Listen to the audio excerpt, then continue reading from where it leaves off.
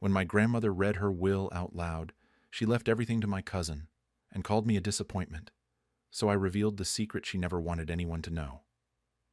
I'm a 32-year-old guy, and for most of my life, I thought I had a decent relationship with my grandmother. She's 78, or was, when this whole thing went down a couple months ago. I also need to mention my cousin Marcus, who's 29, because he's pretty central to this story, and my parents, who have always been the keep the peace at all costs type of people. So here's the thing about my relationship with my grandmother. I was always the one who showed up. Every week, I'd drive across town to take her grocery shopping. I'd sit in waiting rooms during her doctor's appointments. When something broke in her house, I was the one fixing it or calling someone to fix it. I called her every few days just to chat, ask how she was doing, listen to her complain about her neighbors or her soap operas or whatever was on her mind that day. Marcus, on the other hand, would disappear for months at a time. He'd ghost her completely, wouldn't return her calls, and then suddenly show up when he needed something, usually money. And somehow, she never held it against him. She'd make excuses like he was busy with his important job, even though he worked part-time at a car dealership and spent most of his free time playing video games or going out drinking. The worst part wasn't even that she let him slide. It was the constant comparisons. She'd look at me and say things like, "Why can't you be more ambitious like Marcus?" Or she'd tell relatives at family gatherings that Marcus had real drive, real potential, while I was just coasting through life. Never mind that I had a stable job, paid my bills on time, and actually showed up for her. None of that mattered because I wasn't Marcus. I tried for years to win her approval. I really did. I thought maybe if I just helped more, called more, was there more, she'd eventually see that I cared. But it never worked. There was always something wrong with what I did or how I did it. Then she decided she wanted to read her will while she was still alive. Yeah, you read that right. She wanted to gather everyone together and read it out loud so she could see our reactions. My mom tried to talk her out of it, said it was unusual and might cause problems. But my grandmother insisted. She liked being in control, liked having everyone's attention. So there we were, about 15 family members crammed into her living room on a Saturday afternoon. She was sitting in her favorite armchair looking way too pleased with herself. I remember thinking something was off about the whole thing, the way she kept glancing at me and then at Marcus with this little smile. She started with the small stuff. My aunt got some jewelry. A couple cousins got cash gifts of a few thousand each. Everyone was polite, nodding along, saying thank you even though she was still alive and sitting right there. It felt weird, but I just went with it. Then she got to the big items. Her house, which is worth about $400,000.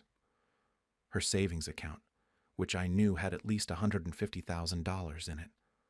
All her remaining possessions. I figured she'd split it between her kids, maybe give some to the grandkids. That would have made sense. Instead, she said everything was going to Marcus. All of it. The house, the money, everything. The room got quiet for a second. And then she turned to look directly at me. I'll never forget what she said next. "You were always a disappointment, and I don't reward failures." Just like that. In front of everyone. She kept going too, said that Marcus had ambition and drive, and I just existed. Like my whole life was worthless because I wasn't whatever she thought I should be. People gasped. A few relatives looked uncomfortable and stared at their hands. My mom grabbed my arm so hard it hurt. She leaned in and whispered, "Please don't make a scene." My dad wouldn't even look at me. He just stared at the floor like he was hoping it would swallow him up. And Marcus... He smirked, actually smirked. Then he said something like, "Thanks, Grandma. I always knew you saw my potential." I felt like I'd been punched in the stomach. 32 years of being compared to him, of never being good enough, of doing everything right and still being treated like I was nothing. All of it came crashing down in that moment. My hands started shaking. I wanted to leave, to just walk out and never look back. But I also wanted to scream. I'd spent my whole life being the good one, the reliable one, the one who sucked it up and took it. And for what? To be called a disappointment in front of my entire family while the guy who couldn't be bothered to visit her got everything? Then I thought about the secret, the one she made me promise never to tell, the one she said would destroy the family if it came out. She'd looked me in the eye 2 years ago and begged me to stay quiet, promised she'd make things right. Obviously, she hadn't made anything right. I sat there debating with myself. Part of me knew that if I said anything, there was no going back. The family would never be the same. My parents clearly wanted me to just take it and leave quietly, like I always did. That's what the old me would have done. But I was so tired. Tired of being small, tired of being less than, tired of watching Marcus get away with everything while I got nothing but criticism, and I realized that staying silent hadn't protected me. It had just made things worse. Something inside me snapped. I stood up. Everyone looked at me. My grandmother raised an eyebrow, probably expecting me to storm out or maybe cry. Instead, I stayed right where I was. "Before I go," I said, and my voice came out steadier than I expected. "There's something everyone should know." My grandmother's face changed when I said that. The smug look faltered for just a second. She probably thought I was going to make some emotional speech about how hurt I was or beg her to reconsider. She had no idea what was coming. I started with the college fund. 10 years ago, when I was 22 and halfway through college, my parents sat me down and told me my college fund was gone. They said the investment had failed, that there was nothing they could do about it. I'd have to take out loans for the rest of my education. I remember how devastated I was, but I didn't blame them. These things happen, right? So I worked 2 jobs while finishing school. I was exhausted all the time, barely sleeping, living off ramen and whatever cheap food I could find.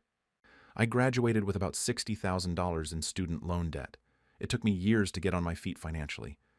Years of struggling while Marcus, who dropped out of community college after 1 semester, seemed to coast through life without any real consequences. Then 2 years ago, I was at my grandmother's house fixing her kitchen cabinet. She'd gone to take a nap, and I needed some paperwork from her desk for the repair guy. I wasn't snooping. I was just looking for the warranty information she'd told me was in there. Instead, I found old bank statements.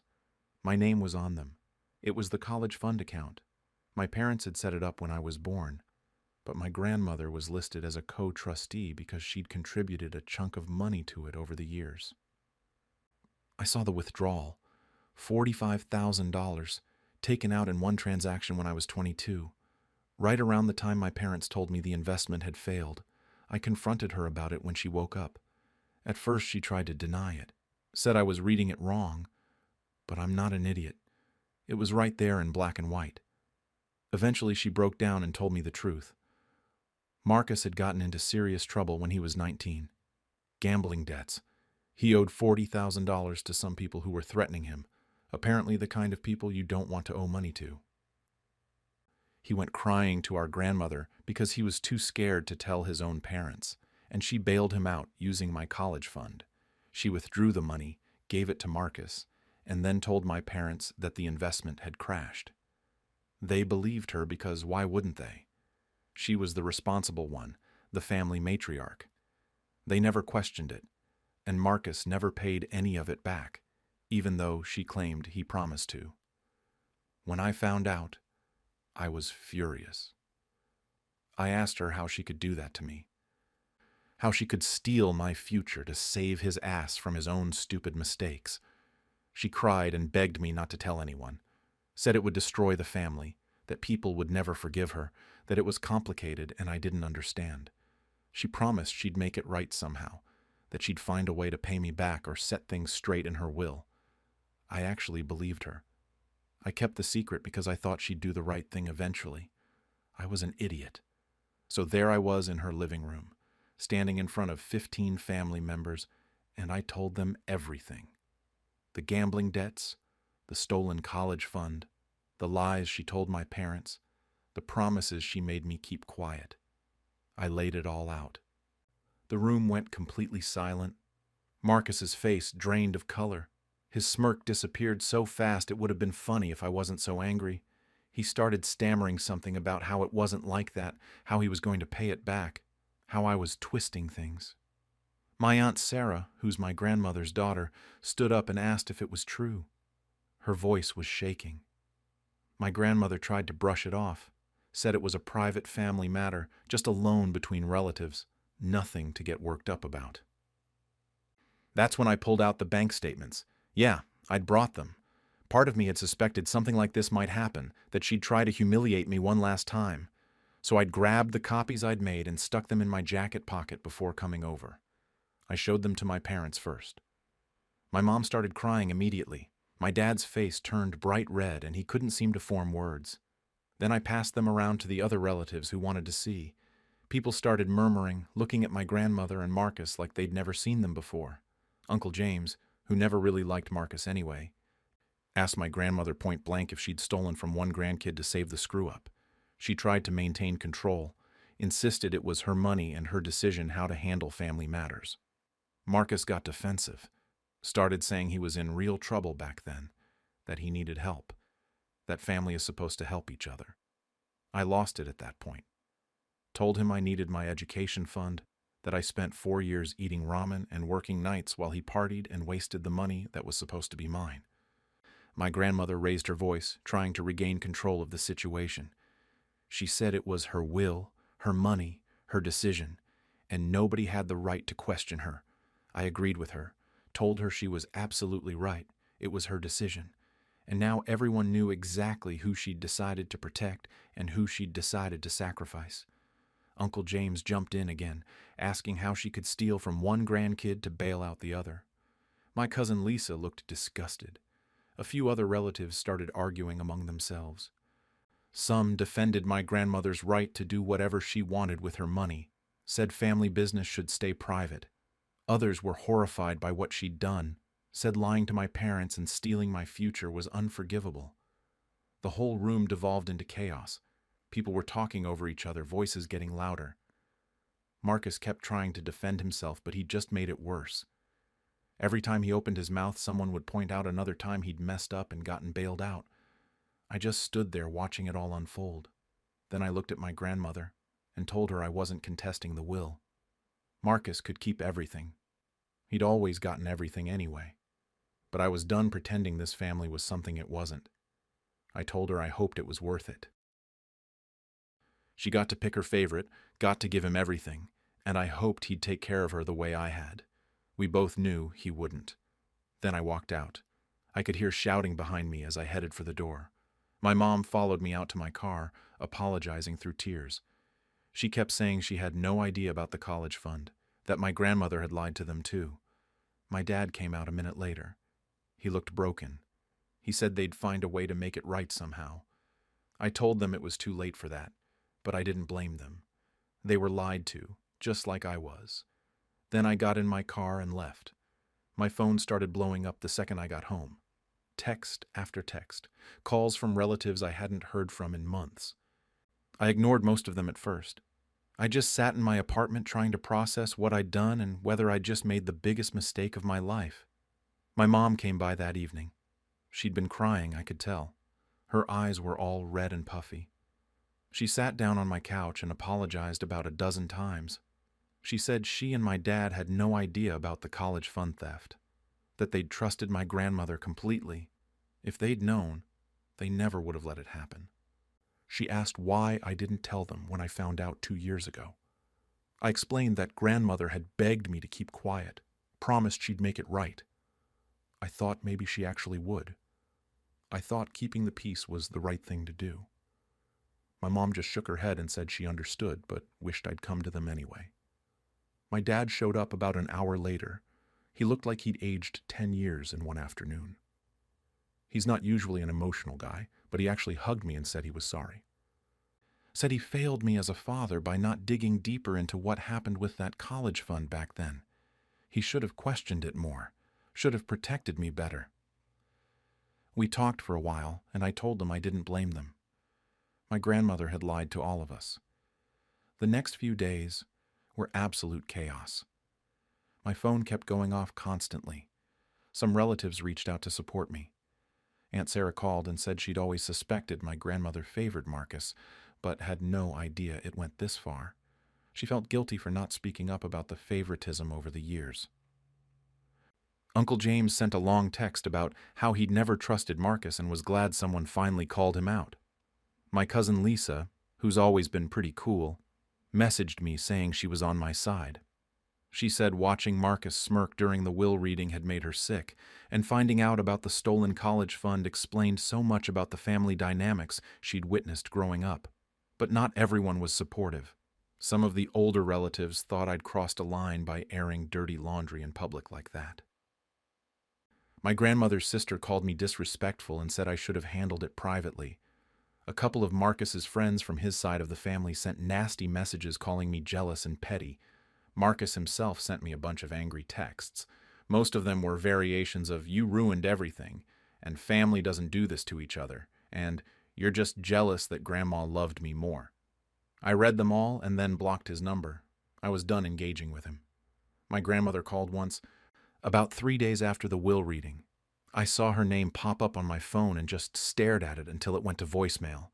I couldn't bring myself to answer. When I finally listened to the message, she sounded angry rather than apologetic. She said I was ungrateful and dramatic, that I'd blown everything out of proportion and embarrassed her in front of the family.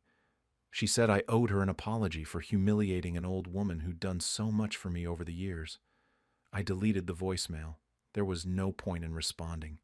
She clearly wasn't going to take any responsibility for what she'd done.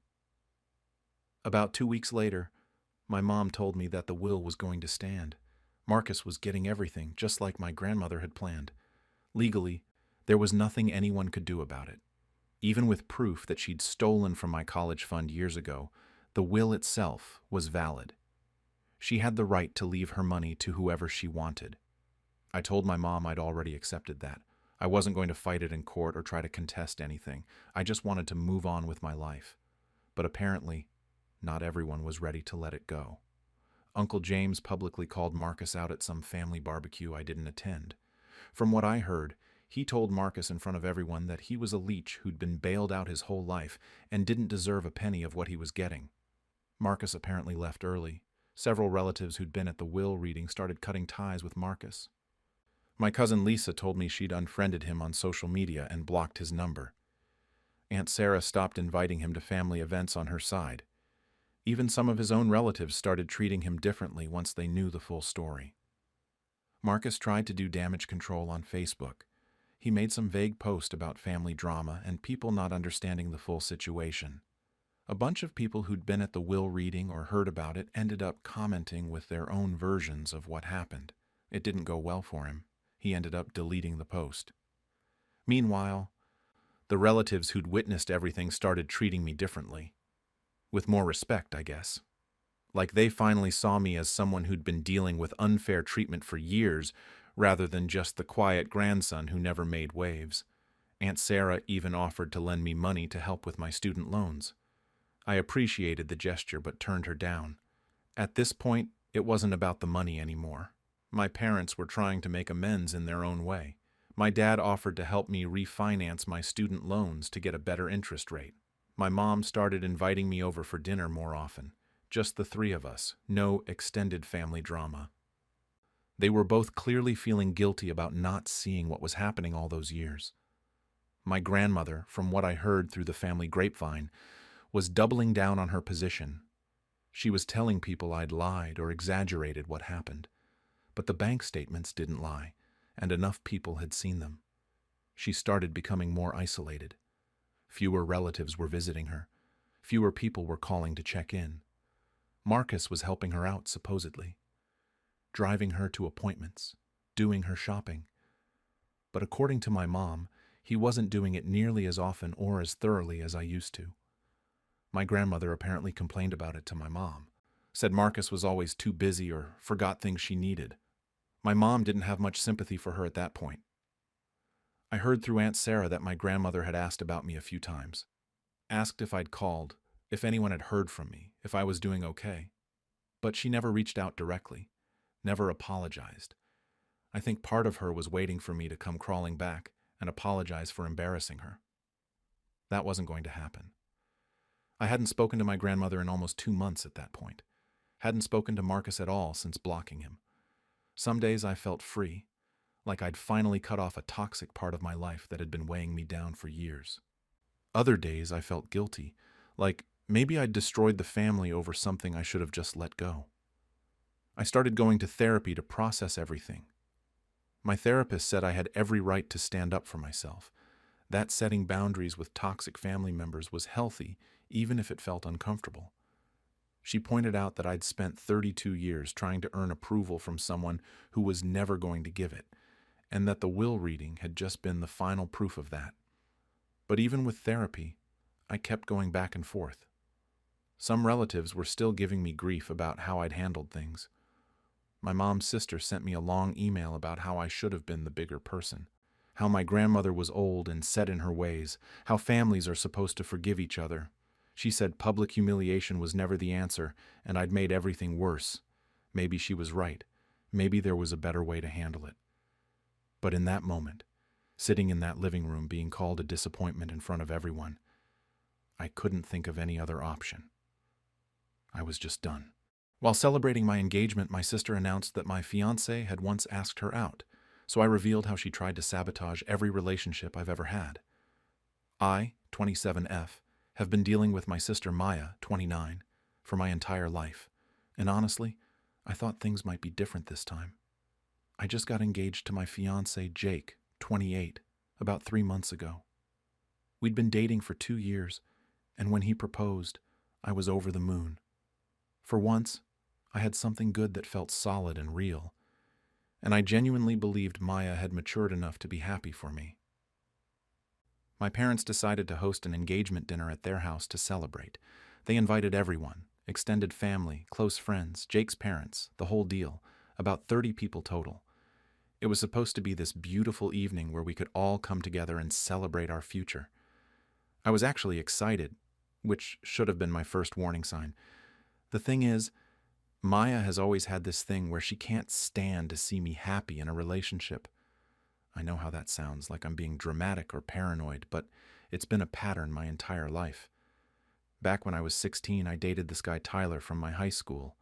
He was my first real boyfriend, and I thought I was in love. One day he just broke up with me over text, said he couldn't be with someone who cheated on him. I had no idea what he was talking about. Turns out Maya had told him I was hooking up with some guy from another school. Complete lie. When I confronted her, she said she must have gotten her information mixed up and that it was just a misunderstanding. My parents told me she didn't mean any harm. Then in college, I dated Marcus for almost a year. Things were good until Maya started showing up at every party where he'd be. She'd wear these low-cut tops, touch his arm while laughing at his jokes, and tell his friends how I was boring compared to her. She'd make these little comments about how I was probably too serious for him, how he should be having more fun. It created all this tension between us. He started pulling away, and eventually we broke up. Maya said she was just trying to be friendly and get to know my boyfriend better. The worst one was David. I was 24, and I really thought he might be the one. We dated for almost 2 years. Then out of nowhere, he broke up with me, said he didn't want to waste any more time if I was planning to leave him anyway. I was confused until I found out Maya had told his entire friend group that I'd been complaining about the relationship and was planning to dump him soon. None of it was true. She cried when I confronted her, said his friends must have misunderstood what she said. And my parents told me I needed to be more forgiving. There were smaller things too with other guys I dated casually. Maya would accidentally reveal embarrassing stories about me, show up uninvited to our dates, message them on social media with inside jokes that made me look bad. Every single time I tried to bring it up to my parents, but Maya would cry and play the victim. She's always been the sensitive one, the one who doesn't mean any harm, the one who just makes mistakes. And I was supposed to be the understanding sister who let it go. So when Jake proposed, I didn't tell Maya right away. I wanted to enjoy it for a bit, just the two of us. But eventually, I had to tell my family, and Maya seemed genuinely happy for me. She congratulated us, asked about the ring, acted like a normal, excited sister. I let my guard down. I thought maybe, finally, she'd grown up. The engagement dinner started off perfectly. My parents had set up their dining room with nice decorations, multiple courses planned, everyone dressed up. It felt special. People were mingling, congratulating us, taking photos. Jake's parents gave this sweet toast about how happy they were to welcome me into their family. My parents gave one too, talking about how proud they were and how they'd always known I'd find someone wonderful. I was genuinely happy. I felt like I was glowing. For the first time in forever, I wasn't waiting for the other shoe to drop. We were about halfway through dinner when Maya stood up with her wine glass. Everyone quieted down, expecting another toast. She was smiling, and I remember thinking how nice she looked, how mature she seemed in that moment. She started with something sweet, saying how happy she was for her little sister, and I felt myself relax even more. Then she said it. She laughed and announced that Jake had actually asked her out first before he met me, and that she guessed she dodged a bullet there. The room went completely silent. A few people gave these awkward little chuckles, probably thinking it was some kind of weird joke.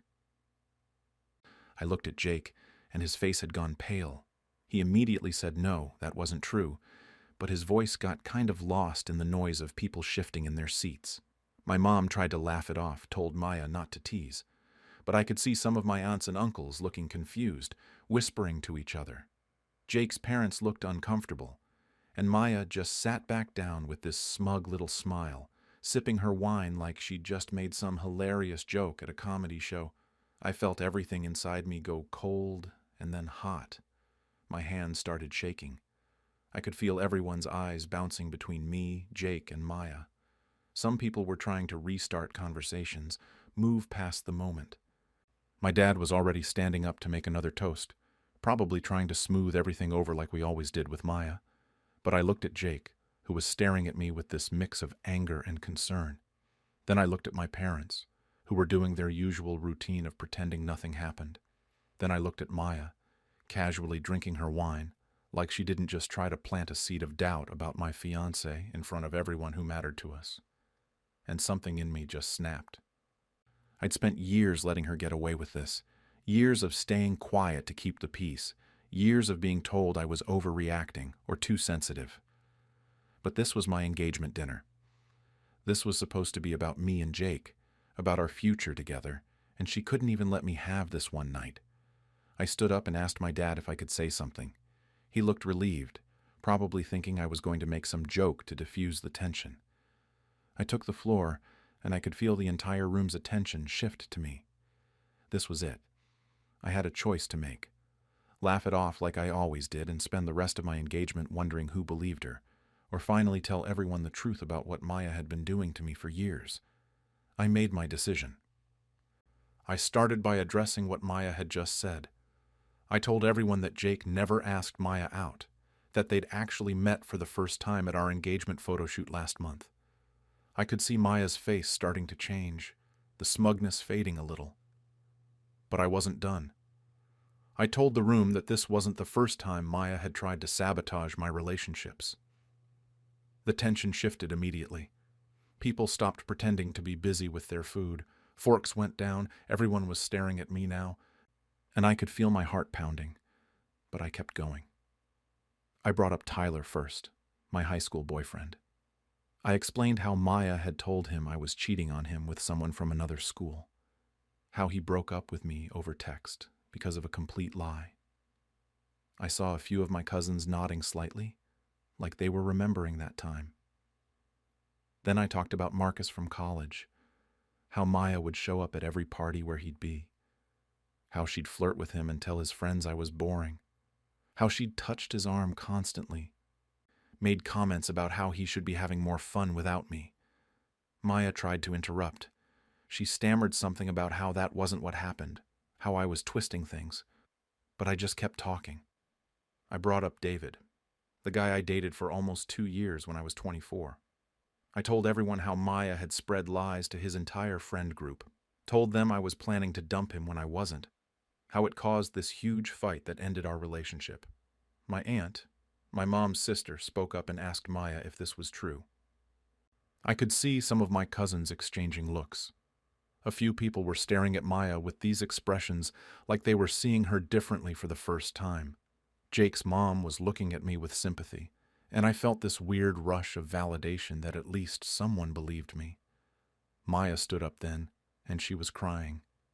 She said she couldn't believe I was doing this at my own engagement dinner, that I was supposed to be happy. She was playing the victim card, like she always did, and I could see it working on some people. My mom's face looked torn between horror at what I was saying and her instinct to protect Maya. Maya went on about how she'd always supported me, how if guys couldn't handle a little joke or her being friendly, that wasn't her fault. She made it sound like I was being crazy and oversensitive, like I was making a big deal out of nothing. My mom actually tried to step in then, tried to tell us this wasn't the time or place for this conversation, but I cut her off. I asked her when the right time would have been. When was I supposed to talk about this? After Maya had already convinced half the room that Jake had asked her out first? After she'd already planted that seed of doubt in everyone's minds? I could hear my voice getting louder, but I didn't care anymore. I turned to Jake and asked him to tell everyone the truth. To tell them where he was when Maya claimed he asked her out. Jake stood up, and I could see he was angry now too. He told everyone he'd never asked Maya out, that he didn't even know she existed until we got engaged and I told him about her. He said they'd met exactly once at the engagement photo shoot, and Maya had barely even spoken to him. Maya's whole story was falling apart. She tried to backtrack, said she meant it hypothetically, that it was just a joke, but nobody was buying it anymore. Then my childhood friend Sarah, who was supposed to be one of my bridesmaids, spoke up from her seat. She said she was there in college, that she saw what Maya did with Marcus. She said they all saw it. The room went completely cold. It was like the temperature dropped 10 degrees. People were avoiding eye contact with Maya, some were checking their phones or suddenly finding reasons to get up and go to the bathroom. I could see my dad's face, and he looked like he didn't know what to do. He's usually the one who can smooth over any family drama, but even he seemed lost. My dad tried to salvage what was left of the evening. He suggested we all take a moment, maybe step outside for some air, but Maya was already grabbing her purse. She was full-on crying now, mascara running down her face. She yelled something about how she was leaving and hoped we were all happy, then stormed out. The front door slammed so hard it shook the pictures on the wall. My mom immediately went after her. She didn't even look at me, just rushed out behind Maya. I heard their car start up a few minutes later and then drive away. I sat back down and my hands were shaking. I didn't know if I'd done the right thing. Part of me felt this rush of relief, like I'd finally said what I'd been holding in for years. But another part of me was horrified. I'd just blown up my own engagement dinner. This was supposed to be a happy celebration, and instead it turned into this massive family confrontation. The remaining guests tried to restart conversations, but it was so awkward. People were talking in these quiet voices, and every few minutes someone would make an excuse about having to get up early the next day or needing to check on a babysitter. Within an hour, most people had left. They'd give me these uncomfortable hugs on their way out, say congratulations in this subdued way that made it clear they didn't know what else to say. Jake's parents came up to us before they left. His mom hugged me tight and told me they believed me. She said she was glad Jake was marrying someone who stood up for herself. His dad was more reserved about it. Just said that family was complicated and they'd see us next week. It was something at least. My dad stayed behind to help clean up. He didn't say much, just quietly collected plates and glasses. He looked disappointed, but not angry exactly. More like he was processing everything he'd just heard and didn't know how to feel about it yet. After he left, it was just me and Jake in my parents' dining room, surrounded by half-eaten food and abandoned wine glasses. The decorations that had looked so festive a few hours ago now just seemed sad. I looked around at the mess and realized what I'd done. I'd just publicly called out my sister in front of everyone, destroyed any chance of having a normal relationship with her, and probably created a family rift that might never heal. But for the first time in years, I didn't have to pretend everything was fine. I didn't have to smile and let Maya's comments slide. I didn't have to worry about her whispering poison into Jake's ear or spreading lies to his family. Everyone knew the truth now. Whether that was worth the cost, I still wasn't sure.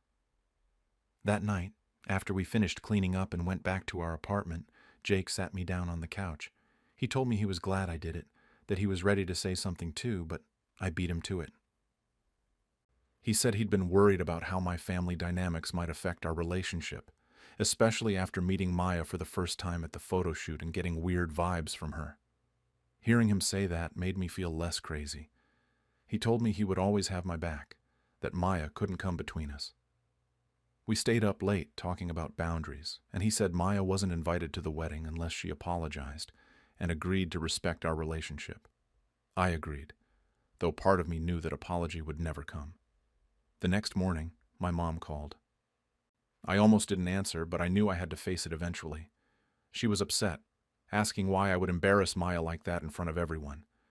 I tried to explain the pattern again, how Maya had been doing this for years, but my mom just kept defending her. She said Maya was sensitive, that she made mistakes, that I didn't have to humiliate her publicly. I felt like I was talking to a wall. Nothing I said was getting through. My dad called separately a few hours later. That conversation was different. He said he believed me, and he wished I'd told them sooner about everything Maya had done.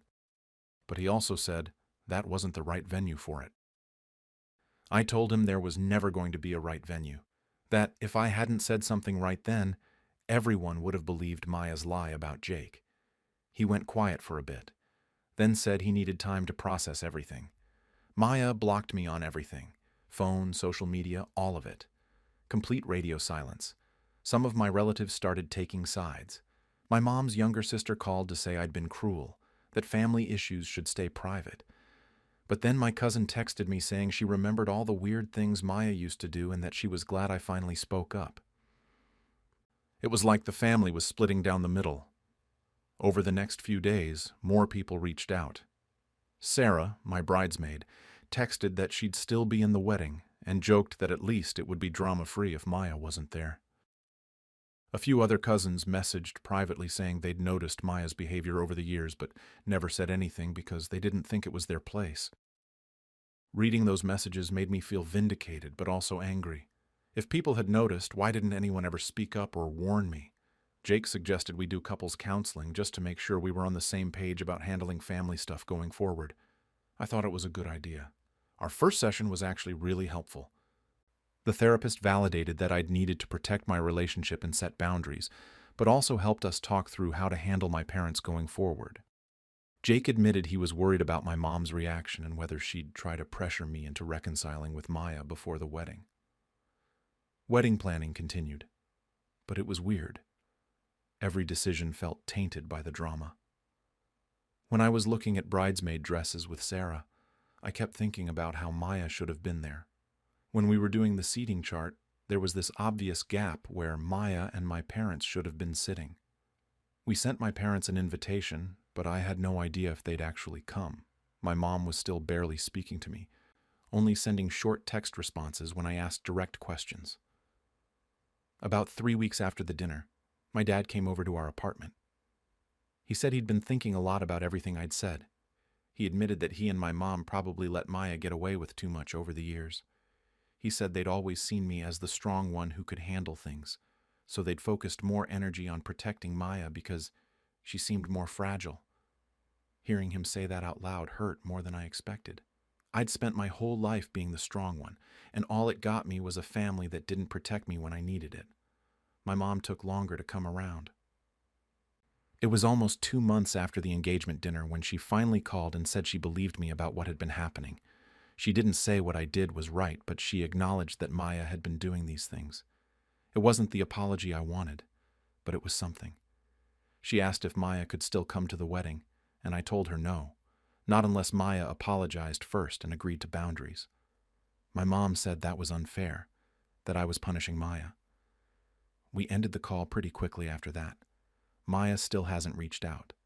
No apology, no attempt to talk things through, nothing.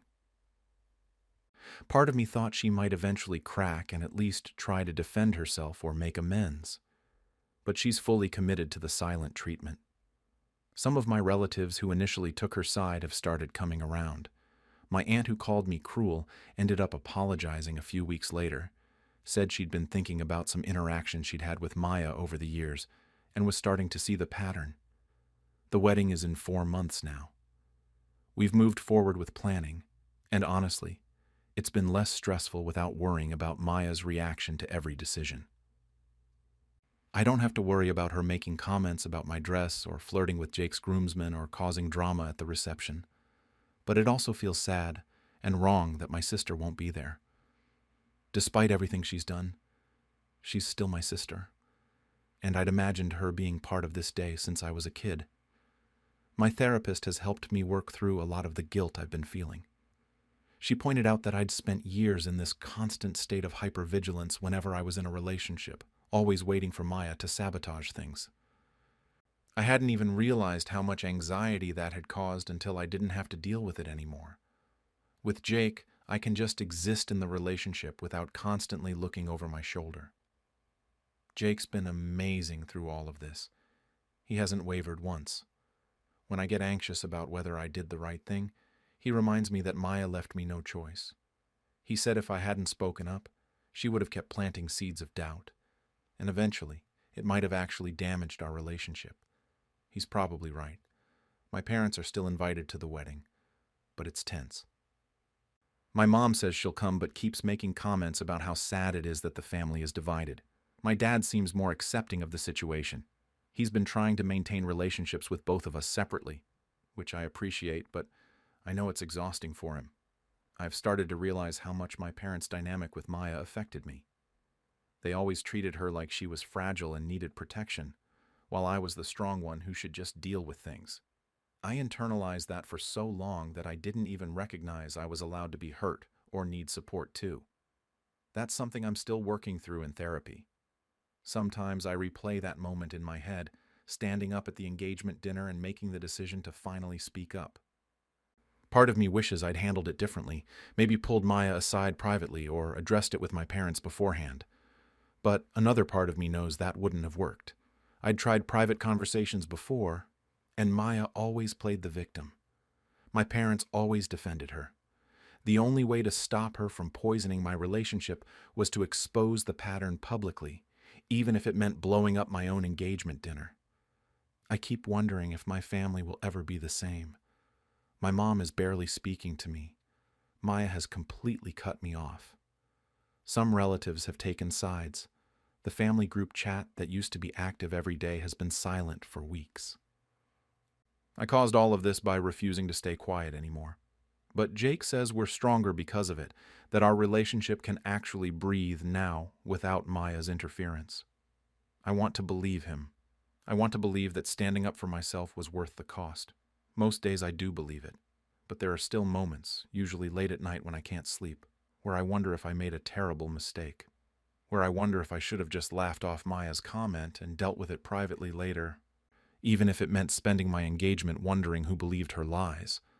I guess I'm still figuring out if the price I paid for the truth was worth it.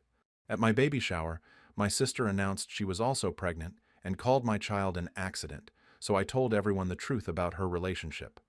I, 25F, am currently 6 months pregnant with my first child. This whole situation involves my sister Emma, 28F, my fiancé Jake, 27M, and pretty much my entire family who witnessed what went down at my baby shower 3 weeks ago. I need to give some context here because this isn't the first time Emma has pulled something like this. My sister and I have never had the easiest relationship. Growing up, she always needed to be the center of attention, and I learned pretty early on to just let her have it because fighting with her was exhausting. But as we got older, it got worse. Every milestone I had, she found a way to make it about her. The worst one before this was my engagement party last year. Jake proposed to me on a beach trip, and we were so happy. My parents threw us a small engagement party at their house about 2 weeks later. Everything was going great until it was time for toasts. My dad was literally mid-sentence, talking about how proud he was of Jake and me, when Emma suddenly stood up and announced that she and her boyfriend Mark were going on a surprise vacation to Europe. She had the tickets on her phone and everything. She passed her phone around the room while my dad just kind of trailed off and sat down. The rest of the party turned into everyone asking Emma about her trip, what country she was visiting, where they were staying. I spent my own engagement party looking at Emma's travel itinerary. When I confronted her about it later, she acted like I was being dramatic. She said she was just excited and wanted to share her news with family. My mom backed her up and said I was being selfish for not being happy for my sister. So when I found out I was pregnant, I was genuinely terrified about how Emma would react. Jake and I had been trying for a few months, and we were thrilled. But I knew that telling my family meant dealing with Emma, somehow making it about herself. I was right. When we announced it at Sunday dinner, Emma spent the whole meal talking about how she and Mark were thinking about kids too, maybe next year, and how she wanted to make sure she was really ready because she wanted to plan everything perfectly. Fast forward to planning the baby shower. My best friend Sarah and 2 other friends offered to host it, which was amazing because it meant Emma couldn't control any of the planning. They rented a small event hall, decorated it with all these beautiful green and white decorations since we're not finding out the gender until birth. About 40 people were invited, mostly my friends, some of Jake's family, and my family. But I was still nervous. 2 weeks before the shower, I did something I've never done before. I sat my parents down and I begged them. I literally said, "Please, just let this one day be about me and the baby." I told them I didn't want any surprise announcements or Emma trying to share her news or whatever. I just wanted one day. My mom promised me that Emma would behave. She said Emma was excited for me and that I was worrying over nothing. The day of the shower started out amazing, honestly. The hall looked beautiful. People were arriving and genuinely seemed happy to be there. Emma showed up on time, gave me a hug, told me I looked great. She even brought a really nice gift, this expensive baby monitor I'd had on my registry. I started to relax. Maybe my mom was right. Maybe Emma had grown up a little and was actually going to let me have this. The first hour was perfect. We played some games. I opened presents. Everyone was laughing and talking. Jake kept squeezing my hand and smiling at me. His mom was crying happy tears. My mom was taking a million pictures. Emma was quiet, but she was smiling and helping Sarah pass out plates for cake.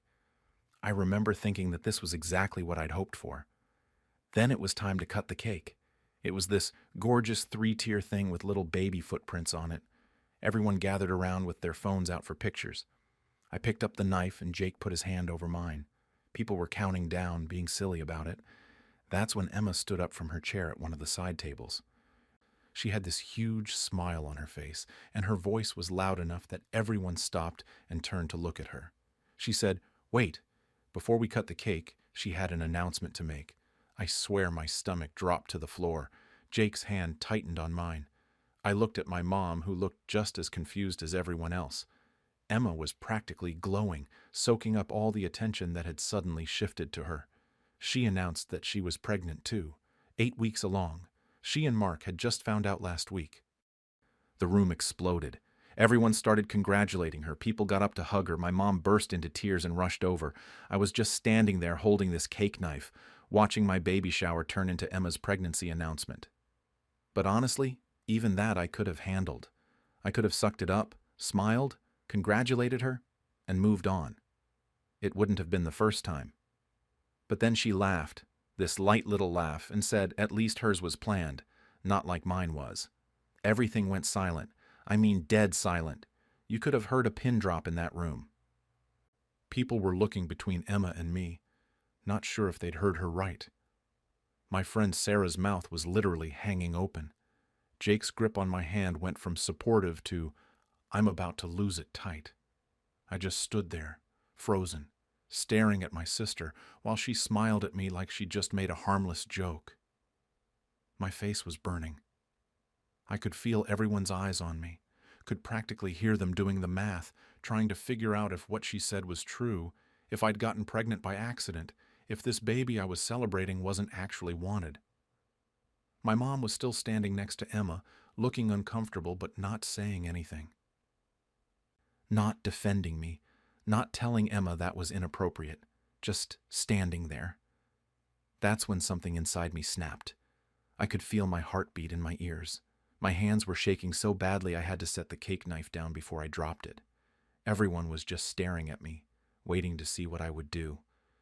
Some people looked uncomfortable, others looked confused, a few looked genuinely sorry for me, but nobody was saying anything. Nobody was calling Emma out for what she'd just done.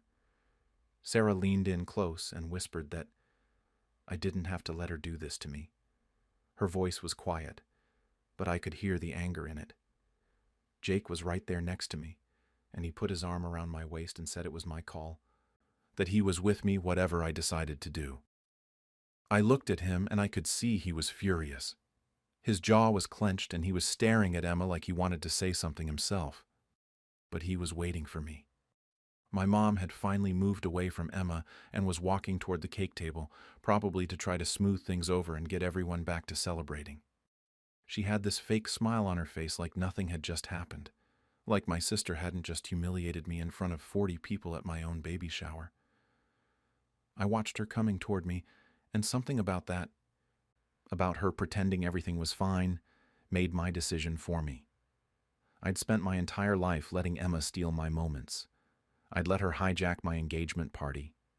I'd sat through countless family dinners where she dominated every conversation. I'd listened to my mom make excuses for her over and over again, and I'd convinced myself that it was easier to just let it go, to be the bigger person, to not make waves. But this was my baby. This was supposed to be a celebration of my child, and she'd just implied in front of everyone that my baby was a mistake, that I'd screwed up and gotten pregnant by accident. Never mind that Jake and I had been trying. Never mind that this baby was wanted and loved and celebrated. Emma had just planted doubt in everyone's minds because she couldn't stand that for one afternoon. The attention wasn't on her. I took a breath and asked Sarah if I could use the microphone. There was one set up because people had been planning to make speeches later. Sarah looked at me for a second, and I could see her trying to figure out what I was going to do. Then she smiled, this tiny smile, and handed it to me. The microphone squealed a little when I turned it on, and everyone's attention snapped back to me. Emma was still standing there, accepting hugs from some of my aunts, but she looked over when she heard the feedback. I saw her face change. She knew something was coming. I started off nice. I said, "Congratulations, Emma. That's wonderful news." My voice was shaking, but I managed to keep it steady enough. A few people nodded like they were relieved I was being gracious about the whole thing. Emma's smile came back, probably thinking she'd gotten away with it. Then I paused for just a second and said, "I was sure Mark must be thrilled about the timing of everything." Emma's face went white, like all the blood just drained out of it. She knew exactly what I meant. I saw her mouth open like she was going to say something, but nothing came out. I kept going. I told everyone that Mark, Emma's boyfriend, had been confiding in people for the past few months that he wanted to break up, that he felt like the relationship had run its course, and he didn't see a future with Emma anymore. Jake had been one of the people Mark talked to about it, so had Emma's friend Ashley, who'd told me about the whole situation months ago when she'd had too much wine at a dinner party. The room was so quiet, I could hear someone's phone buzzing on one of the tables. I explained that Emma had found out through mutual friends that Mark was planning to end things, and that pretty conveniently, she'd turned up pregnant right after finding that out. Ashley had told me that Emma had admitted to her that she stopped taking her birth control without telling Mark because she knew a baby would make him stay. That's when Emma started screaming. She yelled that I was lying, that I was making everything up because I was jealous of her. Her voice was so high and panicked that it almost didn't sound like her. My mom started saying something about what was going on, demanding to know where this was coming from. Jake spoke up then. He said that Mark had definitely talked to him about wanting to leave, that it had been multiple conversations over several weeks, and Mark had seemed genuinely stressed about being trapped. A few other people nodded, my cousin included, like they'd heard similar things. My aunt, my dad's sister, said out loud that she'd known something was off about the timing of Emma's pregnancy announcement to Mark. Apparently Mark had looked miserable when Emma told the family, not happy. Emma was crying now, mascara running down her face. She screamed at me that I was jealous, that I'd always been jealous of her, that I couldn't stand seeing her happy. She called me a bitter bitch in front of everyone, including my grandmother. I stayed calm. I don't know how, but I did. I told her I wasn't jealous. I said I was just tired of her ruining every important moment in my life, that for once, just once, I wanted one day that was about me without her making it into a competition, that I'd kept her secret for months to protect her, and the second she tried to humiliate me, the second she called my baby an accident, that protection was gone. Emma grabbed her purse off the table, knocking over someone's drink in the process. She was sobbing, ugly crying, stumbling toward the exit. Mark had been sitting quietly in the corner this whole time, and honestly, I'd almost forgotten he was there. He looked absolutely miserable. He got up and followed her out, but he didn't look like someone rushing to comfort his pregnant girlfriend. He looked like someone going to a funeral.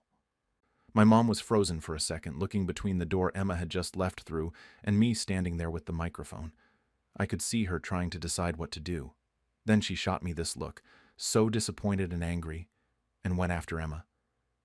She didn't say a word to me, just grabbed her coat and left. For about 30 seconds, nobody moved. Nobody spoke.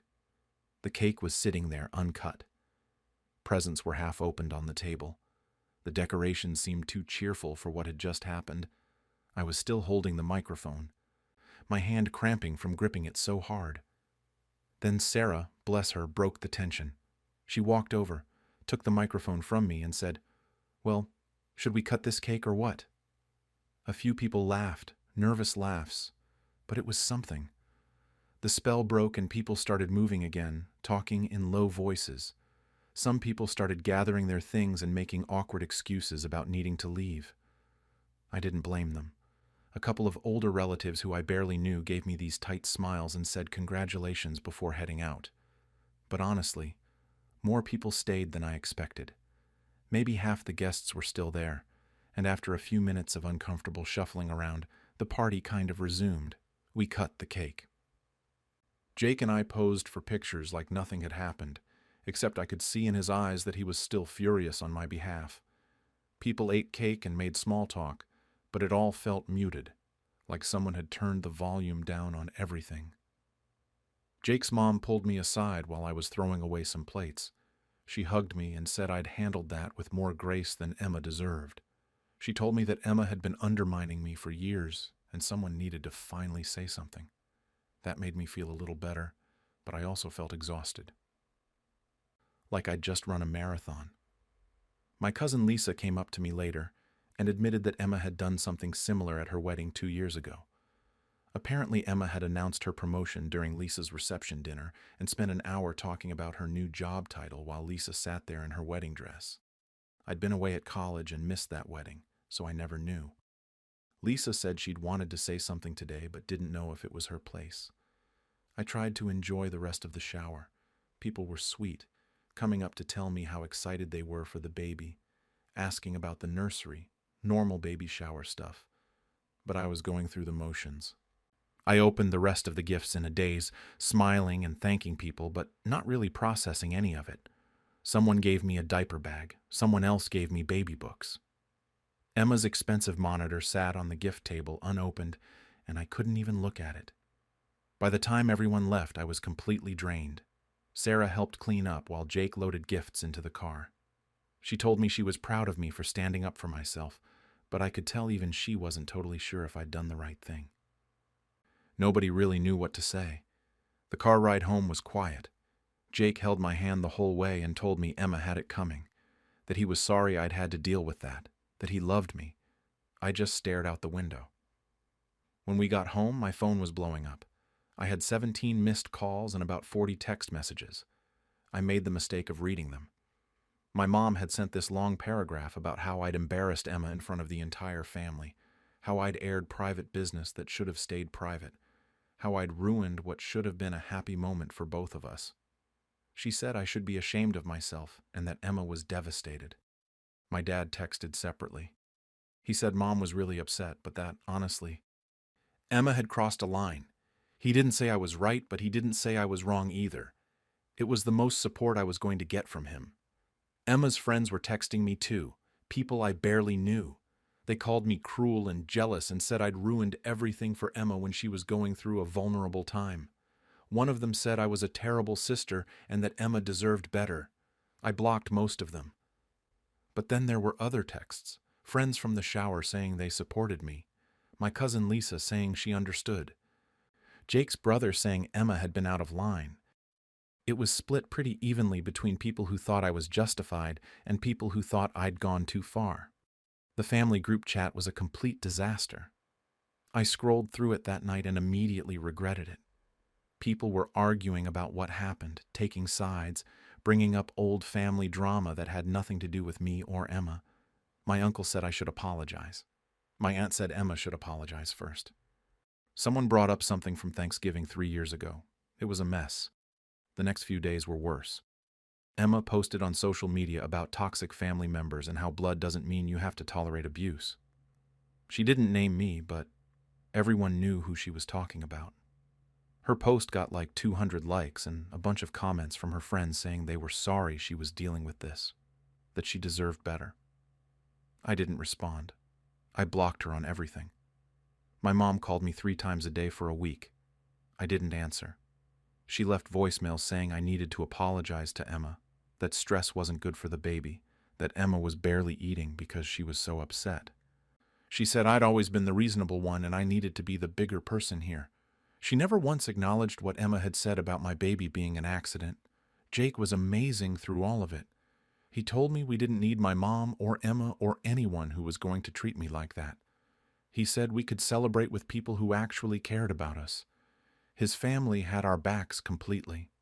About a week after the shower, my dad came by the house. He didn't call first, just showed up. Jake let him in and gave us some space. My dad sat on the couch and looked uncomfortable for a while before saying that Mom was hurt and Emma was a mess, but that he understood why I did what I did. He said Emma had always gotten away with things because Mom enabled her, and maybe this was a wake-up call. Then he said he hoped we could all move past this eventually, but he wasn't going to pressure me to apologize. It was the most honest conversation I'd ever had with my dad. Some extended family stopped talking to me completely. My mom's sister won't return my calls. A few cousins on that side unfriended me on social media. But other relatives reached out privately to say they'd dealt with similar things with Emma over the years and were glad someone finally called her out. My dad's sister sent me a care package with baby stuff and a card that said she was proud of me. The weirdest part was how many people had Emma stories once I'd opened the floodgates. Apparently, she'd stolen someone's boyfriend announcement at a family reunion. She'd shown up to another cousin's graduation party in a wedding dress because she'd just gotten engaged. She'd announced her job promotion at our grandmother's birthday dinner. I'd missed most of these because I'd moved away for college and work, but Emma had apparently been doing this for years and everyone just put up with it. Sarah and my other friends threw me a second baby shower 2 weeks later. It was tiny, just 10 people in Sarah's backyard. No family except Jake's mom and brother. It was perfect. Quiet and sweet and actually about the baby. We played games and ate cupcakes and nobody made any surprise announcements. It was everything the first shower should have been. I haven't spoken to Emma or my mom since the shower. It's been 3 weeks now. My dad visits separately every few days, carefully avoiding talking about either of them. He just asks how I'm feeling, how the baby is, normal grandpa stuff. He started buying baby clothes, which is sweet. I can tell he's trying to stay neutral, but also maintain a relationship with me. Jake's been telling me I need to focus on our family, on the baby coming, on the people who actually support us. He's right. But I'd be lying if I said I didn't feel guilty sometimes. Not for what I said, but for how everything exploded, for the family being split up, for my mom crying on the phone to my dad about how both her daughters aren't speaking to her now. Then yesterday, Emma announced on social media that Mark proposed, posted a picture of her hand with a ring, caption about being so blessed and starting this new chapter. The family group chat exploded again with congratulations. Literally everyone commented except me. My mom sent a bunch of heart emojis. My aunts were asking about wedding plans. Emma was eating up the attention. I didn't respond. I couldn't tell if she actually loved Mark or if this was just another thing she needed to win at. Another moment she needed to create and control. Part of me felt bad for Mark, trapped in this situation. But mostly I just felt tired. So I guess that's where things are now. No resolution. No apology from Emma. No acknowledgement from my mom that what Emma said was wrong. Just this weird stalemate where half my family isn't speaking to me and the other half is pretending nothing happened. and I'm 6 months pregnant, preparing to have a baby, trying to figure out if my kid is going to grow up without knowing their aunt and grandmother because of what happened at a baby shower. On the night of my retirement party, my son-in-law gave a speech mocking me as a failure, so I revealed the secret that nearly ruined his marriage. I'm 65 years old, and I just retired after teaching high school English for 40 years. My daughter Sarah is 38, married to Derek, who's 42 and works in finance. Derek's the kind of guy who wears suits that cost more than my monthly mortgage payment and makes sure everyone knows it. For the past decade, ever since he married Sarah, he's made little comments here and there about my teacher salary, my old car, my outdated way of thinking. I always let it slide because I didn't want to cause problems for Sarah. My retirement party was at this banquet hall downtown. Nothing fancy, but it was nice enough. We had about 80 people there, colleagues from the school, former students who'd stayed in touch over the years, and family. My wife planned the whole thing, and she did a great job. There was a decent buffet, some music playing in the background, and a microphone set up for speeches. The night started off really well, honestly. Some of my former students got up and talked about how I'd helped them, how I'd stayed after school to tutor them or written college recommendation letters. A few of my colleagues shared funny stories from the teacher's lounge over the years. I was feeling good. Emotional, sure, but good. This was my night, you know? 40 years of work being recognized. Derek was sitting at the family table with Sarah and my 2 grandkids, who are 8 and 5. He spent most of the evening on his phone, barely paying attention to the speeches. Every time I glanced over, he looked bored out of his mind. Sarah kept looking between him and me with this nervous expression I couldn't quite figure out. She seemed tense, but I figured maybe she was just worried the kids would act up or something. Then Derek stood up during the open mic portion. I didn't even know he was planning to speak. Sarah's face went pale when he got up, and she grabbed his arm like she was trying to stop him, but he just patted her hand and walked up to the microphone. He started by saying he wanted to give a light-hearted tribute to the man of the hour. He had this big smile on his face, the kind that doesn't reach your eyes. Then he launched into what I can only describe as a roast. He made jokes about how not everyone can be satisfied with so little in life. He mentioned my 30-year-old Honda Civic that I'm still driving. He brought up the fact that my wife and I live in the same small house we bought in 1987. He said something about how we've never traveled abroad, never done anything exciting. The room got really uncomfortable really fast. A few of Derek's friends were laughing, but most people just sat there in awkward silence. My wife grabbed my hand under the table and squeezed it hard. I could feel my face getting hot. Then Derek said the line that really got me. He looked right at me and said, "At least Sarah learned what not to look for in a husband." Some people actually laughed at that one. He followed it up with something about how I never really amounted to much despite having so much time to do it. He made it sound like my whole career, my whole life, was just this sad little joke. When he finally sat down, he had this smirk on his face like he'd just delivered the speech of the century. Sarah was staring at her plate, refusing to look at anyone. She didn't say a word to him, didn't tell him to stop, didn't apologize to me, just sat there frozen. I felt humiliated. This was supposed to be my night. I spent 40 years teaching kids, helping them write essays and prepare for college and figure out who they wanted to be. I worked 2 summer jobs most years just to make ends meet. I drove the same car for decades because I was putting money away for Sarah's college fund and then for emergencies. And this guy, who married into my family and benefited from the values I instilled in my daughter, just tore me apart in front of everyone I cared about. The MC, one of my old colleagues, nervously invited me up to give my closing speech. My legs were shaking when I stood up. My wife whispered, "Just let it go, please." But I couldn't. I'd spent my entire career teaching students to stand up for themselves, to have dignity, to not let people walk all over them. And here I was, letting my son-in-law humiliate me at my own retirement party. I walked up to the microphone. My hands were trembling, but my mind was crystal clear. I knew exactly what I was going to do, and for the first time all night I felt like I could breathe. I started my speech the way I'd planned it. I thanked everyone for coming. told them how much it meant to me to see so many faces from different parts of my life all in one room. I thanked my colleagues for being like a second family for 4 decades. I thanked my former students for making the job worthwhile, for reminding me why I chose teaching in the first place. I thanked my wife for supporting us on a teacher's salary, for never once complaining about the things we couldn't afford. Then I paused. The room was quiet, waiting for me to wrap it up so everyone could eat cake and go home. I looked directly at Derek. He was leaning back in his chair, arms crossed, still wearing that smug expression. I said I wanted to address what Derek had just said, because he was right about one thing. I never made much money. Teaching doesn't make you rich, and I was okay with that. I knew what I was signing up for when I chose this career. But then I said I did make enough to bail out my son-in-law 2 years ago when his gambling debts nearly destroyed his marriage. The room went dead silent. You could have heard a pin drop. Everyone was staring at me, then at Derek, then back at me. Derek's face changed so fast. The smugness disappeared and he went white as a sheet. I kept going. I told them that 2 years ago, Derek showed up at my house on a Tuesday night. It was late, maybe 9 or 10 o'clock. Sarah thought he was at a work conference in Boston. He was crying when I opened the door. Actually crying.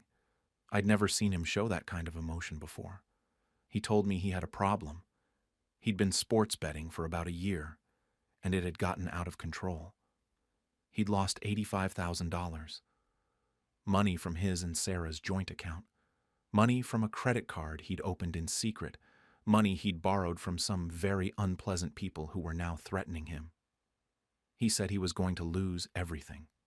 His house, his family, his reputation. He was terrified. Sarah didn't know any of this. She had no idea he'd been gambling at all. He'd hidden it completely, made up excuses for the missing money, blamed it on bad investments and unexpected expenses. He begged me to help him. He got down on his knees in my living room and begged. I told the room that I used most of my retirement savings to help clear his debts. Not all of it, but a significant chunk. Enough that my wife and I had to push back some of our retirement plans. I did it because Sarah is my daughter and those are my grandkids. And I wasn't going to let their lives fall apart because Derek couldn't control himself. The condition was that Derek had to tell Sarah everything and get help. He promised me he would. He swore up and down that he'd come clean with her within a week and start going to Gamblers Anonymous meetings. But he never did. He just took my money and went back to his life, like nothing happened. And I kept his secret, because I didn't want to be the one to blow up my daughter's marriage.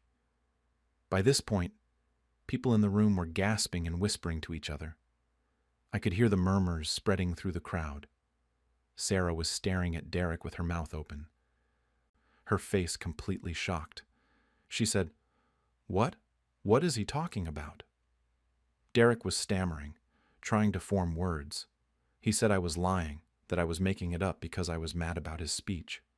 He said I was a bitter old man who couldn't take a joke. But his voice was shaking and he couldn't look Sarah in the eye. I pulled out my phone.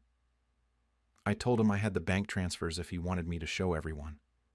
I had text messages from him thanking me, promising to make things right. I had everything documented because I'm a teacher and I keep records of important things. Derek went silent, just completely shut down. He put his head in his hands and didn't say another word. Sarah stood up so fast her chair fell backwards. She grabbed her purse and walked out of the banquet hall without looking at anyone. Derek scrambled after her, nearly tripping over his own feet trying to catch up. The last thing I saw was him following her out into the parking lot. The room was in chaos.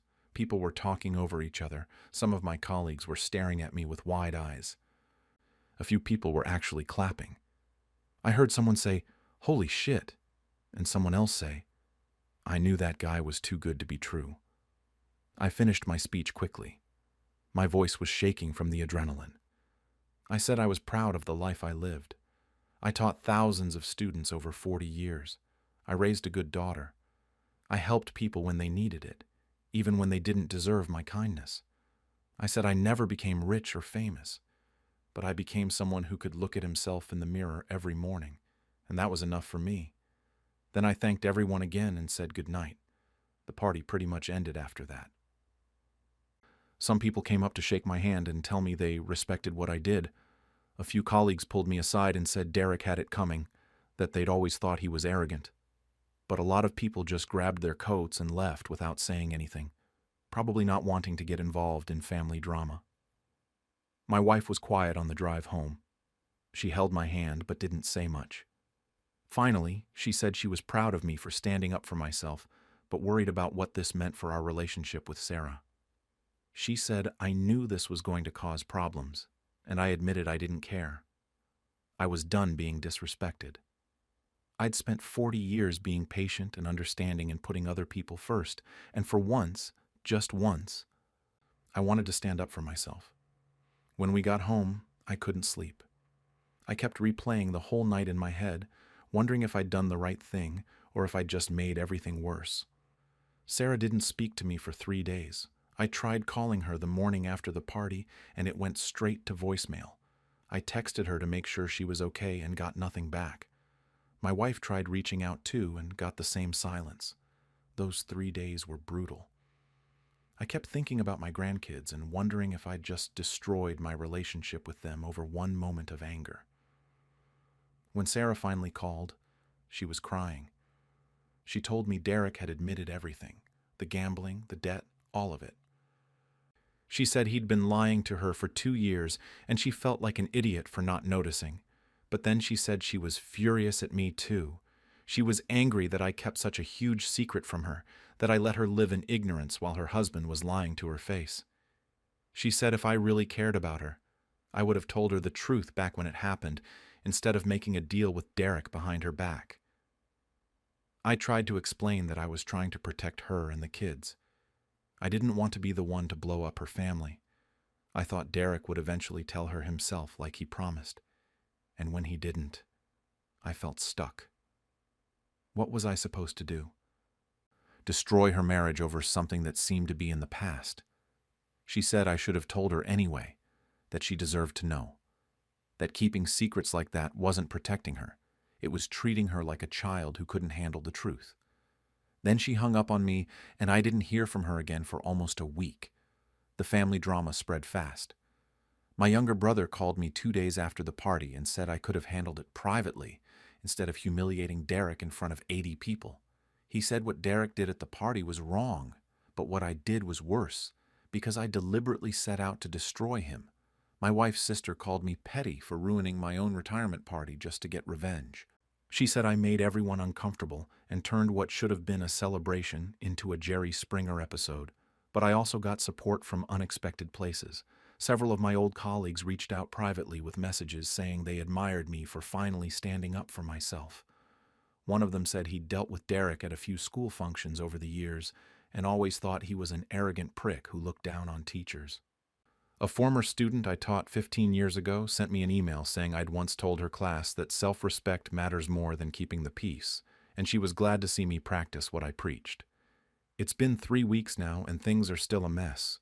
Sarah is still with Derek, but they're going to marriage counseling. She started talking to me again about a week ago, but the conversations are short and tense. We talk about surface stuff mostly, nothing deep. She hasn't brought the kids over yet, and that's the part that really hurts. I was supposed to babysit them twice a week after I retired. That was the plan. Now I don't know if that's ever going to happen. Derek hasn't contacted me at all. He's avoiding all family gatherings. My wife's birthday was last weekend, and we had a small dinner with her side of the family. Sarah came, but Derek stayed home, supposedly because he was sick. Nobody believed that.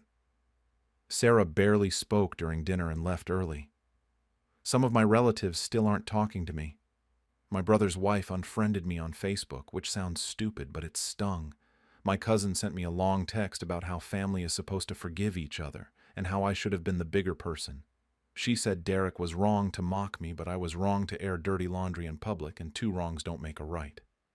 My wife has been supportive, but I can tell she wishes I'd handled it differently. She doesn't say it directly, but I can see it in her face sometimes. She'll mention something about the grandkids and then get quiet. Or she'll talk about planning a trip now that I'm retired and then trail off. probably remembering that we don't have as much money for trips because I gave a chunk of it to Derek. I've been doing a lot of thinking these past few weeks. Part of me feels completely justified. Derek humiliated me at my own retirement party in front of everyone I cared about. He made me feel small and worthless after 40 years of hard work and dedication. I'd been putting up with his condescending comments for a decade, always biting my tongue to keep the peace. Something in me snapped that night, and I couldn't stay quiet anymore. But another part of me wonders if I went too far. I could have pulled Derek aside after the party and told him privately that I was done keeping his secret. I could have given him one last chance to come clean to Sarah himself. Instead, I chose the nuclear option. I exposed him in front of 80 people, knowing it would humiliate him the way he humiliated me. The truth is, I spent 40 years teaching kids about integrity and standing up to bullies. I told them that self-respect matters, that they shouldn't let people walk all over them just to avoid conflict. But when it came to my own family, I stayed silent for years. I let Derek make his little comments and looked the other way. I kept his secret even when I knew it was wrong. That night at the party felt like my breaking point, the moment where I finally practiced what I'd been preaching. But now I'm sitting in my house that's too quiet because my grandkids aren't here. My daughter barely speaks to me. Half my family thinks I'm vindictive. And I'm starting my retirement next week, which was supposed to be this great new chapter of my life where I'd finally have time to spend with my grandkids and travel a bit and relax. Instead, I'm wondering if standing up for my dignity cost me the retirement I'd been dreaming about for years. I don't regret exposing Derek's lies. I really don't. He needed to be held accountable, and Sarah deserved to know the truth. But I do wonder if there was a better way to do it, a way that wouldn't have left me sitting here alone, wondering if my relationship with my daughter will ever be the same. At the reading of my mother's eulogy, my aunt claimed she had been the one who raised me, so I told everyone the truth about her neglect. I, 34F, just lost my mother 2 weeks ago, and I'm still trying to process what happened at her funeral.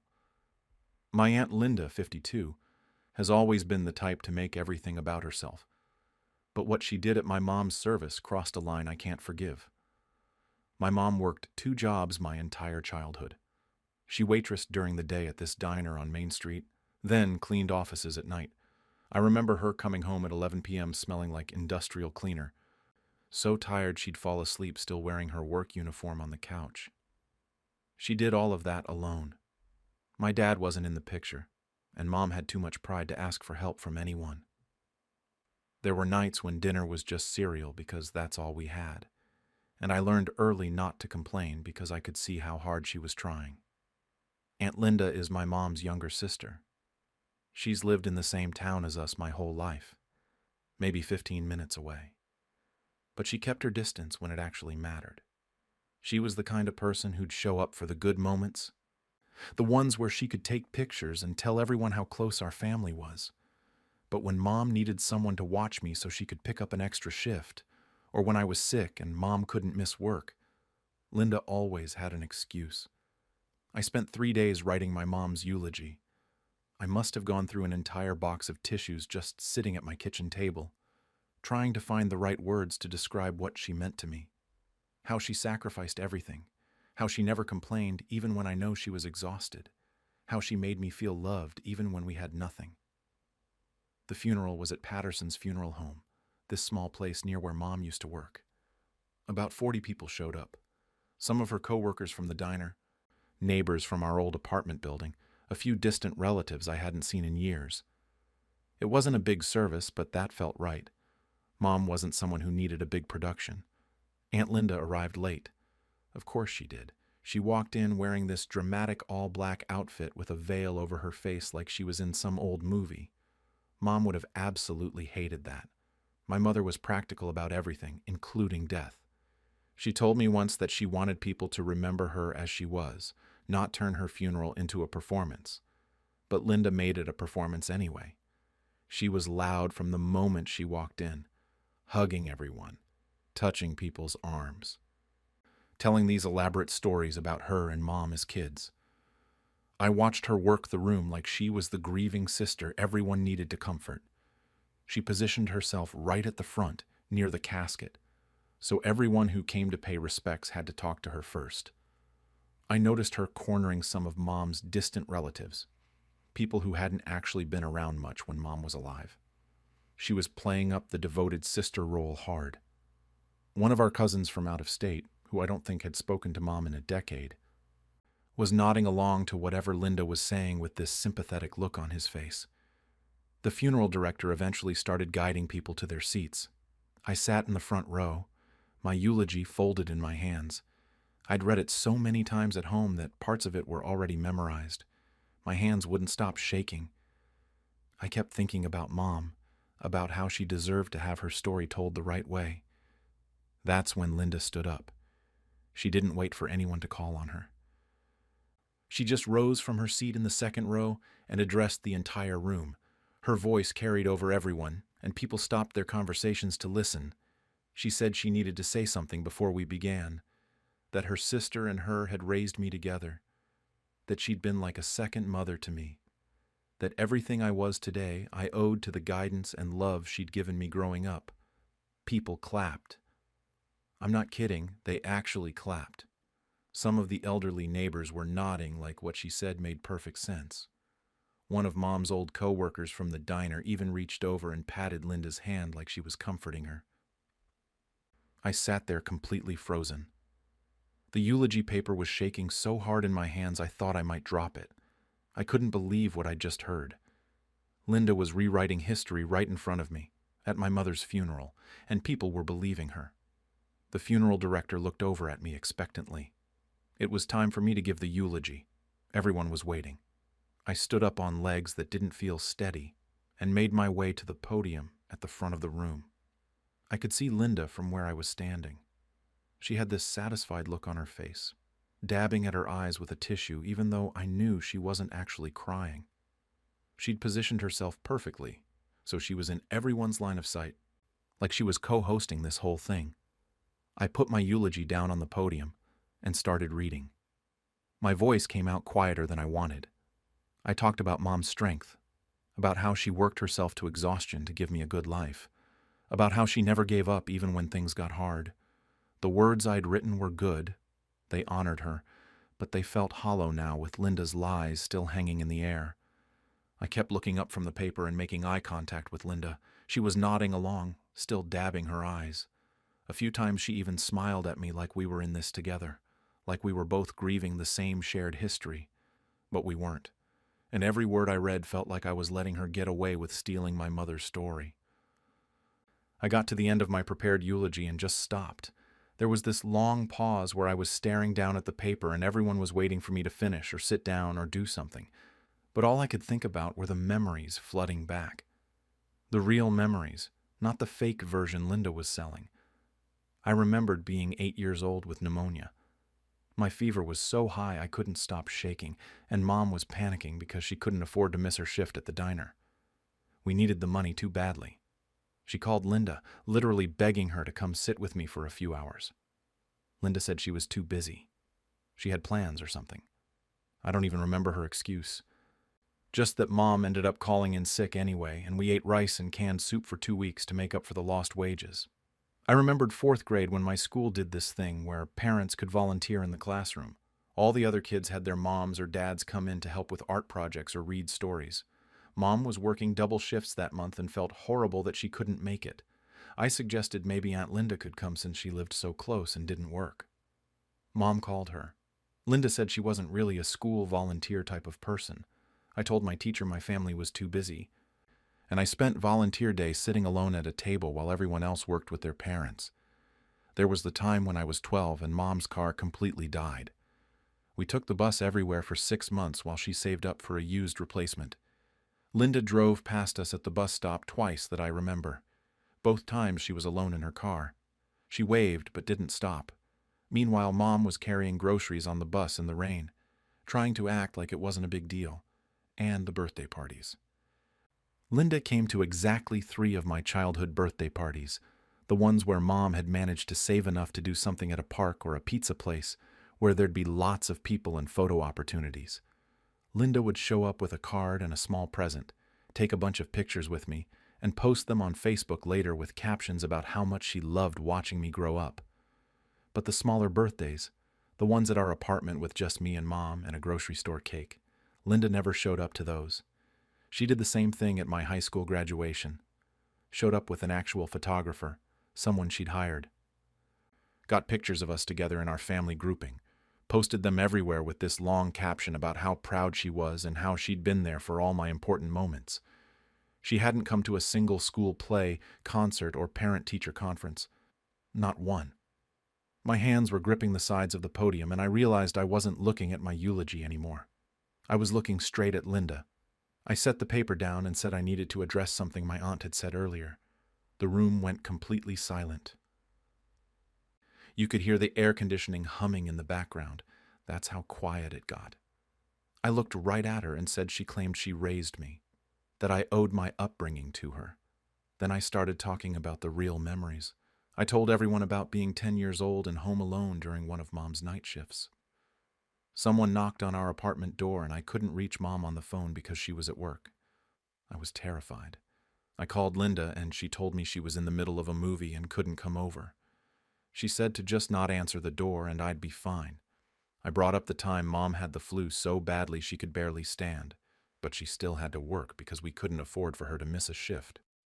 She asked Linda to pick me up from school just that one day. Linda said her book club meeting was that afternoon and she couldn't miss it. Mom left work early, lost half a day's pay, and picked me up herself with a fever of 102. I talked about my high school graduation, how Linda had shown up with a photographer like she'd been involved in my education the whole time, how she hadn't come to a single school event before that. Not when I had a solo in the choir concert, not when I got an award for a writing competition. Nothing until graduation when there'd be a crowd and she could make it look good.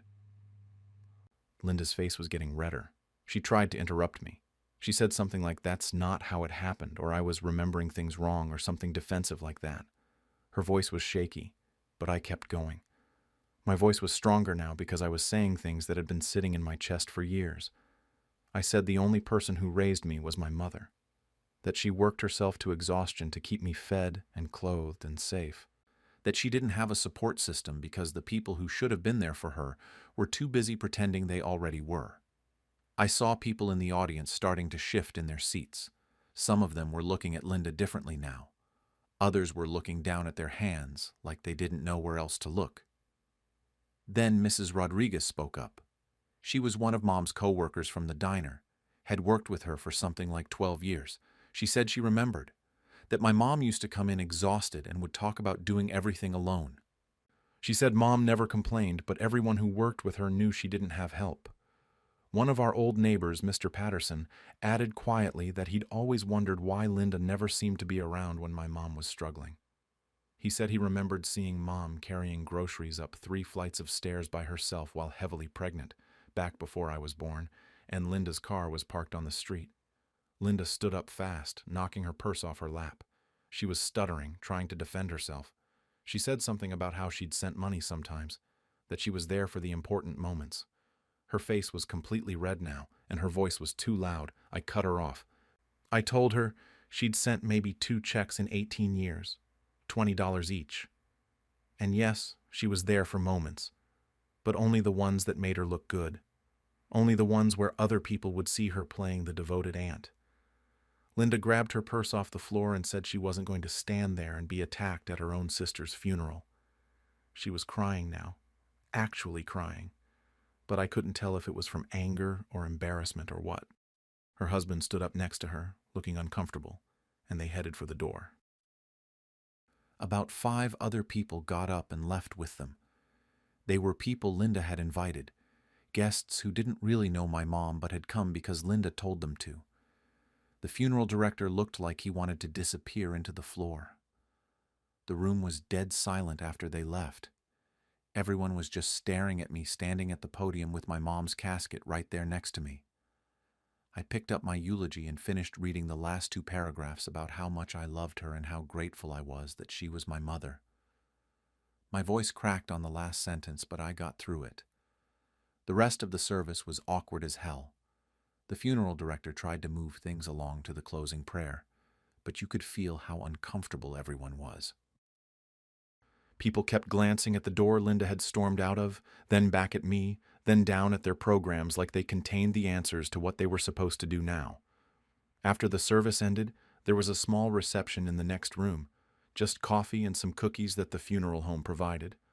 I wasn't sure anyone would stick around after what happened, but most people did. They moved slowly into the reception area, talking in these hushed voices. I was standing by myself near the coffee table when Mrs. Chen came up to me. She used to live next door to us in our old apartment building, back when I was in elementary school. She's probably in her 70s now. She took both my hands in hers and told me my mom used to confide in her sometimes, about how hard it was doing everything alone. She said Mom never really complained. She wasn't that type of person, but Mrs. Chen could see it. She saw Mom leaving for work before the sun came up and coming home after dark. She remembered Mom carrying me on her hip while also carrying laundry up and down 3 flights of stairs because the elevator was always broken. Mrs. Chen said she was glad I spoke up, that someone needed to say it. Then Mr. Rodriguez came over. He worked with Mom at the diner for years. Practically knew her entire adult life. He told me that Linda used to come into the diner sometimes and she'd talk about me to the other customers. She'd refer to me as her girl and make it sound like she was heavily involved in raising me. Mr. Rodriguez said my mom would just smile and not correct her. He thinks she was too tired to fight about it, or maybe she just didn't want to cause family drama. But he said Mom would show the staff pictures of me on her phone during breaks, and she never once mentioned Linda. It was always just stories about the two of us. A woman I didn't recognize came up next. She introduced herself as Helen, said she worked with Mom at the cleaning company for the night shifts. She told me Mom loved me so much that she'd talk about me constantly while they cleaned offices together. What I was doing in school, what I wanted to be when I grew up, how proud she was of me. Helen said in 3 years of working alongside my mom, she never heard Linda's name mentioned once. My Uncle James pulled me aside after that. He's Mom's older brother, but he moved to Oregon like 20 years ago, so we don't see him much. He told me he wished he'd been around more to see what was really going on. He said Linda always made it sound like she and Mom were this great team, co-parenting me together. He had no idea it was all fabricated. He looked genuinely upset about it, like he felt guilty for not knowing. My 2 cousins, Linda's kids, were at the reception, but they stayed on the opposite side of the room from me. They're both in their 20s. One of them, Marcus, texted me later that night. He said he didn't know it had been like that. That Linda had always told them a completely different story about how involved she was in my life. He didn't apologize exactly, but I could tell he was uncomfortable with what he'd learned. The family reactions have been split ever since. Some relatives think I was completely out of line for causing a scene at a funeral. My Aunt Carol, who's Linda's best friend, sent me a long message about respecting the dead and keeping family business private. A few cousins stopped responding to my messages in the family group chat, but others have privately reached out to say they're glad the truth came out, that they always suspected Linda exaggerated her involvement but never said anything. It's been 2 days since the funeral now. I'm back home in my apartment, sitting with all of this. Linda blocked me on Facebook, Instagram, all of it. Her husband unfriended me too. I haven't heard from her directly, and honestly, I don't think I will. She's probably telling everyone who will listen that I attacked her at her sister's funeral, that I'm cruel and ungrateful. Some family members have definitely taken her side. I can see it in how they interact with me now, or don't interact with me. Short responses, suddenly being too busy to talk. It's fine, I guess. I knew there'd be consequences. But I also have the eulogy I wrote, the real one, and the memories that no one can rewrite. I have the truth, and the people who were actually there, who actually knew my mom, confirmed it. That has to count for something. I keep going back and forth in my head about whether I did the right thing. Part of me feels guilty for turning my mom's funeral into a confrontation. Funerals are supposed to be about honoring the dead, not airing out family grievances. Some people left thinking about the drama instead of thinking about my mom, and that bothers me.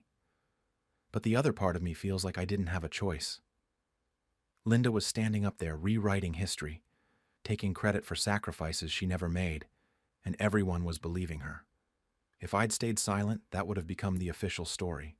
People would have left thinking my mom had help, that Linda was this devoted aunt who stepped up. and that's just not true. My mom did it alone. She worked herself to the bone to give me a life. She went without so I could have. She stayed up with me when I was sick even though she had to be at work in 4 hours. She showed up to every single thing that mattered even when she was exhausted. That's the story that deserves to be told. I found something yesterday that I hadn't seen before. I was going through some of Mom's things from the hospital, and there was a card she'd written me. It was sealed in an envelope with my name on it. I don't know when she wrote it exactly, maybe when she knew she was getting sicker.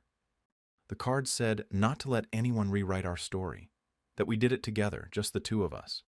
She wrote that she was proud of how strong I'd become and that I should never let anyone take credit for the work she put in. She said our story mattered exactly as it happened, not as other people wished it had. I think maybe she knew this would happen. Maybe she knew Linda would try to insert herself into the narrative once Mom wasn't around to quietly contradict it anymore. Maybe she was giving me permission to speak up. I just wish I didn't have to do it at her funeral. I wish Linda had just let the day be about Mom without making it about herself. I wish a lot of things, but I don't regret telling the truth. I can't regret that. My mom deserved to have her real story told, the one where she was the hero who did everything by herself, not the edited version where Linda got to play a supporting role she never actually performed. Some relationships in my family are probably broken permanently now. Linda and I will likely never speak again.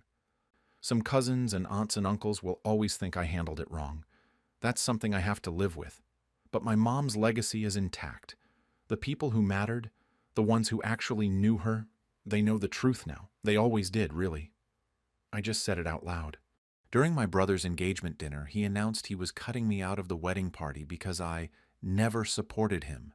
So I revealed the secret loan that paid for his proposal.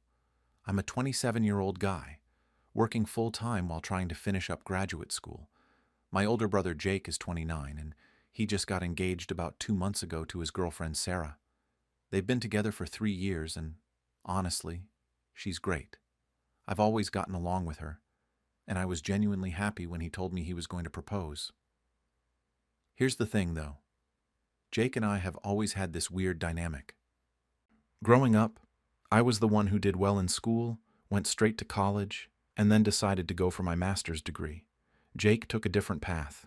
He worked various jobs, tried his hand at a few business ventures that didn't really pan out, and has always been more of a live-in-the-moment type of person.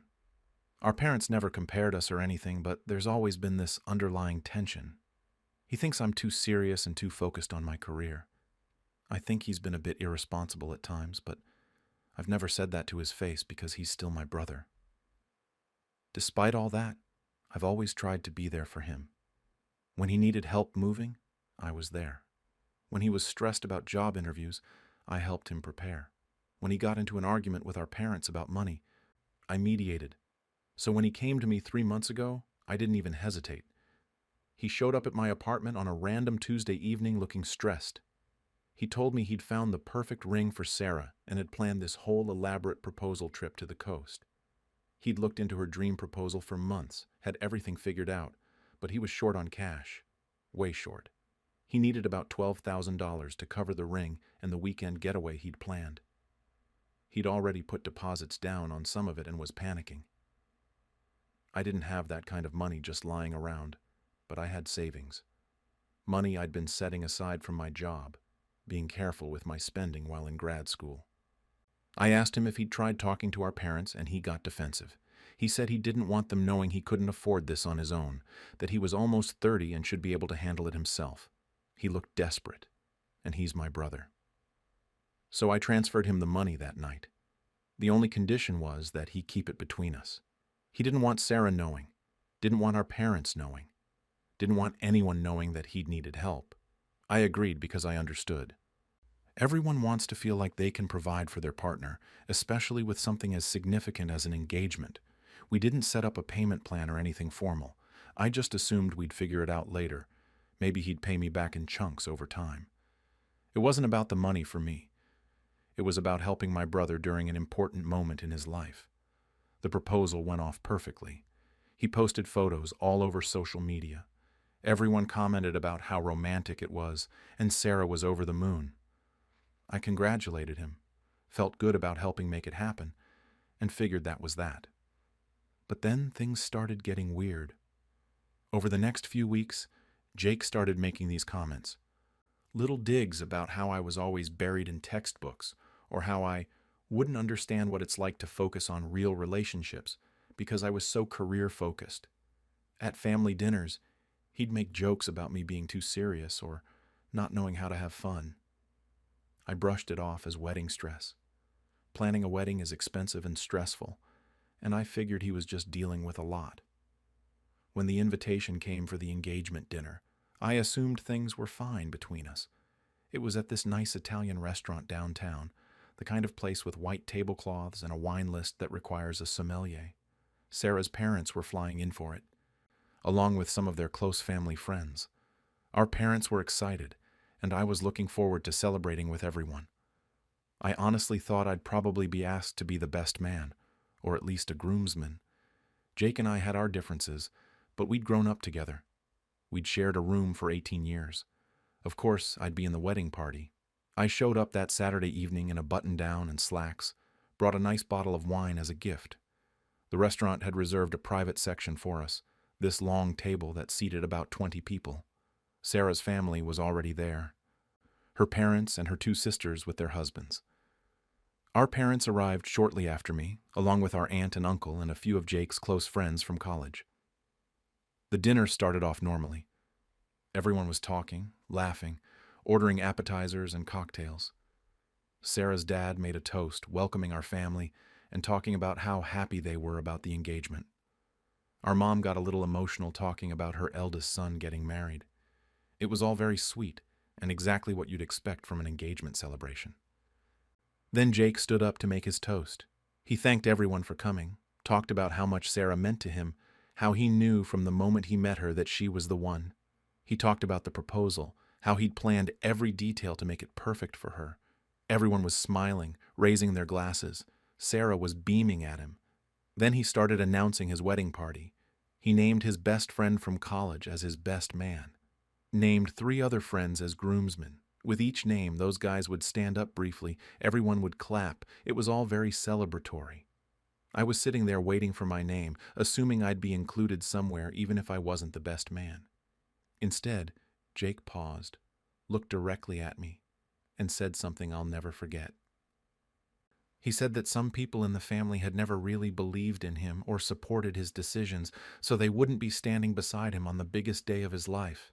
He said it with this smile, like it was supposed to be a light-hearted comment. But everyone knew exactly who he was talking about. The table went silent for a second. Then there was this awkward, uncomfortable laughter from a few people who didn't know what else to do. I just sat there, frozen, with everyone's eyes on me. My face was burning. Sarah looked confused, glancing between Jake and me. Our mom had this tight smile on her face like she was trying to keep everything together. Our dad was staring at his plate. Jake just continued with his toast like nothing had happened, thanking everyone again and sitting back down. The conversation slowly resumed, but I could barely hear it over the blood pounding in my ears. I'd just been publicly humiliated at my brother's engagement dinner, called unsupportive in front of both our families and all of his future in-laws. The brother I'd given $12,000 to 3 months ago so he could pull off his perfect proposal. The rest of the dinner was torture. Everyone was trying to act normal, but I could feel people stealing glances at me. The conversations felt forced, and I kept catching Sarah's sisters whispering to each other while looking in my direction. I pushed food around my plate and tried to look like I was fine, but inside I was replaying what Jake had just said over and over again. Never supported him, never believed in him. I'd literally funded his entire proposal, and he was sitting there acting like I was some absent family member who'd never been there for him. The worst part was that I couldn't say anything without looking petty or defensive. What was I supposed to do? Interrupt the celebration to argue with him? About halfway through the main course, my aunt leaned over and quietly asked if everything was okay between Jake and me. I just shrugged and said something vague about him being stressed with wedding planning. She didn't look convinced, but she dropped it. A little while later, one of Jake's college friends came up to me near the bar and said he thought the comment was weird since he'd always heard that Jake and I were close.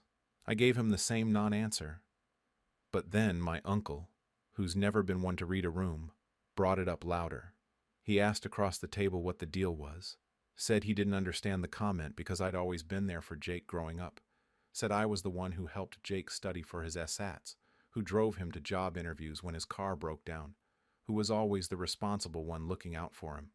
I saw Jake's jaw tighten from across the table. He said something about how being there physically isn't the same as actually believing in someone's choices, that I'd always been judgmental about his life decisions, always thought I was better because I went to grad school, that I never thought he was good enough. I felt my hands start shaking. Sarah was looking between us now with this concerned expression.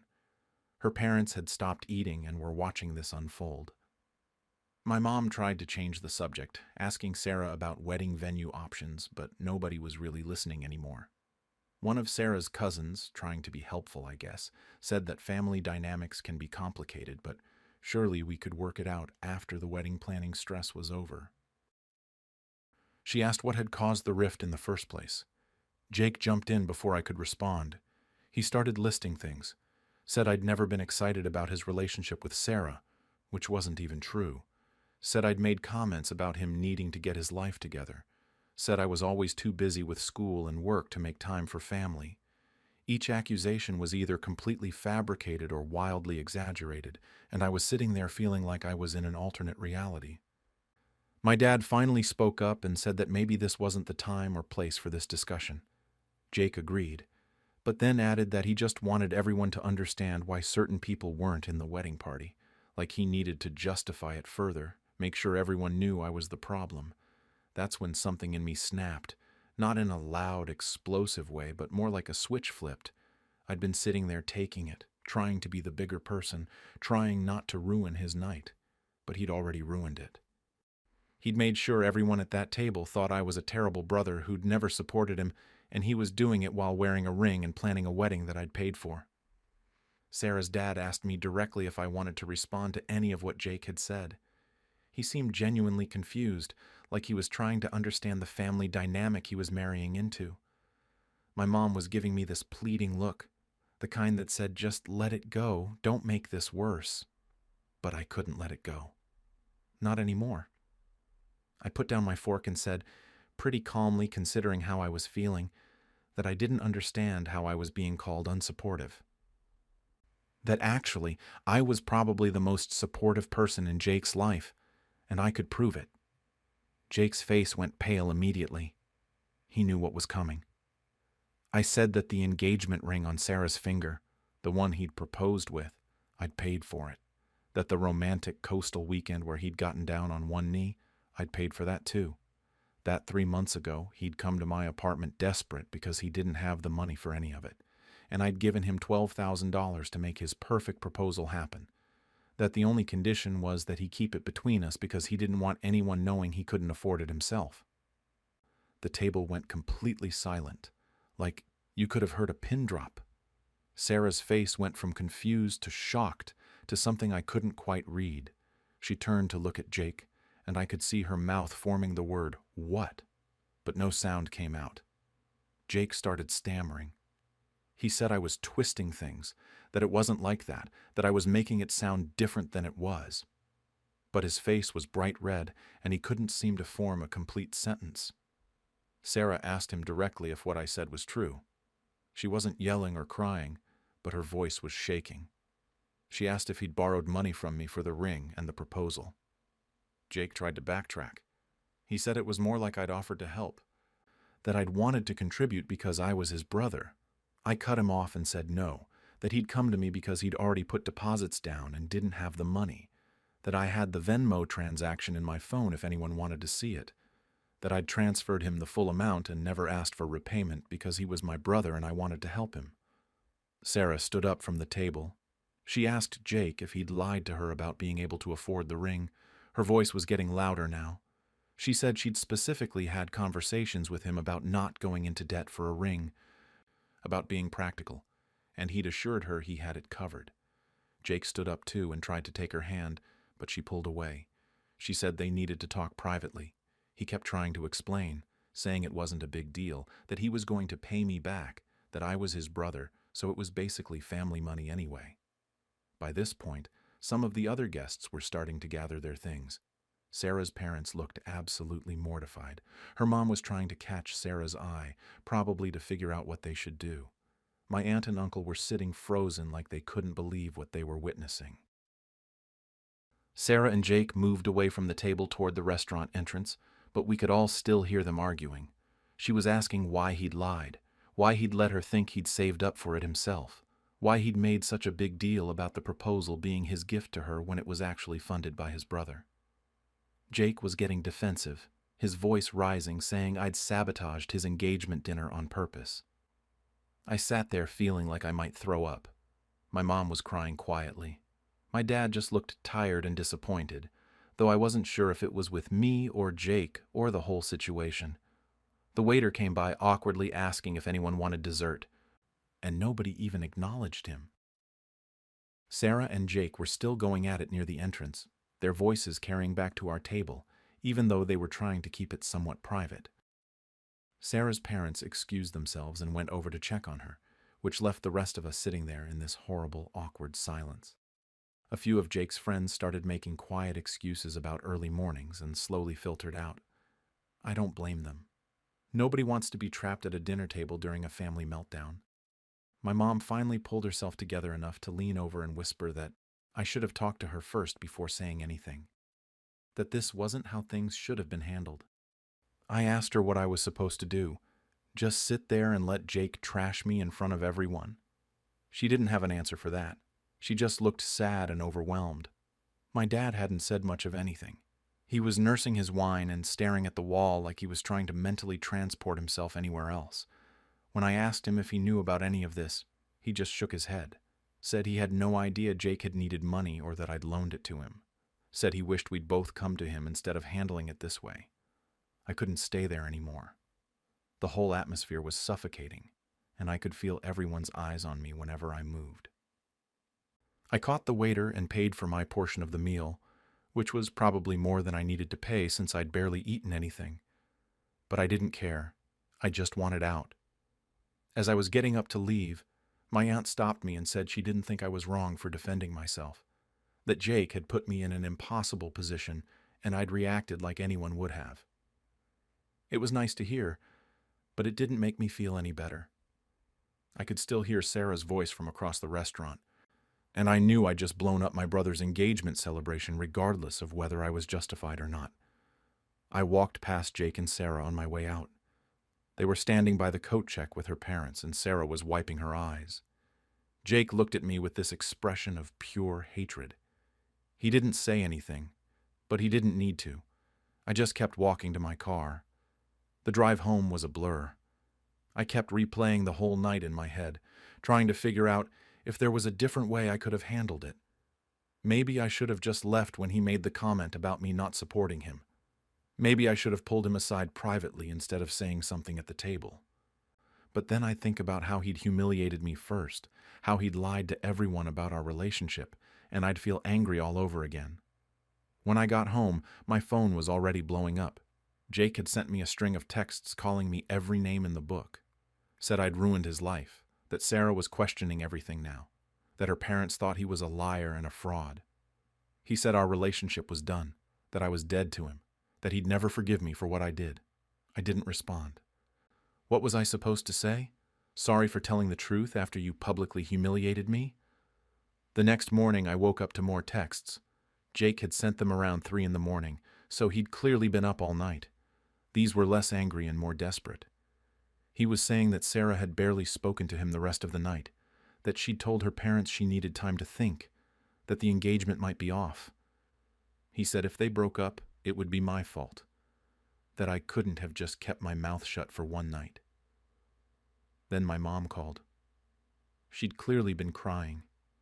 She said she'd talked to Jake that morning, and he was devastated.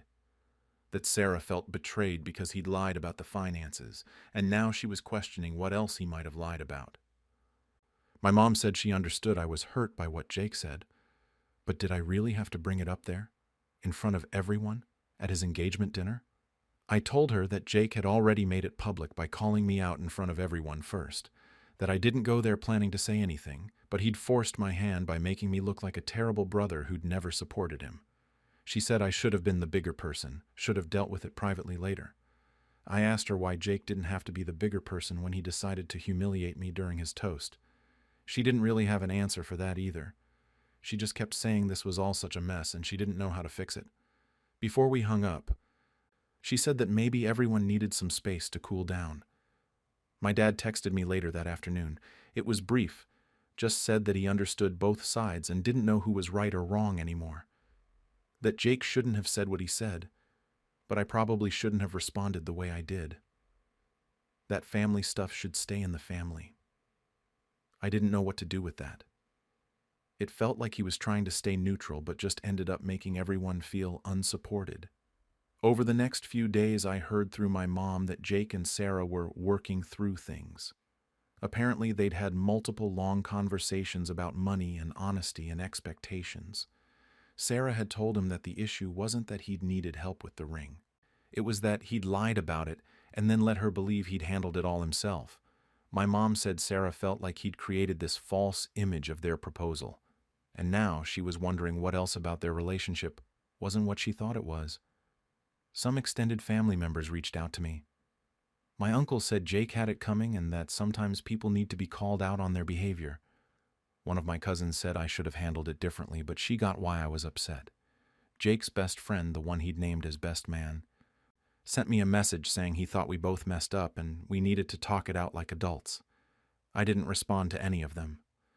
I was exhausted from trying to explain myself. The money still hasn't come up again. Jake hasn't mentioned paying me back, and honestly, at this point, I don't even care about the money anymore. $12,000 is a lot, especially on my grad school budget, but it's not what this is really about. It's about the fact that I helped him during one of the most important moments of his life, and he thanked me by publicly calling me unsupportive and cutting me out of his wedding. I've been going over this constantly for the past week. I can't sleep properly because I keep replaying that dinner in my head. Part of me feels vindicated, like I finally stood up for myself after years of taking Jake's subtle digs and criticisms. But another part of me feels guilty because I know I chose the nuclear option. I could have walked away, could have dealt with it privately, could have been the bigger person like my mom said. The timing was terrible, I know that. An engagement dinner in front of his fiancé's family wasn't the place for that kind of revelation, but Jake had already made it public by calling me out in his toast. He'd already decided to air our issues in front of everyone. I just provided context that he'd conveniently left out.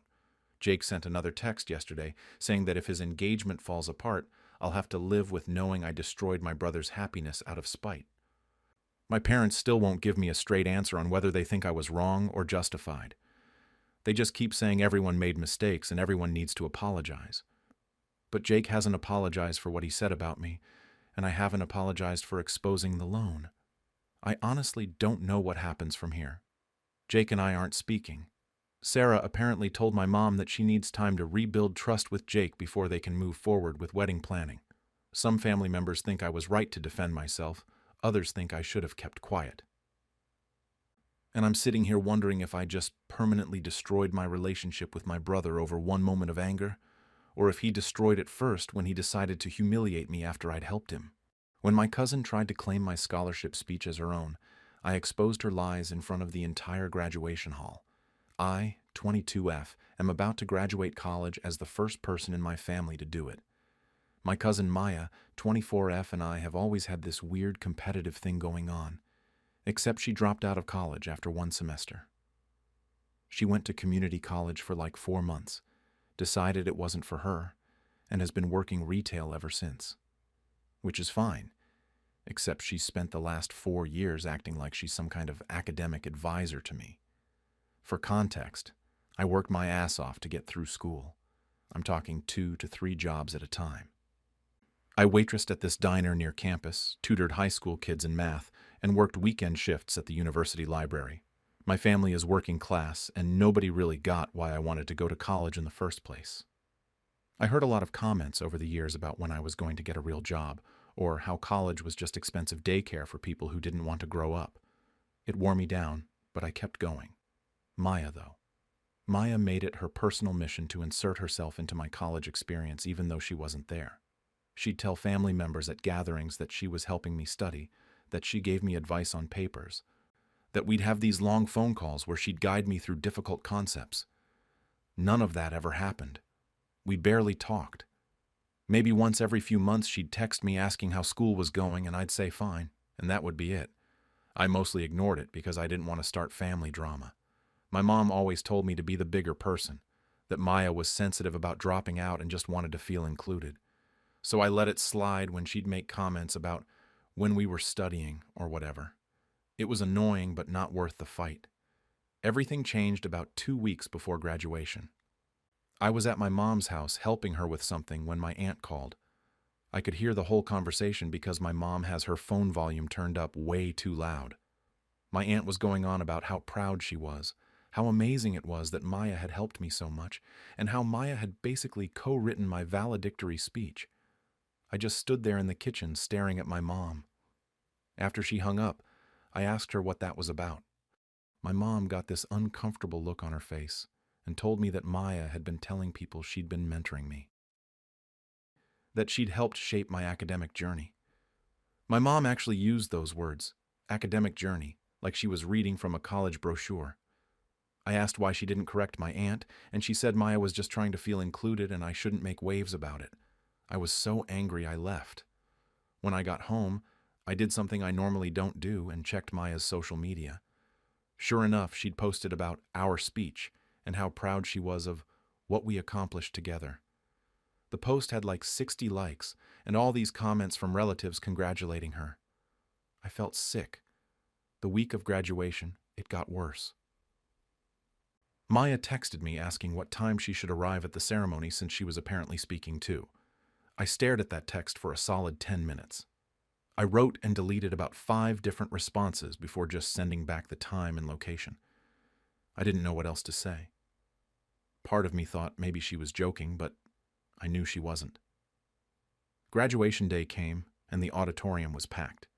We're talking over 500 people, all dressed up, cameras everywhere. I'd invited my parents, my best friend's family, a few professors I was close with. I was nervous about the speech, but also excited. This was supposed to be my moment, you know? 4 years of work, of proving everyone wrong, of surviving on 4 hours of sleep and ramen noodles. I'd earned this. I spotted Maya during the processional. She was sitting in the 3rd row with a bunch of my relatives. She was wearing this bright blue dress, and when she saw me, she gave me a huge thumbs up and mouthed, "We got this." My stomach dropped. Before the ceremony started, there was this reception in the lobby area. Light refreshments, people taking photos, that kind of thing. I was standing with some classmates when I heard Maya's voice behind me. She was talking to a group of my relatives, and I heard her say that she'd helped shape a lot of the themes in the speech, that I was smart, but I needed guidance on structure and flow, that she'd really pushed me to dig deeper on certain points. I turned around and just looked at her. She smiled at me like nothing was wrong. One of my family friends came up and congratulated her on helping out, and Maya just nodded and said it was a team effort. I felt my hands start shaking. My best friend grabbed my arm and pulled me aside. She asked if I was okay, and I told her what had been happening. She looked furious and said I needed to say something, that I couldn't let Maya steal this from me. But I kept thinking about my mom's words, about not making waves, about this being a special day and not wanting to ruin it with family drama. I went to the bathroom and stared at myself in the mirror. I'd worked 3 jobs for this. I'd missed holidays and birthdays and nights out with friends. I'd cried in my car after failing a midterm and had to retake the class while working 40 hours a week. I'd had professors tell me I wasn't cut out for their program and I'd proved them wrong. And now Maya was going to take credit for all of it? I walked back out and took my seat in the reserved graduate section. Maya was still in the audience, about 30 feet away, whispering to relatives and looking proud.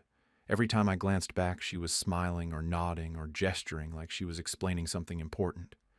The ceremony started and I barely heard any of it. The university president spoke, then the dean, then the head of my department.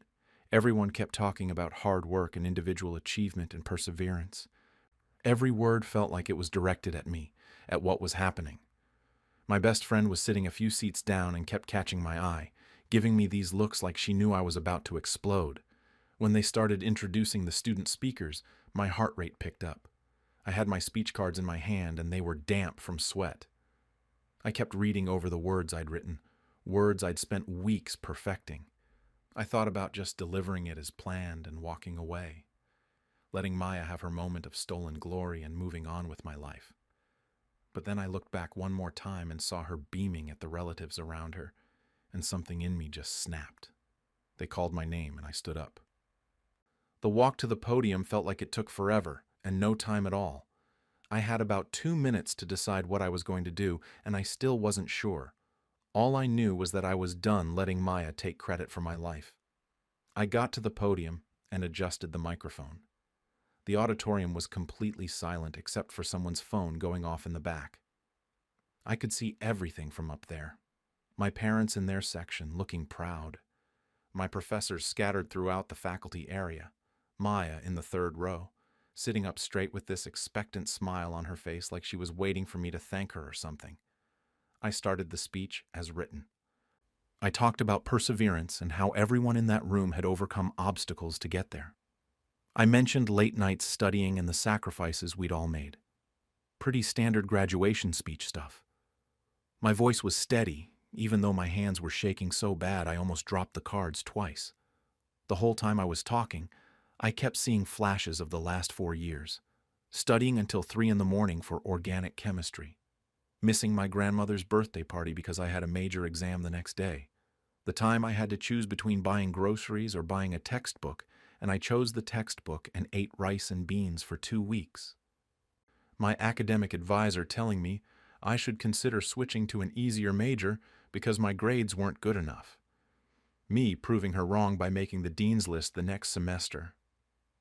I got to the conclusion of the prepared speech, the part where I was supposed to thank everyone for their support and step down to polite applause. I could see Maya nodding along to every word like she'd heard it all before, like she'd helped craft it. She even wiped her eye at one point like she was getting emotional. That's when I made the decision. I paused and looked up from my cards. The auditorium stayed quiet, but I could feel the energy shift, like people sensed something was coming. I said, "Actually, before I step down, I need to address something. You could have heard a pin drop." I saw my mom's face change from proud to worried in about half a second. I told them there had been a rumor going around that I'd had help writing this speech, that someone in my family had been mentoring me throughout college and guiding my academic journey. I could see Maya's smile starting to falter, but she was still trying to look supportive, like maybe I was about to thank her publicly. I said I wanted to be very clear about something. I wrote every single word of this speech myself. I worked 3 jobs to pay for school. I studied alone in my apartment at 2 in the morning. Nobody helped me, nobody mentored me, and nobody gets to take credit for what I accomplished. The auditorium was so quiet I could hear my own heartbeat in my ears. I gripped the podium to keep my hands from shaking and kept going. I said, if anyone has been telling you otherwise, they're lying. This is my achievement, mine alone. Maya's face went from confused to bright red in seconds. She was staring down at her lap, and I could see relatives around her starting to whisper. My aunt put her hand on Maya's arm. Some people in the audience were shifting in their seats, uncomfortable, but I also heard a few people clap, just brief, scattered applause that died out quickly. I stepped down from the podium and walked back to my seat. My legs felt like jelly. My best friend was staring at me with her mouth open, and as soon as I sat down, she grabbed my hand and squeezed it. I couldn't tell if she was proud of me or shocked or both. The rest of the ceremony happened, but I don't remember any of it. The dean got back up and said something about how honesty and integrity were important values or something like that, which felt pointed, but maybe I was reading into it. More people spoke. They called names for diplomas. When they called mine, I walked across the stage and shook hands and smiled for the camera, but I was on autopilot. All I could think about was what I'd just done and whether I'd made a huge mistake. I kept sneaking glances at Maya's section during the rest of the ceremony. She wasn't looking at the stage anymore. She was hunched over with her arms crossed, and my aunt was leaning in talking to her. At one point, I saw Maya get up and leave the auditorium completely. My aunt followed her. Some of my other relatives stayed, but they looked uncomfortable, like they didn't know where to look. After the ceremony ended and we all filed out, people were looking at me differently. Some avoided eye contact. Others gave me these little nods like they were acknowledging something. A group of my classmates came up to congratulate me, and one of them said that took guts, which I wasn't sure how to take. My best friend found me in the crowd and hugged me hard. She said, "Holy shit, I can't believe you did that, but I'm so glad you did." She was almost yelling because it was loud with everyone talking and taking photos. Her parents congratulated me, and her dad said something about standing up for yourself that I barely heard, because I was scanning the crowd for my family. I found my mom first. She looked stressed and pulled me aside into this alcove near the bathrooms. She asked if I really had to do that in front of everyone. Not if what I said was true or if Maya had been lying, just if I had to do it publicly. I told her yes, I did, because Maya wasn't going to stop otherwise. My mom sighed and said we'd talk about it later, and then she hugged me and said, "Congratulations," but it felt forced. My dad appeared and told my mom to give me a break. He pulled me aside separately and said my mother was upset, but he was proud of me, that someone needed to say it and he was glad I did. That made me feel a little better, but I could tell even he thought I could have handled it differently. 3 of my professors approached me at different times during the reception. One of them, Dr. Martinez, who taught my capstone course, said she was proud of me for standing my ground. Another one, Professor Chen, said that took guts and that I shouldn't let anyone diminish what I'd earned. Even the department head came up and told me quietly that they knew I'd done all that work alone, that my record spoke for itself, and that I was right to say something. But for every professor who supported me, there was a relative giving me dirty looks. My uncle wouldn't even come over to congratulate me. Some cousins did the awkward congratulations thing where they clearly didn't know what to say and just wanted to get away from me as fast as possible. I kept looking for Maya, but she was gone. I finally asked my aunt where she was, and my aunt just said she wasn't feeling well and had left. Her tone made it clear she blamed me for that. I later found out from another cousin that Maya had been crying in the bathroom and called her mom to come pick her up early. The reception was supposed to be this happy celebration, but it felt tense and weird. Half the people there were acting normal, and the other half were treating me like I'd done something terrible. I ended up leaving earlier than I'd planned because I just couldn't take the atmosphere anymore. My best friend and her family took me out to dinner instead, and that was nice, but the whole time I kept replaying the moment at the podium over and over in my head. I walked back to my seat, and I couldn't tell if I'd just done the bravest or stupidest thing of my life. The week after graduation was weird. I kept checking my phone expecting some kind of fallout, but it was almost worse that nothing happened right away. Maya had blocked me on everything: Instagram, Facebook, even Snapchat. I didn't realize how much that would bother me until I went to look at her profile out of curiosity and found out I couldn't. My aunt stopped responding to my texts, not in an angry way, just in a "we're not talking anymore" way. I sent her a message thanking her for coming to the ceremony and got left on read. My mom told me later that my aunt was very upset about what happened and felt like I'd humiliated Maya on purpose, which I guess I kind of did, but it wasn't like I woke up that morning planning to call her out in front of 500 people. Some of my other relatives took sides. My uncle posted this vague thing on Facebook about family loyalty and respecting each other that was clearly about me. A few cousins unfriended me, but then some other family members reached out privately to say they were sorry for believing Maya's stories. One of my older cousins admitted she'd thought it was weird that Maya was suddenly so involved in my college experience, but she didn't want to say anything. Another cousin told me Maya had been doing stuff like this for years, taking credit for things she didn't do, and someone needed to call her out eventually. My mom was in this weird middle zone where she was proud of me for graduating, but mad at me for how I handled the Maya situation. She kept saying I could have talked to Maya privately instead of embarrassing her publicly. I tried explaining that I had talked to her, or at least tried to, but Maya had ignored all my hints and boundary setting.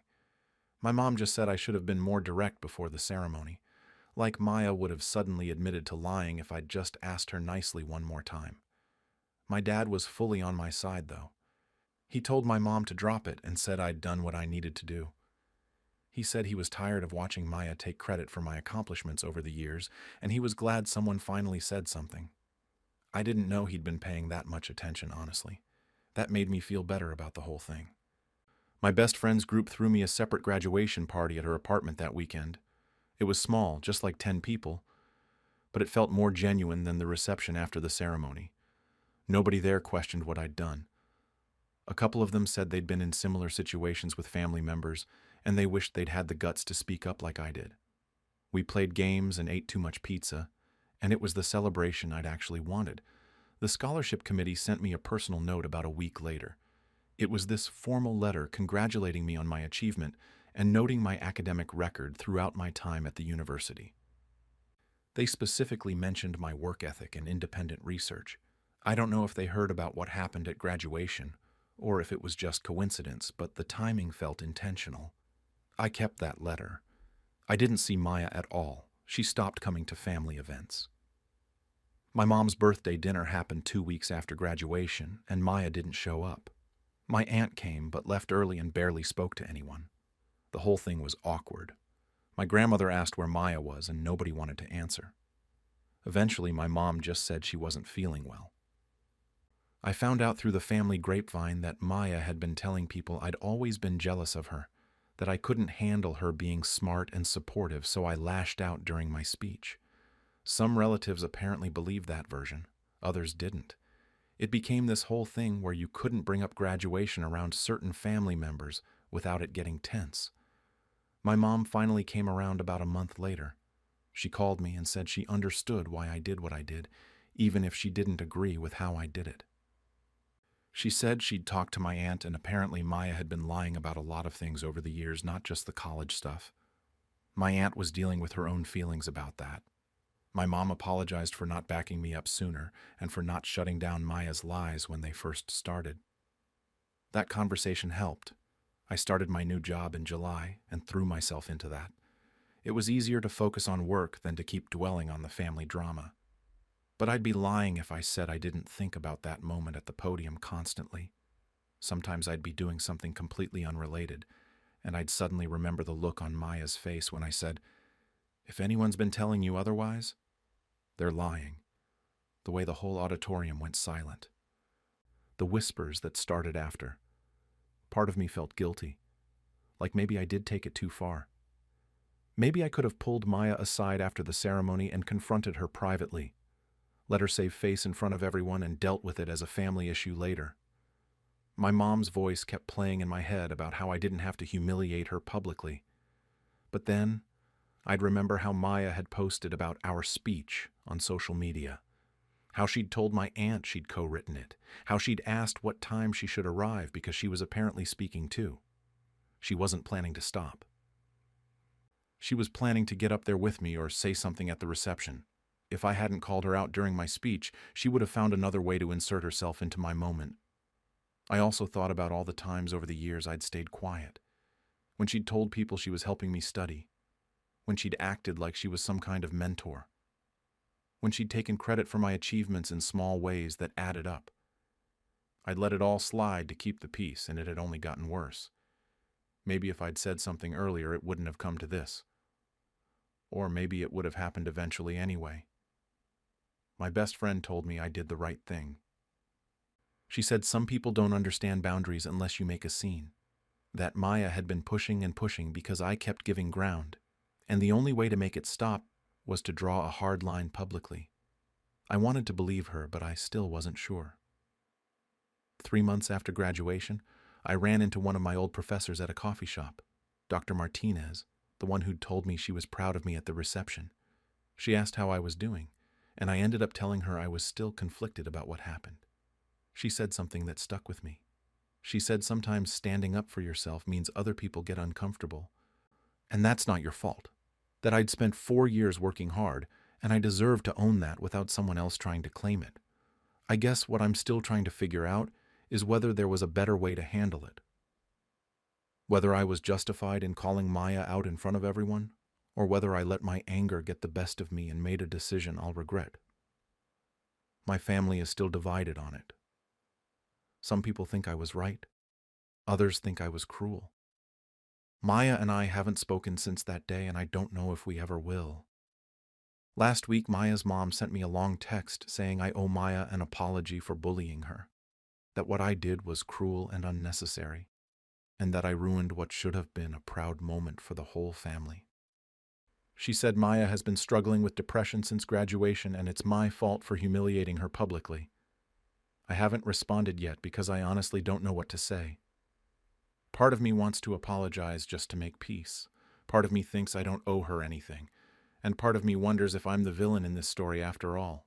On my wedding day, my father tried to give a toast about how I was his greatest achievement, so I revealed how he abandoned me as a child.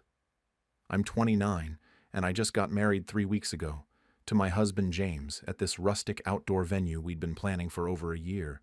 It was supposed to be perfect.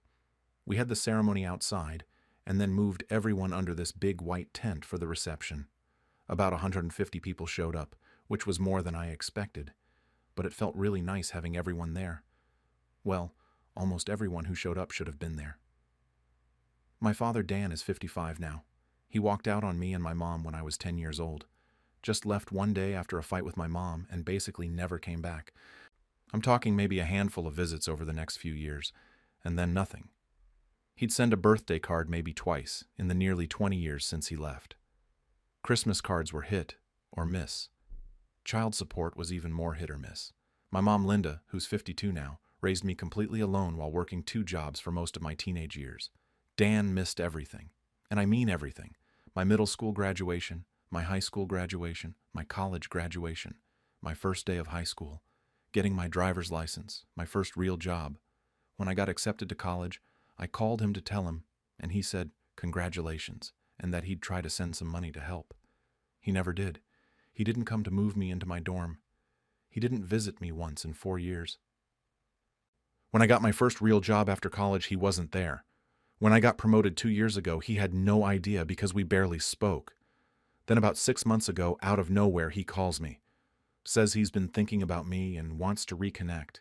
Says he made mistakes, but family is important and he wants to be part of my life again.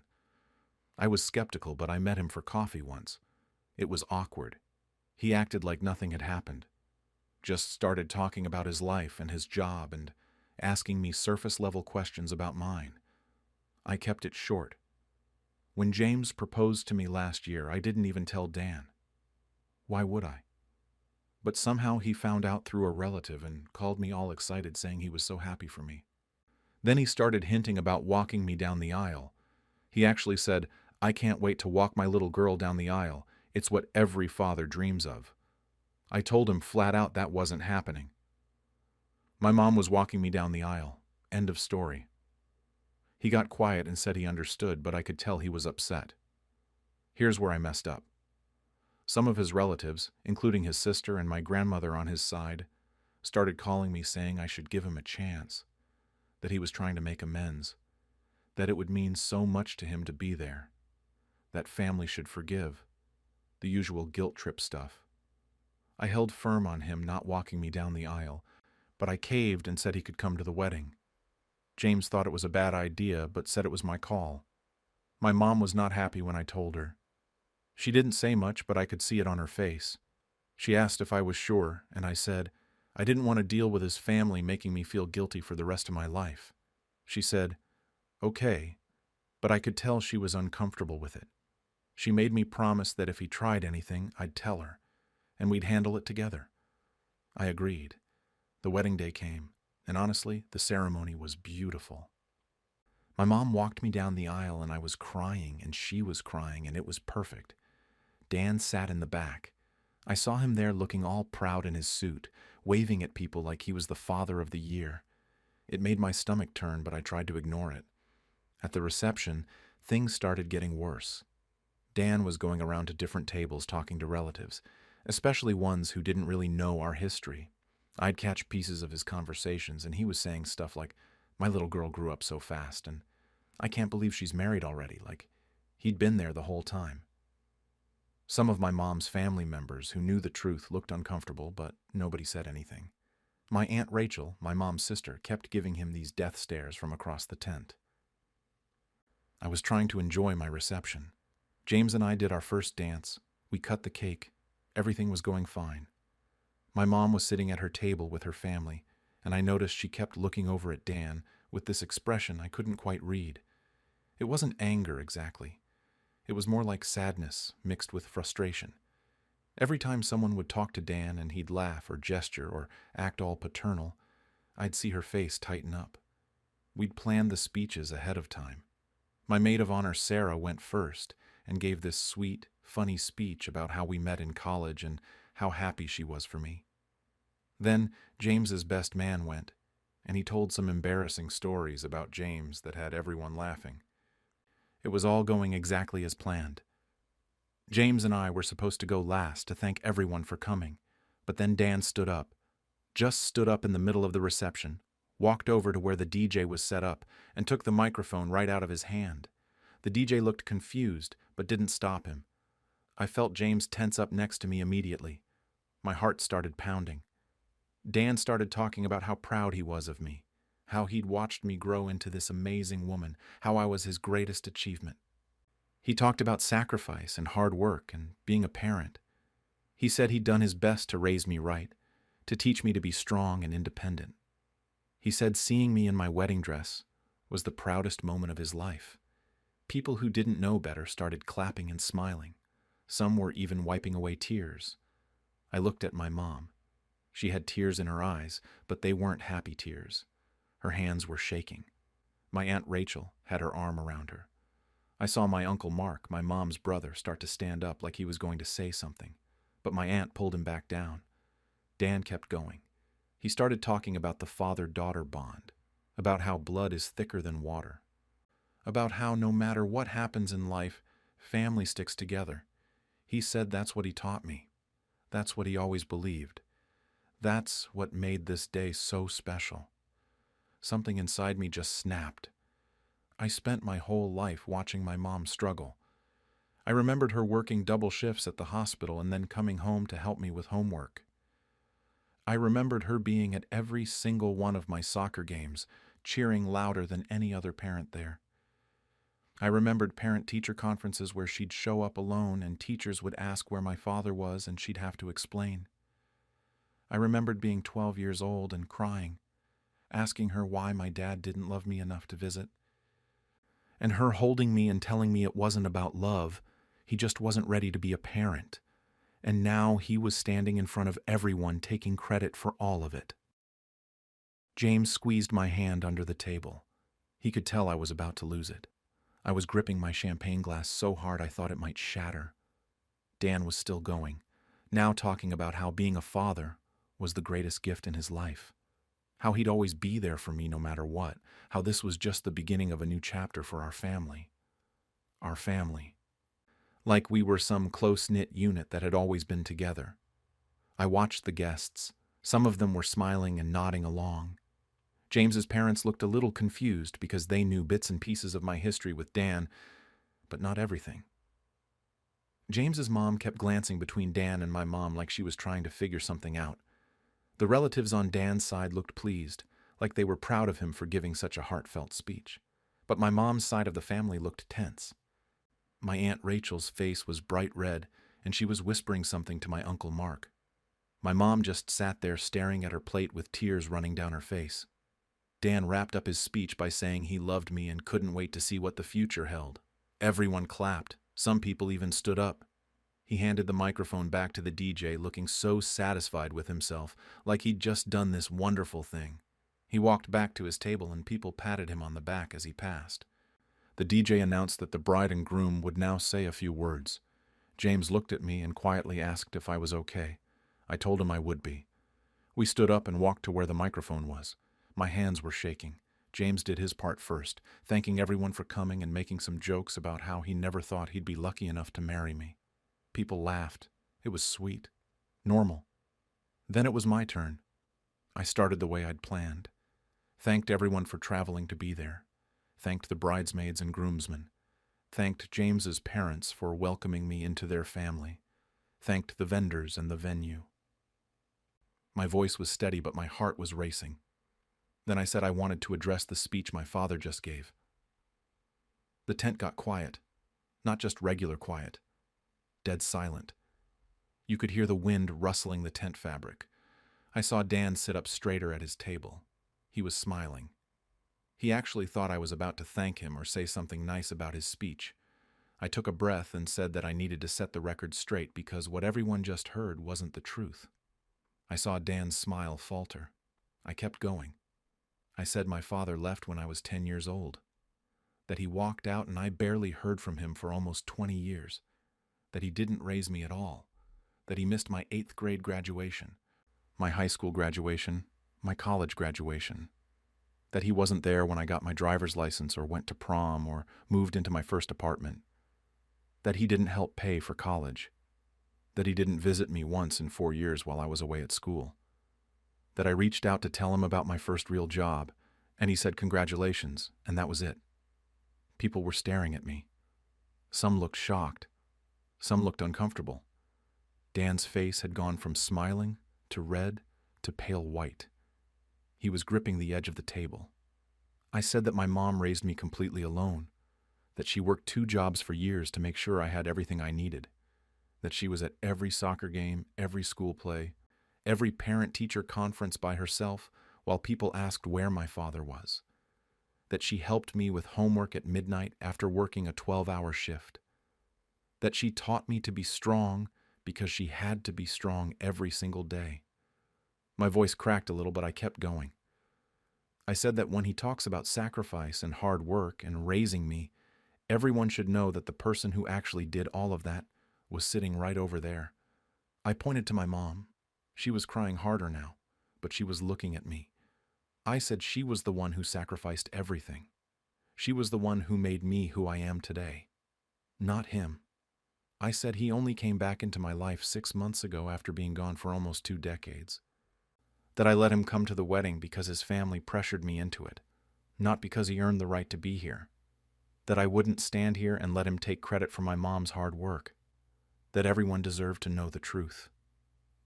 The silence after I stopped talking was suffocating. Nobody moved, nobody clapped, nobody said anything. I could hear someone coughing at the back of the tent. The DJ was frozen, not sure what to do. Dan stood up. His chair scraped against the ground loud enough that everyone turned to look at him. His face was bright red now and his jaw was clenched. He said he didn't have to listen to this, that he came here to support me, and this is how I repay him, that I was ungrateful and disrespectful. His voice was shaking. My Uncle Mark stood up at that point and told Dan he should leave. Dan's sister jumped up and said I was out of line, that I had humiliated him in front of everyone, that you don't air family business like this at a wedding. She was almost yelling. My Aunt Rachel told her to sit down, and that maybe Dan should have thought about that before lying to everyone. It was turning into a scene. James's dad stood up and said, maybe everyone should take a breath. The DJ started playing music quietly like that would somehow help. Dan threw his napkin on the table and started walking toward the exit. His sister and his mom got up and followed him. His sister turned back and pointed at me and said I'd regret this, that I was a spoiled brat who didn't appreciate anything. My mom finally stood up. She said that her daughter had every right to defend herself and tell the truth, that Dan had no right to show up after all these years and pretend like he'd been a father. Her voice was strong and clear, and I'd never heard her sound like that before. Dan stopped walking for a second, turned around and looked at her, then just shook his head and left. His sister and his mom followed right behind him.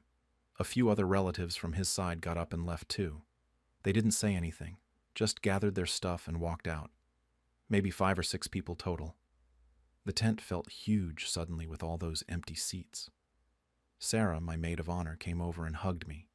She whispered that I did the right thing. James put his arm around me and asked again if I was okay. I nodded, but honestly, I felt like I might throw up. My mom came over and hugged me so tight I could barely breathe. She said I didn't have to do that for her, but I could tell from the way she was holding me that she was relieved someone had finally said it out loud. The DJ, bless him, turned the music up louder and announced it was time for everyone to hit the dance floor. Some people awkwardly got up and started dancing. Others stayed at their tables whispering. I saw James's parents talking to each other, probably trying to process what just happened. My Aunt Rachel came over and told me she was proud of me, that someone needed to put Dan in his place years ago, but I could feel everyone looking at me for the rest of the night. Some looks were supportive, some were judgmental, some were just confused. The reception kept going, but it felt different, like there was this weight hanging over everything that we were all trying to ignore. The rest of the reception was honestly a blur. People were trying to act normal, but you could feel the tension. Some guests came up to me and James during the dancing and said congratulations like nothing had happened. Others avoided eye contact completely. My mom stayed for the whole thing, but I could tell she was exhausted. She kept thanking people for coming and apologizing, which made me feel terrible because she had nothing to apologize for. Around 10 that night, my phone started blowing up. Dan's sister, Karen, sent me a long text calling me disrespectful and ungrateful.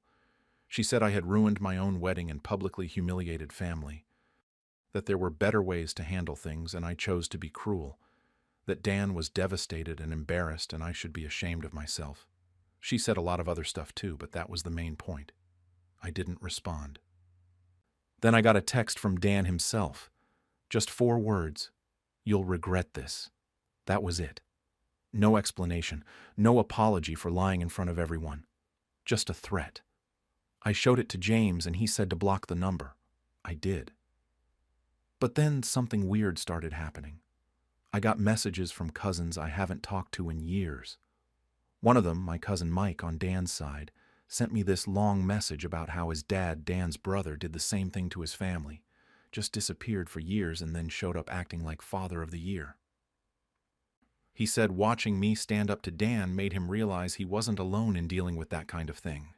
Another cousin from my mom's side said she'd wanted to say something during Dan's speech, but didn't know if it was her place. She said she was glad I spoke up. The night of the wedding, after we got back to our hotel room, I completely broke down. James held me while I cried. I kept saying I ruined our wedding, that I made a scene in front of everyone, that his parents probably think I'm crazy. He said his parents understood and that I didn't ruin anything, that Dan ruined it by lying in the first place. But I couldn't shake the feeling that I'd made a huge mistake. The next few days were rough. We were supposed to be enjoying being newlyweds, but I was constantly checking my phone for messages. Some were supportive, some were not. Dan's mom, my grandmother, sent me a message saying she loved me, but I'd hurt her son deeply, and she hoped I'd apologize someday. A few of my mom's friends reached out to say they were proud of me for defending her. My Aunt Rachel called and talked to me for like an hour about how she'd wanted to confront Dan for years, but never did because she didn't want to put me in a difficult position. We postponed our honeymoon by a week because, honestly, I wasn't in the right headspace to go anywhere. James was incredibly patient, but I could tell he was worried about me. I barely ate. I kept replaying the whole thing in my head. Dan's face when I started talking. The silence in the tent, my mom crying, people leaving, over and over. About a week after the wedding, my mom came over to our apartment. She brought food because she knows I stress cook and figured I hadn't been eating properly. We sat at the kitchen table and she asked how I was doing. I told her I felt guilty, that maybe I should have just let it go, that maybe I could have pulled Dan aside after and dealt with it privately instead of making a scene. She got really quiet, and then she said she was proud of me, that she'd spent 20 years making excuses for Dan to protect me, telling me he wasn't ready to be a parent, that he had his own issues, that maybe someday he'd come around. She said she did it because she didn't want me to feel rejected or unloved, but maybe she should have been more honest about what kind of person he was. She said watching him take credit for her work in front of everyone made her feel invisible, and having me stand up and tell the truth meant more to her than I could understand. I asked her if she thought I was too harsh. She said no. She said Dan had a choice in that moment. He could have given a normal speech wishing us well. Instead, he chose to lie and rewrite history. She said I had every right to correct that lie. Then she said something that stuck with me. She said that for years she protected him from the consequences of his actions by covering for him, and maybe it was time he actually faced those consequences. It's been 3 weeks now, and I'm still getting mixed reactions from people. Some relatives, mostly from Dan's side, have made it clear they think I was out of line, that you don't do that at a wedding, that it was inappropriate and I embarrassed the family. My grandmother hasn't spoken to me since. Karen, Dan's sister, blocked me on social media. A couple of Dan's cousins unfriended me, but I've also had people reach out with their own stories. One of my old friends from high school sent me a message saying her dad did something similar at her college graduation, and she wished she'd had the guts to call him out like I did. Another relative told me Dan pulled the same thing at her wedding years ago, showed up after being absent and acted like the devoted father, and nobody said anything because they didn't want to cause drama. My mom's side of the family has been mostly supportive. My Uncle Mark said he was about 2 seconds away from grabbing the microphone himself when Dan started talking. My Aunt Rachel has been checking in on me regularly. Even some of James's family members have told me they understood why I did it, even though it was uncomfortable in the moment. James and I finally went on our honeymoon last week.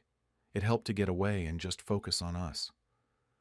But even there, I kept thinking about it. About whether I made the right choice. About whether there was a better way to handle it. James keeps telling me to stop second-guessing myself. That what's done is done, but it's hard. I haven't heard anything from Dan since that text. No apology. No attempt to explain himself. Nothing. Part of me wonders if he'll ever reach out again or if that's just it. The end of whatever relationship we had. And honestly, I don't know how I feel about that. Am I relieved? Do I care? Should I care? Some days I feel completely justified. Dan lied to a room full of people and tried to take credit for something he had no part in. He forced my hand by making his speech in the first place. If he'd just sat there and enjoyed the wedding like a normal guest, none of this would have happened. Other days I feel like I ruined my own wedding day, like I let him get to me and I should have been the bigger person. I think about the people who left, the awkward conversations, the tension that hung over the rest of the reception. I think about how some people will always remember my wedding as the one where the bride called out her father in front of everyone. My mom says I need to stop torturing myself, that I told the truth, and the truth isn't always comfortable, but it's still the truth. James says the people who matter understand, and the people who don't understand don't matter. Sarah says anyone who thinks I was wrong doesn't know the full story of what my mom went through, but I'm still torn. Was I wrong for calling out my father's abandonment at my own wedding? Or was it fair to defend my mother and myself in that moment? Did I handle it the right way, or should I have done something differently? And the bigger question that keeps me up at night is whether I just destroyed any chance of ever having a relationship with him. Part of me thinks I don't want one anyway after everything he's done.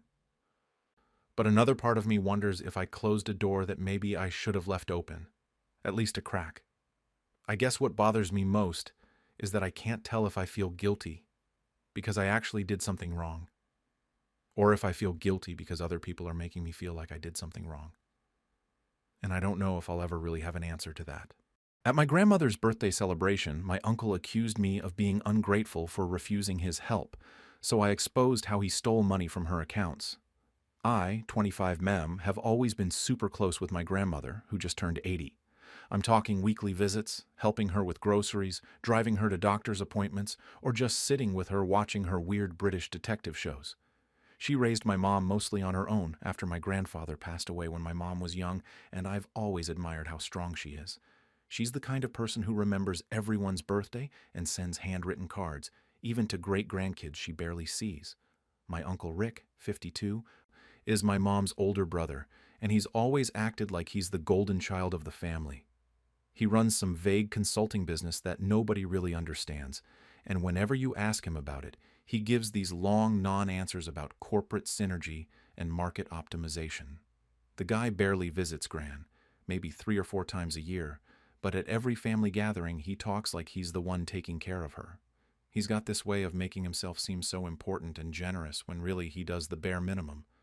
About 4 months ago, I was over at Gran's helping her sort through some mail because it had been piling up. She's usually pretty on top of things, but she'd been feeling overwhelmed. I noticed some bank statements in the stack, and she seemed confused when she looked at her balance. She said something like, "Oh, I thought I had more than that," but then brushed it off, saying she must be getting forgetful in her old age. That didn't sit right with me because Gran has always been sharp with money. I asked if I could help her check her online banking, just to make sure everything was okay. She gave me her login info without hesitation, because she trusts me. When I pulled up her account history, I started noticing these regular transfers going out.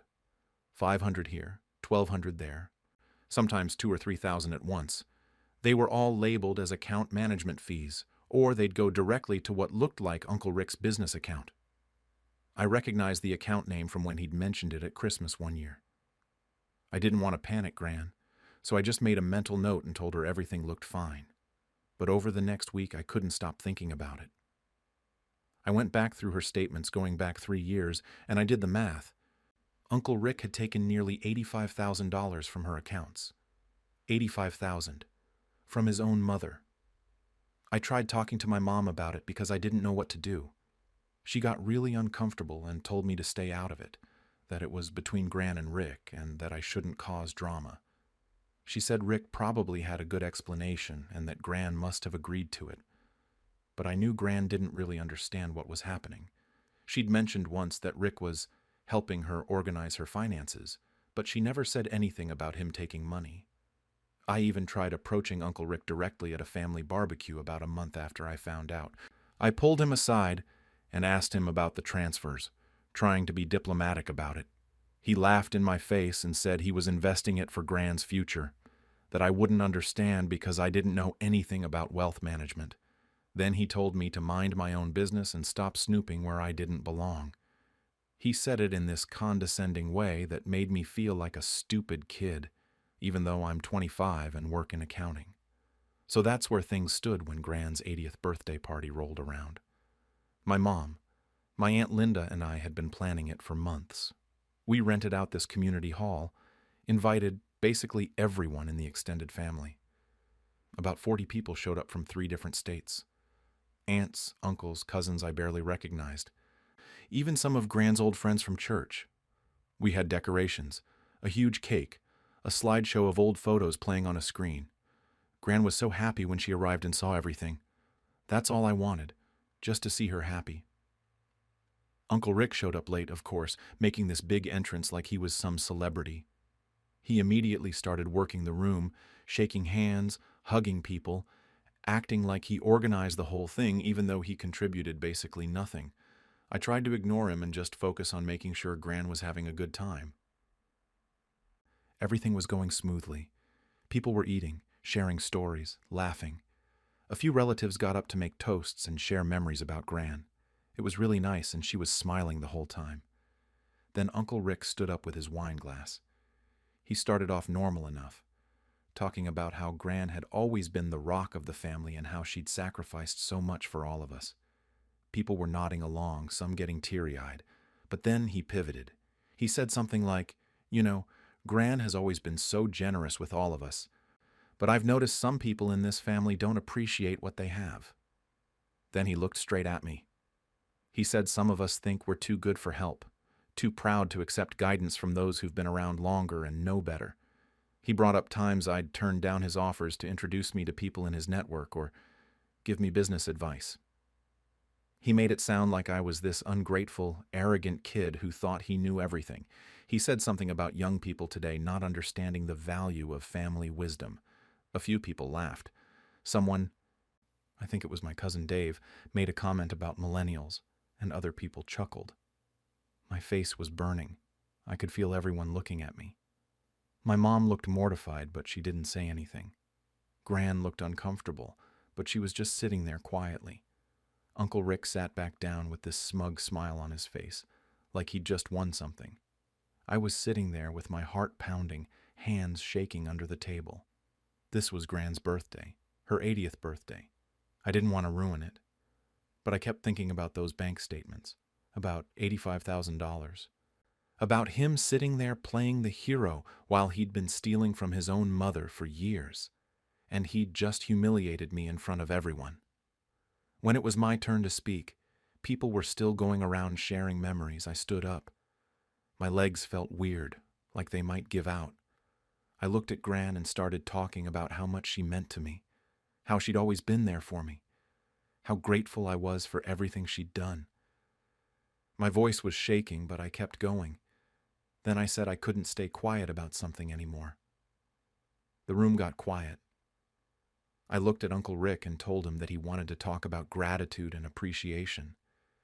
But he'd been stealing from Gran for years. Just said it straight out like that. The room went completely silent, like someone had hit a mute button on the entire party. Uncle Rick's face went from confused to red in about 2 seconds. He stood up and asked me what the hell I was talking about, his voice getting loud. I could see his wife grabbing his arm trying to get him to sit back down, but he shook her off. I pulled out my phone.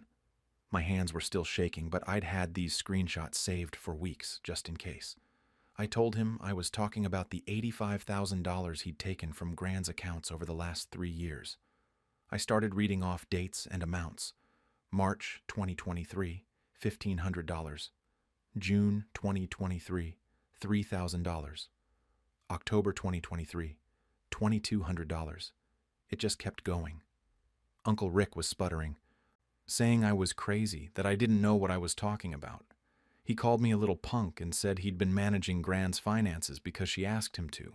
He was getting louder and more defensive, and people were starting to pull out their phones, probably to either record this or look up their own records, I don't know. Then Gran spoke up. Her voice was shaky and quiet, but everyone heard her. She said she never asked him to take money. She said he told her he was helping her organize things, that's all. The way she said it, so small and confused, it broke my heart. She looked so old in that moment, sitting there trying to process what was happening at her own birthday party. My Aunt Linda immediately started asking questions. She wanted to know when Gran authorized the transfers, how much was taken, where the money went. Uncle Rick tried to talk over her, but she wasn't having it. My dad, who'd been quiet this whole time, stood up and moved closer. Other cousins started chiming in, asking Uncle Rick to explain. He kept saying he was investing it, that he was going to give it back with interest, that this was all a misunderstanding. He was sweating now, and his voice had that quality people get when they're lying and they know they're caught. I asked him to show us the investment accounts then. If he'd really been investing Gran's money, he should be able to pull up statements right now on his phone. Show us where the $85,000 was. He couldn't. He started making excuses about how it was complicated. The paperwork was at home. The accounts were in different portfolios. He'd have to access them from his computer. Everything he said just made it worse. My cousin Sarah called him out, saying that any legitimate investment account can be accessed from your phone these days. His wife was sitting there looking between him and everyone else, and I could tell even she wasn't sure what to believe. Gran asked to see my phone. I walked over and showed her the screenshots. She scrolled through them slowly, her hands trembling. I watched her face just crumble as she looked at transaction after transaction. She looked up at Uncle Rick and asked him how he could do this to her. That's all she said. Just how could you do this? She was crying. That's when things really escalated. Uncle Rick's brother, my Uncle Tom, got in his face, demanding to know what he did with the money. My Aunt Linda was on her phone calling her husband, who's a lawyer. People were shouting over each other. The kids at the party were being taken outside by some of the younger cousins because it was getting heated. The birthday cake was just sitting there forgotten on the table with all 80 candles burned down. Uncle Rick tried to leave, just grabbed his jacket and started heading for the door. But my dad blocked his way. My dad is usually the most chill person ever, never gets involved in drama, but he told Rick he wasn't going anywhere until we sorted this out. A few other relatives backed him up, literally standing between Rick and the exit. Someone, I think it was my Aunt Linda, threatened to call the police right then and there. That seemed to crack something in Uncle Rick. He admitted he'd borrowed some money but kept insisting he was planning to pay it back. He said he'd had some business problems, some investments that didn't pan out, and he just needed to use Gran's money temporarily. He made it sound like he was the victim here, like he was going through such a hard time and was just doing what he had to do. Nobody was buying it. Gran told him to leave. She said it quietly, but firmly. She said she didn't want him there anymore, that he needed to go. His wife was crying now too, asking what was happening. Why he didn't tell her about any of this. Their teenage kids looked mortified, standing by the wall, trying to disappear. Uncle Rick lost it then, started yelling about how he was being attacked, how I was a backstabbing little shit who'd always been jealous of him, how the family was ganging up on him when he'd done so much for everyone over the years. He brought up random things from years ago, times he'd supposedly helped people, trying to make himself look like the good guy. But everyone just stared at him. His own sister, my mom, was standing there with tears running down her face, not saying anything. He finally stormed out with his wife and kids trailing behind him. He was shouting something about getting lawyers involved and how we'd all regret this. His wife kept looking back at us like she wanted to say something, but didn't know what. The door slammed behind them, and then there was just this heavy silence. The party was obviously over. People started quietly gathering their things. A few relatives stayed to comfort Gran. She just sat in her chair looking shocked, like she couldn't process what had just happened. My Aunt Linda sat with her, holding her hand. Some people came up to me, some saying I did the right thing, others just looking at me like they didn't know what to think. My mom pulled me aside. She was furious. She asked me why I couldn't have handled this privately, why I had to do it today of all days. She said I embarrassed Gran in front of everyone, that this was supposed to be a happy memory, and now it's ruined forever. I tried to explain that Rick called me out publicly first, that I'd tried to handle it privately, and nobody listened. She just shook her head and walked away. My dad came over after and put his hand on my shoulder. He said I was in an impossible position, and that Rick brought this on himself. But even he looked exhausted and sad. The whole thing felt surreal. An hour ago, we were eating cake and laughing. Now the hall was half empty, and Gran was crying, and my uncle was gone, and I didn't know if I'd just done the right thing or destroyed my family. We ended up cleaning up the hall in almost complete silence. My dad and a few cousins helped take down decorations while my Aunt Linda stayed with Gran. Someone packed up all the leftover food. The cake sat there with a single slice taken out of it, and looking at it made me feel sick. This was supposed to be a celebration, and I'd turned it into a nightmare. At least that's what kept running through my head. Gran left early with my Aunt Linda. She hugged me before she went, but didn't say much, just that she was tired and needed to go home. She looked so small and frail walking out of that hall. I offered to drive her, but Aunt Linda said she had it covered. I think she blamed me too, but was trying to be polite about it. The next few days were brutal. My phone was blowing up constantly.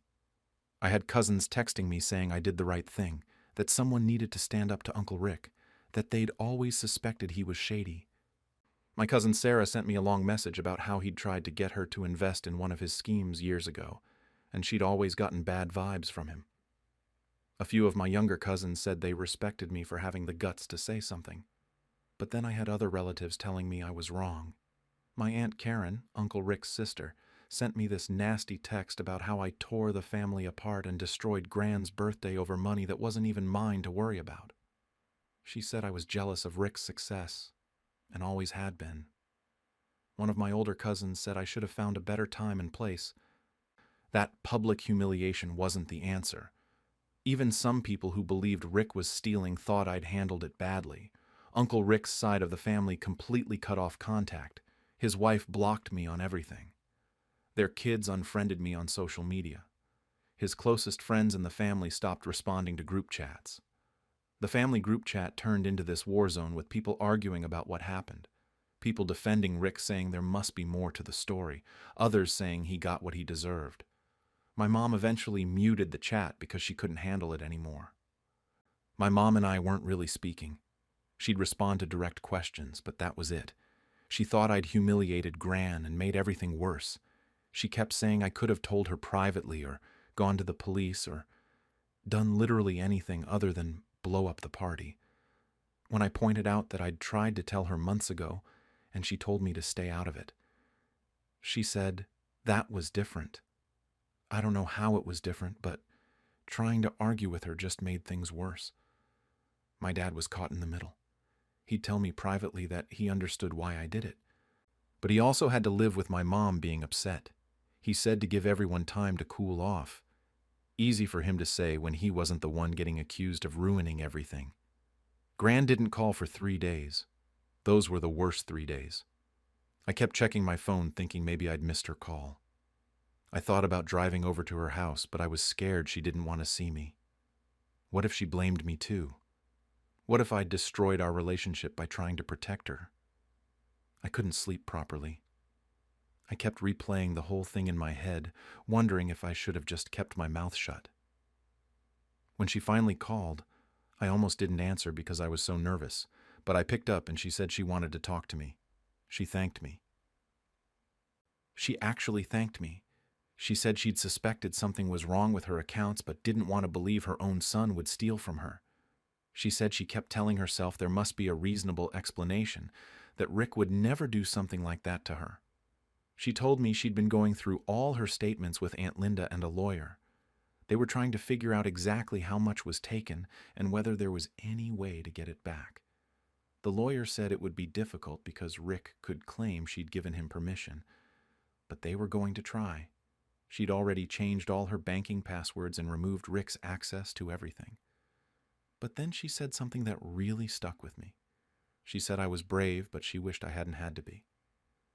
She said she understood why I did it at the party, that Rick had backed me into a corner, but the whole thing still hurt. Not because I was wrong, but because now one of the last big birthdays she'd have would always be remembered for this. She didn't say it in a mean way, just sad. That conversation made me feel better and worse at the same time. Better because she didn't hate me, worse because she was right. I'd protected her, but at what cost? It's been 2 weeks now, and things haven't really improved. The family is completely divided. Half the people think I'm a hero. Half think I'm an asshole who should have handled things differently. Uncle Rick sent a message to the family group chat before my mom muted it. This long rant about how I destroyed the family over lies and jealousy. He said he was the victim here, and that everyone would see the truth eventually. A few people actually liked his message, which blew my mind. Thanksgiving is coming up in a couple months, and I have no idea what that's going to look like. My mom said Gran is hosting like always, but she doesn't know who's actually going to show up.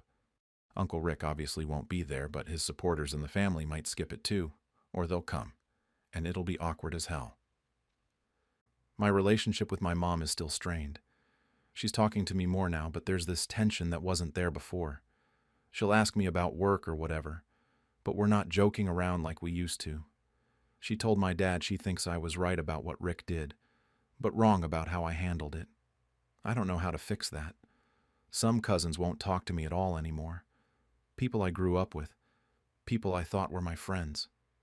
They've taken Rick's side, or they just don't want to be involved in the drama. The family feels fractured in a way it never was before.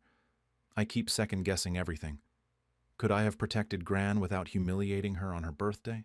Should I have just called the police and let them handle it? Should I have tried harder to get through to my mom or other family members before it came to this? But then I think about Rick standing there calling me ungrateful, making himself look like the good guy while he'd been stealing from his own mother. If I'd stayed quiet, he would have kept doing it. He would have taken everything she had. Gran seems okay when I talk to her. I've been over to visit a few times and she acts mostly normal, but there's this sadness in her eyes that wasn't there before. She doesn't talk about Rick. When anyone brings him up, she changes the subject. I know she's heartbroken, not just about the money, but about her son, about what he did, about having to face the truth about him. The lawyer said they might be able to recover some of the money, but it's going to take time, and there's no guarantee. Rick is apparently claiming that Gran gave him permission to use the funds for investments, and that he has documentation proving it. The lawyer thinks he's bluffing, but we won't know until they go through discovery. Yesterday, my mom forwarded me an email. Uncle Rick's lawyer sent a cease and desist letter to several family members, including me. It claims I'm defaming him by spreading false accusations about theft and financial abuse. It threatens legal action if I continue to make statements about him. My mom asked me if I'd actually said anything publicly, and I told her no. Just at the party.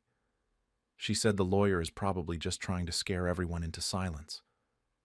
So that's where I am now. My grandmother is safe from Rick, but hurt by what he did. Half my family hates me. The other half thinks I did the right thing. My mom barely talks to me. Holidays are going to be a disaster. And I honestly don't know if I made the right choice or if I just made everything worse for everyone. For my sister's baby shower, she tried to humiliate me by saying I would never be a real parent. So I revealed the truth about her affair to everyone there. I'm 31, and my sister Emma is 28.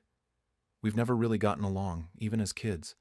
She's always been the one everyone fawned over, the pretty one, the social one, the one who did everything right according to our parents. I went to college, built a career, focused on myself. She saw that as me being selfish and cold. Every family dinner for the past few years has included some comment from her about how I'm married to my job, or how I wouldn't understand because I don't have kids. It got worse after she got married 3 years ago. Her husband, Dave, is honestly a decent guy.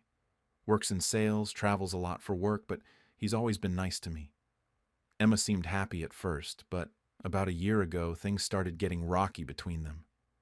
She'd call me late at night complaining about how he was never home, how she felt alone, how she didn't know if she'd made the right choice. I listened because that's what you do for family, even when that family has spent years making you feel like garbage.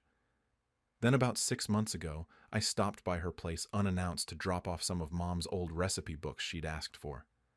I had a key from when I'd house sat for them the year before. I let myself in and found her on the couch with some guy I'd never seen before. They were clearly together in a way that wasn't platonic. I froze. She screamed. The guy grabbed his stuff and basically ran out the door. She begged me not to say anything. Crying, hyperventilating, the whole breakdown. Said it was a mistake, that she'd been lonely, that Dave would leave her if he found out. She swore it was over, that it meant nothing, that she just needed someone to make her feel wanted while Dave was traveling all the time. I told her she needed to tell him. She refused. Said she'd end it with the other guy and work on her marriage. Against my better judgment, I agreed to keep my mouth shut. She was my sister, and I didn't want to be the one to blow up her marriage. 2 months later, she announced she was pregnant. Everyone was thrilled. Mom cried. Dad opened champagne. Dave looked genuinely happy for the first time in months. I smiled and congratulated them, but I had this sinking feeling in my stomach. The timeline felt off. Dave had been on a month-long work trip to the West Coast right around when she would have conceived. When I pulled Emma aside at that family dinner and asked her directly, she got defensive and told me to mind my own business. That was all the confirmation I needed. I kept quiet anyway. What was I supposed to do? Ruin everything based on a suspicion? Maybe I was wrong. Maybe they'd worked things out, and the baby was Dave's. I told myself it wasn't my place to say anything. The next few months were rough. Emma leaned into the pregnancy hard, posting constantly on social media about becoming a mom, about how blessed she was, about how this was what life was really about. Every single post felt like a dig at me. At family gatherings, she'd make these comments about how I still had time to find someone and settle down, or how she hoped I'd understand the joy of motherhood someday. I bit my tongue every single time. The baby shower was at this banquet hall she'd rented out. It was over the top, professional decorations, catered food, a photographer, the works. There had to be at least 40 people there. Family, friends, Dave's family, her co-workers. I showed up with a gift off the registry and planned to stay in the background. I didn't want to be there, but not showing up would have caused a huge family drama. The first hour was fine. Generic baby shower stuff. Games where people guess the baby food flavors and measure her belly with toilet paper. I participated enough to not look bitter, but mostly stuck to myself. Emma was glowing, holding court in the center of the room, soaking up all the attention. Dave was playing the proud dad-to-be, putting his hand on her stomach when people asked to feel the baby kick. After the games wrapped up and she'd opened all the gifts, Emma stood up to give a speech. She thanked everyone for coming, for the gifts, for the support. Normal stuff. I was checking my phone, ready for this to be over. Then she looked directly at me. And I want to give a special thanks to my big sister for being here today, even though I know this isn't really her scene. Scattered laughter from people who knew me. She's always been more focused on her career than on family, which I respect, I guess. But maybe one day she'll know what it feels like to actually matter to a child, to have someone depend on you. To be a real parent, and not just an aunt who shows up sometimes. The room went quiet in that uncomfortable way, where people don't know if they should laugh or not. A few of her friends chuckled. My mom looked at me with this pitying expression. Dave shifted in his seat, and I just sat there, frozen, feeling like I'd been slapped across the face in front of everyone I knew. She kept going, something about how grateful she was for her life and her choices, but I wasn't really hearing it anymore. My ears were ringing.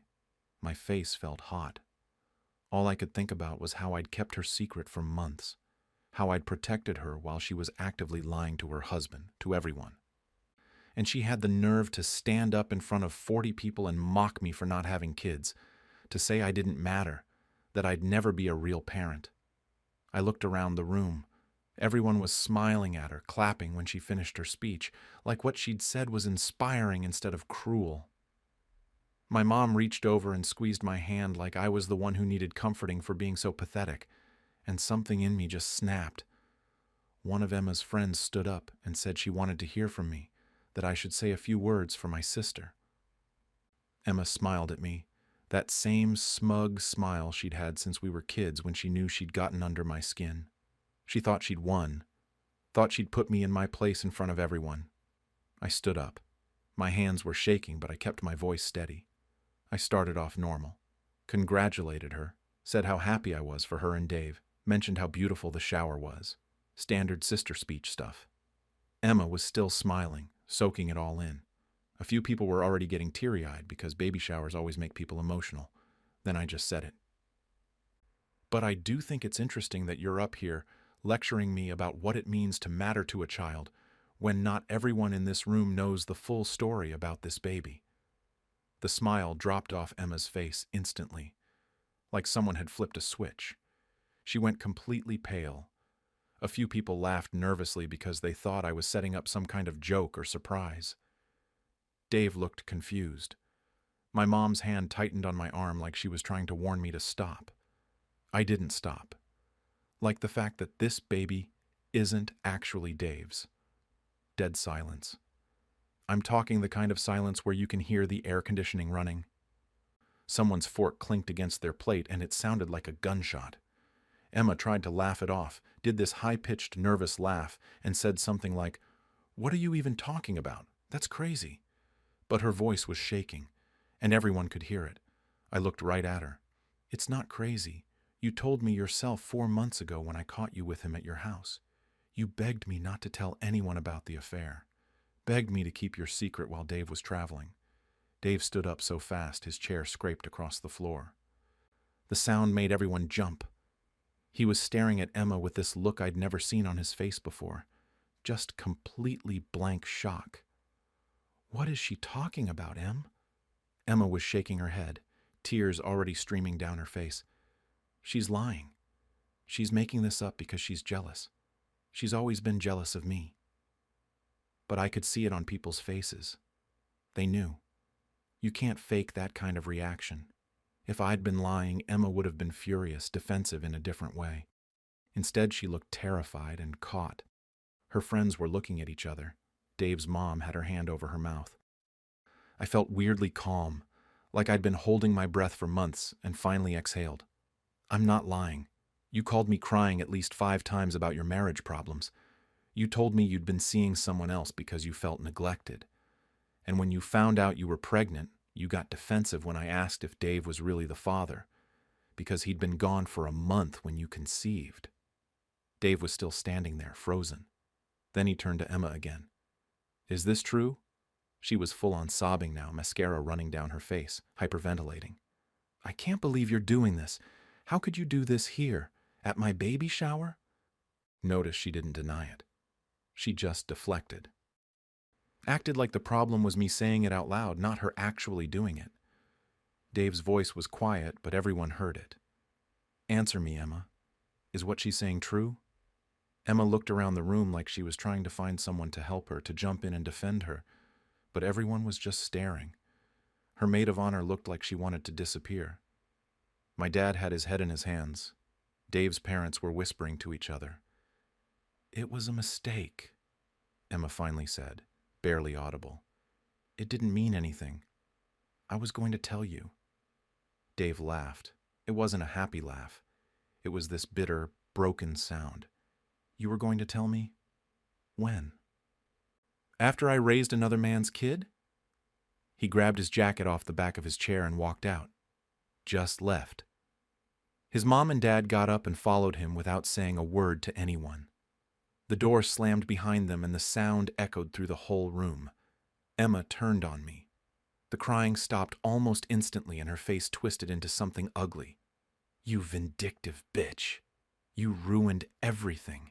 My marriage, my baby shower, everything. Are you happy now? My mom stood up and grabbed my arm hard. How could you do this? Here? Today? I pulled my arm away. How could I? She just humiliated me in front of everyone, and you're asking me how I could do this. I've been protecting her for months while she lied to everyone.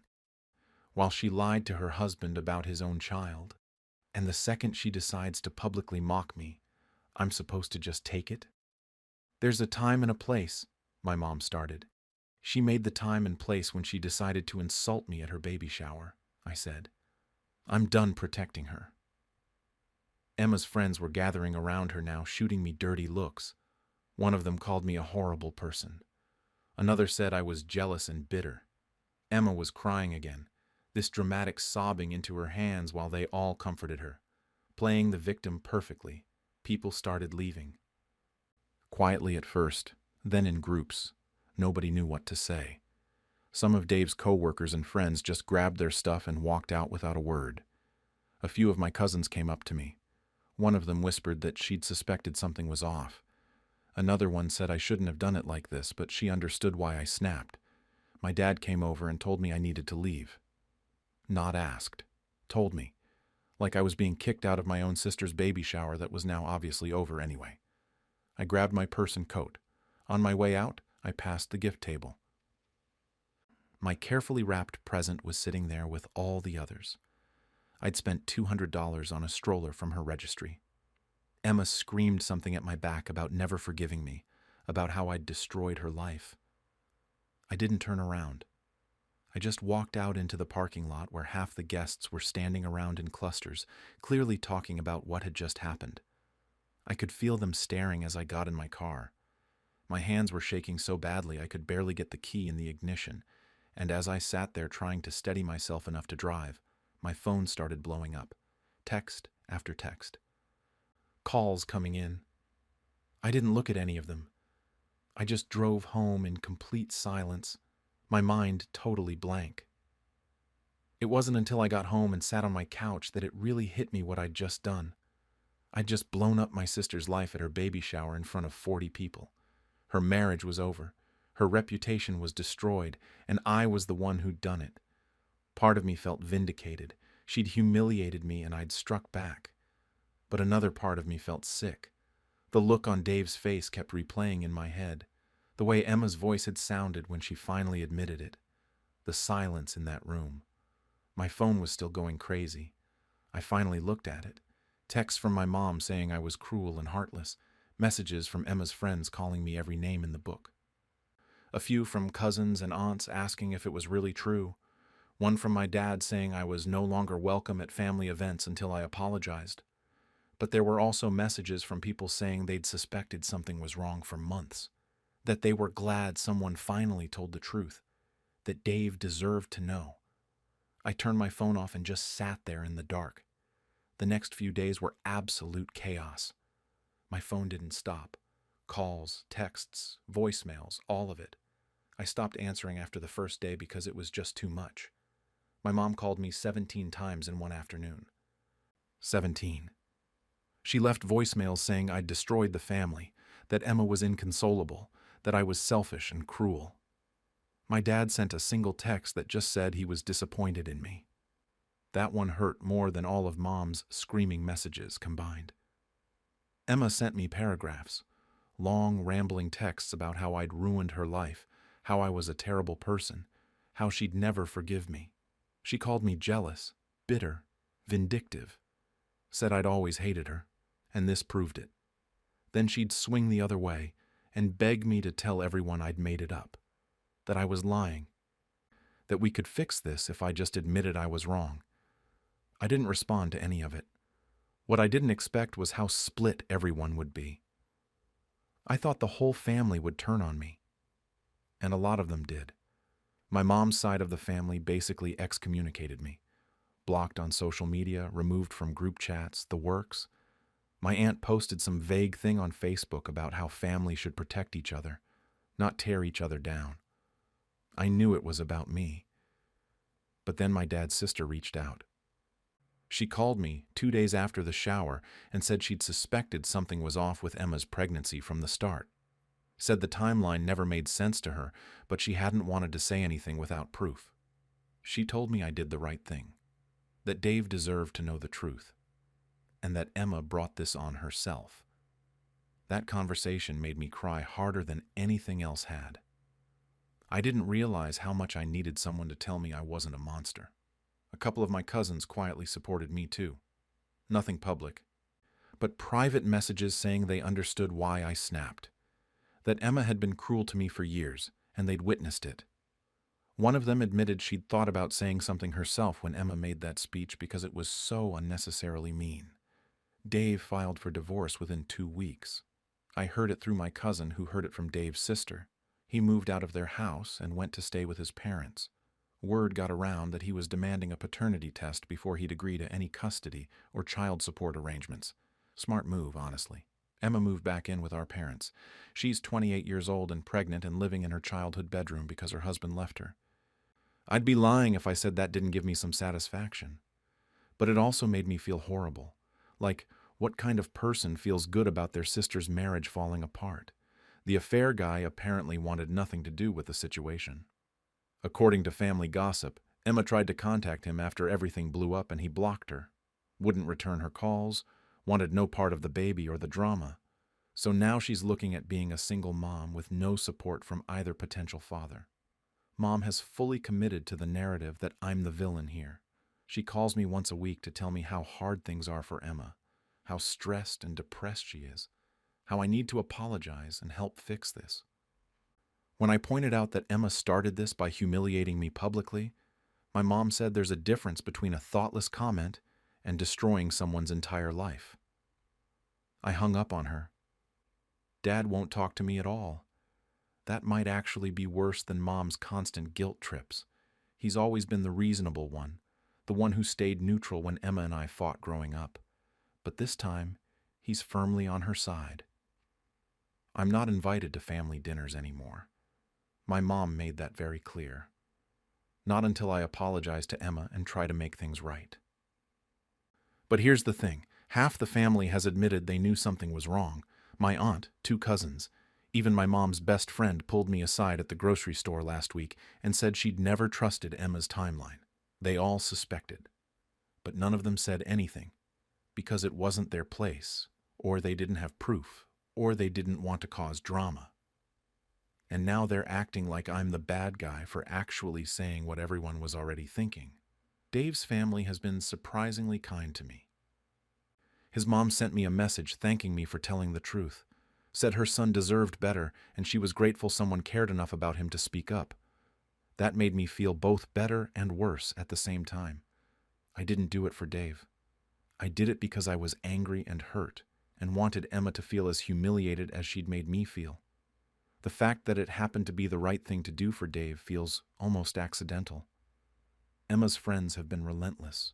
They've sent me nasty messages, left comments on my social media posts, even showed up at my workplace once to confront me in the parking lot. I had to block most of them. They all think I'm jealous and cruel, that I deliberately ruined the happiest day of Emma's life because I couldn't stand to see her happy. Never mind that she spent that happy day mocking me in front of everyone we know. I've replayed that moment in my head 1,000 times. The moment I decided to say it, I've tried to figure out if there was another way I could have handled it.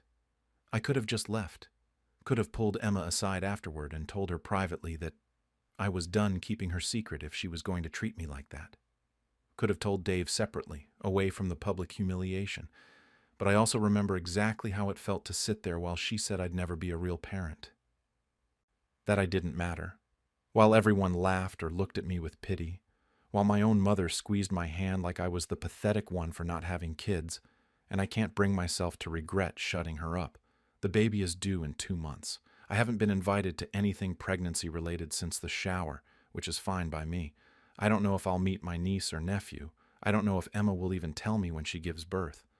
The family group chat that I'm no longer part of will probably blow up with pictures and congratulations, and I'll just hear about it secondhand. Sometimes I think about reaching out, apologizing for the timing, for doing it so publicly. But then I remember that she's never apologized to me for years of belittling comments, for the affair she expected me to cover up, for humiliating me at her baby shower before I ever said a word, and I can't make myself do it. I've lost most of my family over this. Holidays are going to be a nightmare. My mom has already told me not to come to Thanksgiving. Christmas will probably be the same. I'll be alone while they all gather around Emma and the new baby, probably talking about what a terrible person I am. But I told the truth. Dave isn't raising a child that isn't his because of me. Emma doesn't get to play happy family built on a lie because of me. Yeah, I did it for the wrong reasons. I did it because I was angry and hurt and wanted to hurt her back. But it was still the truth. So I guess I'm asking, was I wrong for exposing my sister's affair at her baby shower after she publicly humiliated me, or was it justified? Because half my family thinks I'm a vindictive monster, and the other half thinks I did what needed to be done. And honestly, I'm still not sure which one is right. The next few days were absolute chaos. My phone didn't stop. Calls, texts, voicemails, all of it. I stopped answering after the first day because it was just too much. My mom called me 17 times in one afternoon. 17. She left voicemails saying I'd destroyed the family, that Emma was inconsolable, that I was selfish and cruel. My dad sent a single text that just said he was disappointed in me. That one hurt more than all of Mom's screaming messages combined. Emma sent me paragraphs, long, rambling texts about how I'd ruined her life, how I was a terrible person, how she'd never forgive me. She called me jealous, bitter, vindictive, said I'd always hated her, and this proved it. Then she'd swing the other way and beg me to tell everyone I'd made it up, that I was lying, that we could fix this if I just admitted I was wrong. I didn't respond to any of it. What I didn't expect was how split everyone would be. I thought the whole family would turn on me, and a lot of them did. My mom's side of the family basically excommunicated me, blocked on social media, removed from group chats, the works. My aunt posted some vague thing on Facebook about how family should protect each other, not tear each other down. I knew it was about me. But then my dad's sister reached out. She called me 2 days after the shower and said she'd suspected something was off with Emma's pregnancy from the start. Said the timeline never made sense to her, but she hadn't wanted to say anything without proof. She told me I did the right thing, that Dave deserved to know the truth, and that Emma brought this on herself. That conversation made me cry harder than anything else had. I didn't realize how much I needed someone to tell me I wasn't a monster. A couple of my cousins quietly supported me too. Nothing public, but private messages saying they understood why I snapped, that Emma had been cruel to me for years, and they'd witnessed it. One of them admitted she'd thought about saying something herself when Emma made that speech because it was so unnecessarily mean. Dave filed for divorce within 2 weeks. I heard it through my cousin, who heard it from Dave's sister. He moved out of their house and went to stay with his parents. Word got around that he was demanding a paternity test before he'd agree to any custody or child support arrangements. Smart move, honestly. Emma moved back in with our parents. She's 28 years old and pregnant and living in her childhood bedroom because her husband left her. I'd be lying if I said that didn't give me some satisfaction, but it also made me feel horrible, like, what kind of person feels good about their sister's marriage falling apart? The affair guy apparently wanted nothing to do with the situation. According to family gossip, Emma tried to contact him after everything blew up and he blocked her. Wouldn't return her calls, wanted no part of the baby or the drama. So now she's looking at being a single mom with no support from either potential father. Mom has fully committed to the narrative that I'm the villain here. She calls me once a week to tell me how hard things are for Emma, how stressed and depressed she is, how I need to apologize and help fix this. When I pointed out that Emma started this by humiliating me publicly, my mom said there's a difference between a thoughtless comment and destroying someone's entire life. I hung up on her. Dad won't talk to me at all. That might actually be worse than Mom's constant guilt trips. He's always been the reasonable one, the one who stayed neutral when Emma and I fought growing up. But this time he's firmly on her side. I'm not invited to family dinners anymore. My mom made that very clear. Not until I apologize to Emma and try to make things right. But here's the thing. Half the family has admitted they knew something was wrong. My aunt, 2 cousins. Even my mom's best friend pulled me aside at the grocery store last week and said she'd never trusted Emma's timeline. They all suspected, but none of them said anything because it wasn't their place, or they didn't have proof, or they didn't want to cause drama. And now they're acting like I'm the bad guy for actually saying what everyone was already thinking. Dave's family has been surprisingly kind to me. His mom sent me a message thanking me for telling the truth. Said her son deserved better, and she was grateful someone cared enough about him to speak up. That made me feel both better and worse at the same time. I didn't do it for Dave. I did it because I was angry and hurt and wanted Emma to feel as humiliated as she'd made me feel. The fact that it happened to be the right thing to do for Dave feels almost accidental. Emma's friends have been relentless. They've sent me nasty messages, left comments on my social media posts, even showed up at my workplace once to confront me in the parking lot. I had to block most of them. They all think I'm jealous and cruel, that I deliberately ruined the happiest day of Emma's life because I couldn't stand to see her happy. Never mind that she spent that happy day mocking me in front of everyone we know. I've replayed that moment in my head 1,000 times, the moment I decided to say it. I've tried to figure out if there was another way I could have handled it. I could have just left. Could have pulled Emma aside afterward and told her privately that I was done keeping her secret, if she was going to treat me like that. Could have told Dave separately, away from the public humiliation. But I also remember exactly how it felt to sit there while she said I'd never be a real parent, that I didn't matter, while everyone laughed or looked at me with pity, while my own mother squeezed my hand like I was the pathetic one for not having kids. And I can't bring myself to regret shutting her up. The baby is due in about 6 weeks now. I haven't been invited to anything pregnancy-related since the shower, which is fine by me. I don't know if I'll meet my niece or nephew. I don't know if Emma will even tell me when she gives birth. The family group chat that I'm no longer part of will probably blow up with pictures and congratulations, and I'll just hear about it secondhand. Sometimes late at night I think about reaching out, apologizing for the timing, for doing it so publicly, for blowing up her shower. But then I remember that she's never apologized to me. Not for years of belittling comments about my life choices. Not for the affair she expected me to cover up while she played happy wife. Not for humiliating me in front of 40 people at her baby shower. She's only sorry she got caught. I've essentially lost half my family over this. My parents won't speak to me. Several aunts and uncles have made it clear I'm not welcome at family events. Holidays are going to be a nightmare, assuming I'm even invited.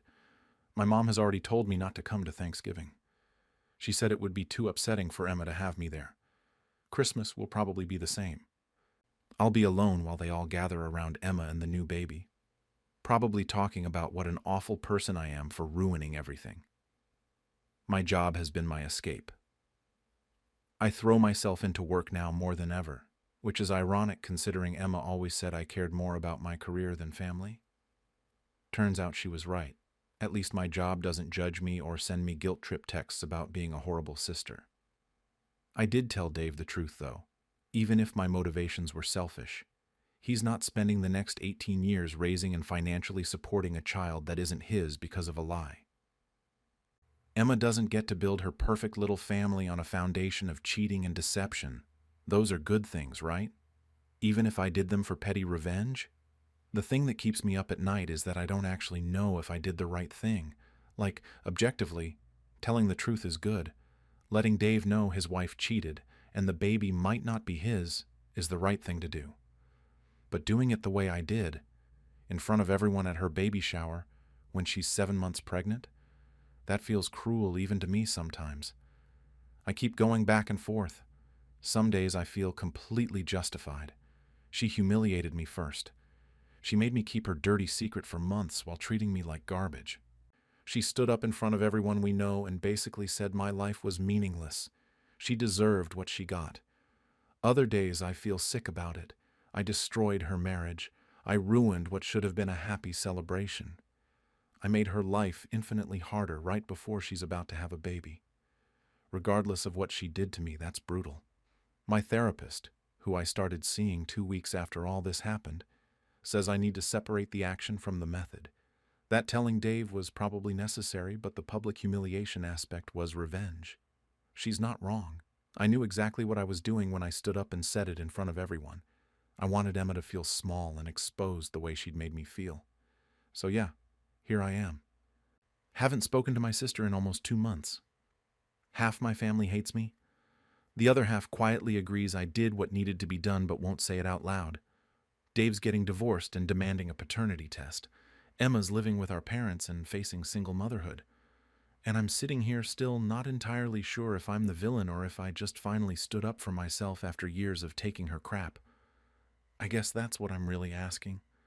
Not whether I was right to tell the truth, but whether I was wrong to do it the way I did. Because the truth needed to come out eventually. But did it need to come out like that, in that moment, in front of all those people? Or did I just nuke my entire family because I was hurt and angry and wanted her to hurt too? At my best friend's rehearsal dinner, my mother told everyone I was jealous of the bride, so I revealed how she once tried to sabotage my engagement. I, 26F, was the maid of honor at my best friend Sarah's, 27F, rehearsal dinner last weekend. Sarah and I have been friends since we were 7 years old. We grew up on the same street, went to the same schools, told each other everything. She's the sister I never had, and when she asked me to be her maid of honor, I cried happy tears for the first time in years. My mother, 53F, was also invited to the rehearsal dinner. Sarah's known her my whole life, and despite everything, Sarah is too kind to exclude people. My relationship with my mom has always been complicated. My dad died when I was 12, and after that, something in her just broke. She became bitter and critical about everything I did. Nothing was ever good enough. I wasn't pretty enough, wasn't successful enough, didn't have the right friends or the right job or the right anything. She was constantly comparing me to other people's daughters, telling me how so-and-so just got promoted or got engaged or bought a house. The worst part was how she reacted whenever something good happened to me. If I got a raise, she'd find a way to minimize it. If I was excited about a trip, she'd point out all the ways it could go wrong. It was like she couldn't stand seeing me happy. But I never really understood how deep that went until 3 years ago. When I was 23, I got engaged to my boyfriend of 2 years, Marcus. We were happy, really happy. We'd already picked out a venue and sent save the dates. Then 2 months before the wedding, he called it off. Just like that. He said he'd been getting messages from someone telling him I was cheating on him with his brother. There were screenshots of texts that I never sent, pictures that looked like me but weren't, all this manufactured evidence. I tried to explain that it wasn't real, that someone was setting me up, but he didn't believe me. His whole family turned against me. The wedding was canceled. I was devastated. It took me a year to figure out it was my mother who did it. She admitted it one night when she'd had too much wine, said she was protecting me, that I was too young, that Marcus wasn't good enough anyway. She'd created fake accounts, sent those messages, even called his family pretending to be a concerned friend. When I confronted her the next day, she denied remembering the conversation and told me I was being dramatic. I haven't dated anyone seriously since. The whole thing destroyed my ability to trust people. Most people don't know this story. Sarah knows bits and pieces, but not the full truth. I never wanted to make a big deal out of it because honestly, who wants to admit their own mother sabotaged their engagement? It sounds insane when you say it out loud. So anyway, the rehearsal dinner was at this nice Italian restaurant downtown. Both families were there, plus the wedding party. About 40 people total. I'd spent weeks planning little details, working with Sarah on seating arrangements, making sure everything would be perfect. I was genuinely excited. Sarah deserves this happiness more than anyone I know, and her fiancé Jake is a really good guy. My mother showed up late, which is typical. She walked in looking like she'd already decided the night was going to be a problem. I was sitting at the main table with Sarah, Jake, and both sets of parents. My mom was seated at a table nearby with some of Sarah's extended family. I could feel her watching me the whole time we ate. Dinner went well at first. People were laughing, the food was good. Sarah and Jake looked so happy. When it came time for toasts, Sarah's dad went first. He gave this sweet speech about watching Sarah grow up and how proud he was. Jake's parents went next and told some funny stories about him as a kid. Everyone was smiling and wiping away happy tears. Then my mother stood up with her wine glass. I felt my stomach drop immediately. She hadn't told me she was planning to give a toast. Sarah glanced at me with a confused look, and I just shrugged because I had no idea what was happening. My mom started talking about how she'd watched both Sarah and me grow up together. What sweet little girls we were, all this nostalgic stuff that seemed fine at first. Then her tone shifted. She said, "I just want to acknowledge how hard this must be for my daughter." The room got quiet. I felt everyone's eyes turn toward me. She kept going. "Watching your best friend get everything you always wanted, the wedding, the perfect man, the future, that takes real strength. I'm proud of her for putting on a brave face." I couldn't breathe. My face was on fire. I stared down at my plate. Then she laughed and added, "Though we all know she never did handle being second best very well." A few people laughed uncomfortably. Most just sat there in awkward silence. Sarah's hand found mine under the table and squeezed it. Jake looked completely bewildered. His parents exchanged glances. My mother sat down looking satisfied, like she'd just given some touching tribute instead of humiliating me in front of 40 people. Jake's mom tried to recover by loudly commenting on how lovely the restaurant was, and someone else jumped in about the weather, but the damage was done. Everyone at that dinner now thought I was some jealous, bitter friend who couldn't be happy for Sarah. They thought I was sitting there seething with envy while my best friend celebrated her upcoming wedding, and my mother had done it on purpose. I could see it in her eyes when she looked at me. This was her way of punishing me for being close to Sarah, for being happy for someone else, for existing in a moment that wasn't about her. She wanted everyone to see me as pathetic. I excused myself to the bathroom because I needed a minute to breathe. My hands were shaking. I looked at myself in the mirror and realized I had a choice to make. I could go back out there, get through the rest of the night, and let everyone believe I was jealous. Or I could tell the truth about who my mother really was and what she'd done to me. If I stayed silent, this narrative would stick. People would whisper about it. They'd watch me at the wedding, looking for signs of jealousy. Sarah would spend her special day worrying about me. And my mother would get away with it again, just like she always did. But if I spoke up, I'd be creating a scene at my best friend's rehearsal dinner. I'd be making it about me and my problems instead of Sarah's happiness. I stood there in that bathroom for probably 5 minutes, trying to decide. Then I walked back out to the table. Dessert was being served. The best man was standing up to give his toast. And before he could start, I stood up instead. I stood up before the best man could start his toast, and said I needed to say something. My voice was steadier than I expected. Sarah looked worried. My mother looked smug, like she thought I was about to make things worse for myself. I started by congratulating Sarah and Jake. I told them how happy I was for them, how perfect they were together, how I couldn't wait to stand beside Sarah on her wedding day. All of that was genuine. I meant every word. But then I said I needed to address what my mother had just said because I couldn't let it stand. The energy in the room shifted. People put down their forks. My mother's smug expression started to falter. I told them I wasn't jealous of Sarah, that I had never been jealous of Sarah, that Sarah was my best friend and her happiness was my happiness. But I said my mother had always had a problem with me being happy, and what she'd just done was part of a pattern that had been going on for years. Then I told them about Marcus.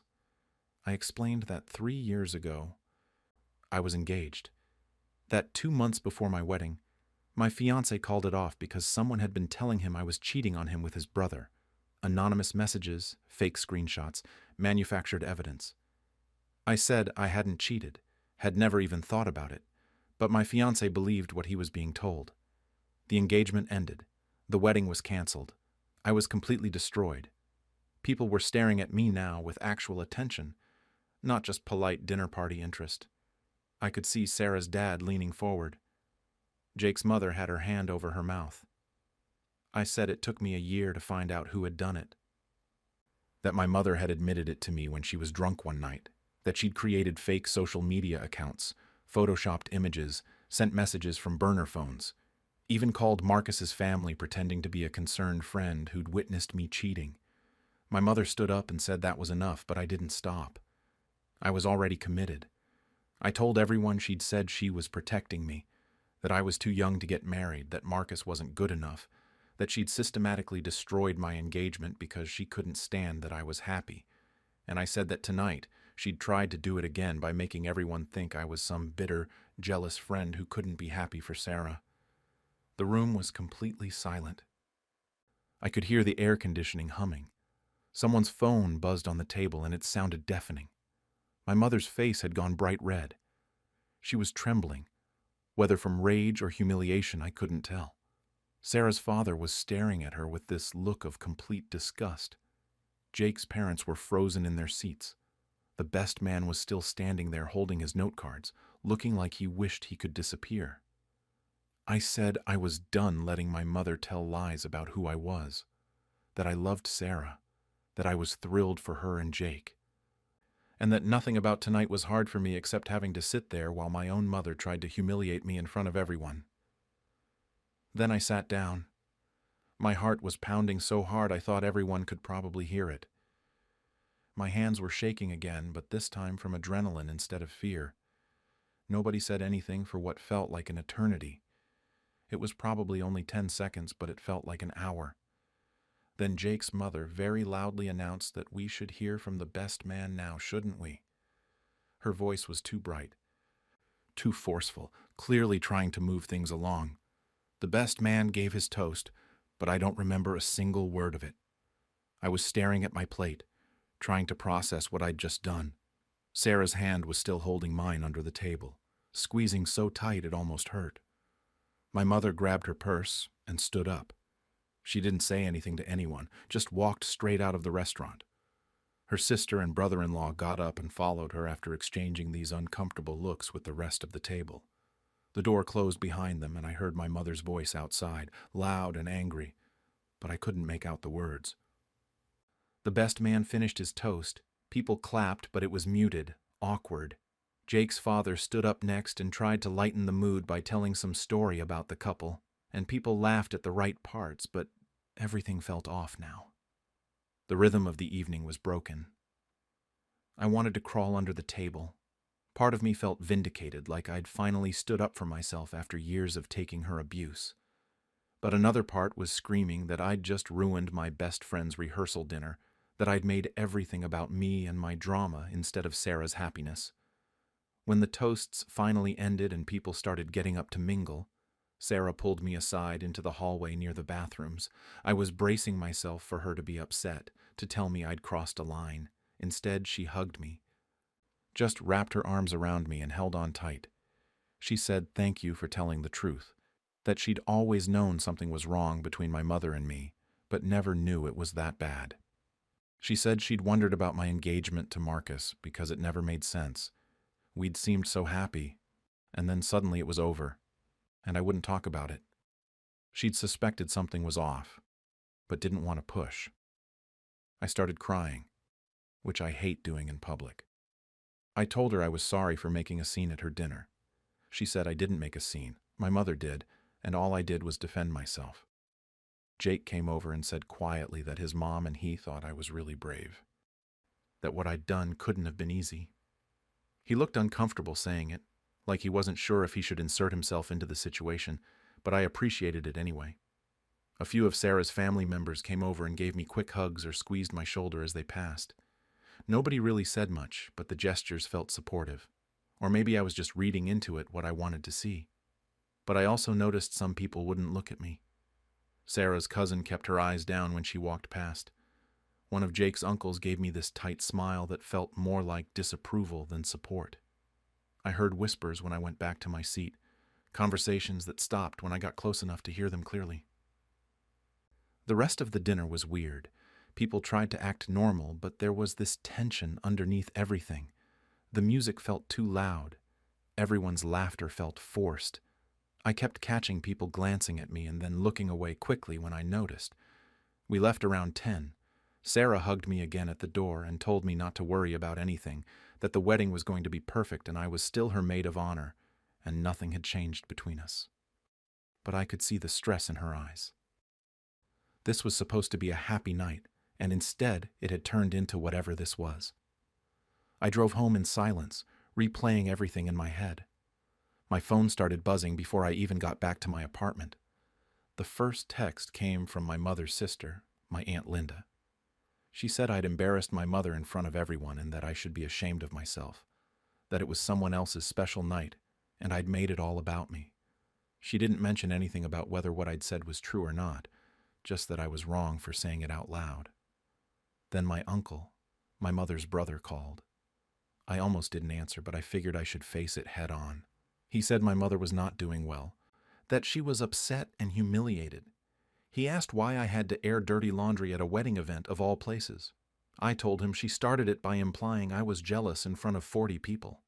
He said that wasn't the same thing as what I did, and that I knew it. We didn't talk long after that. My cousin Rachel, who'd been at the dinner, sent a text that said she believed me but questioned whether it had to be tonight.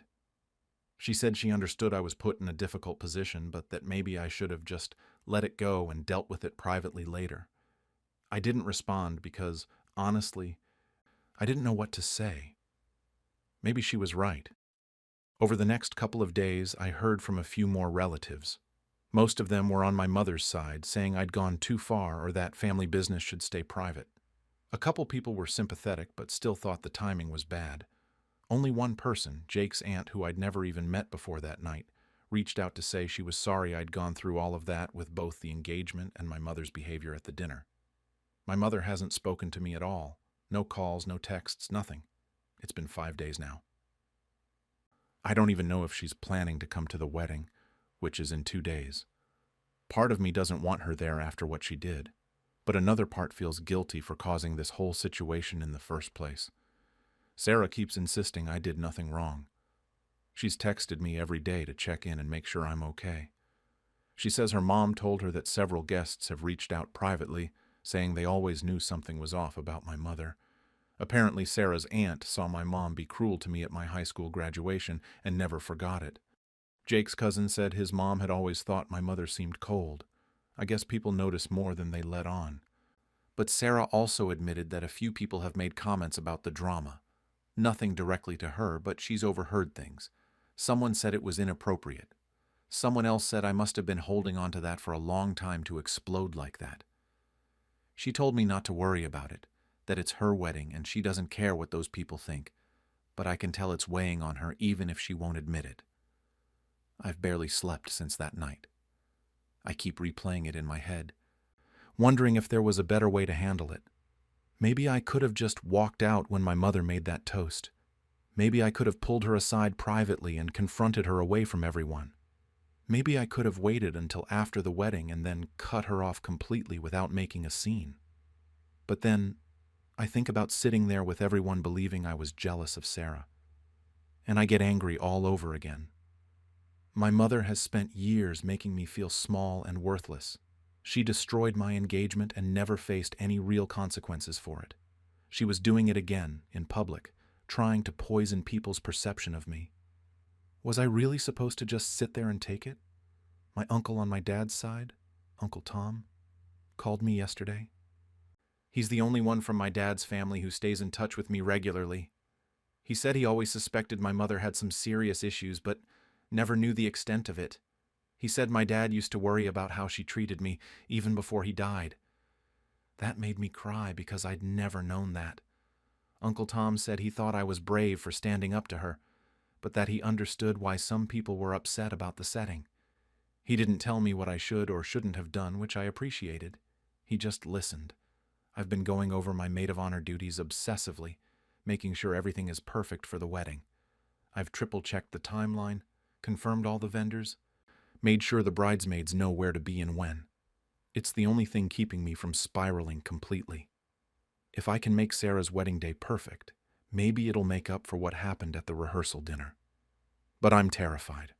I'm terrified my mother will show up and cause another scene.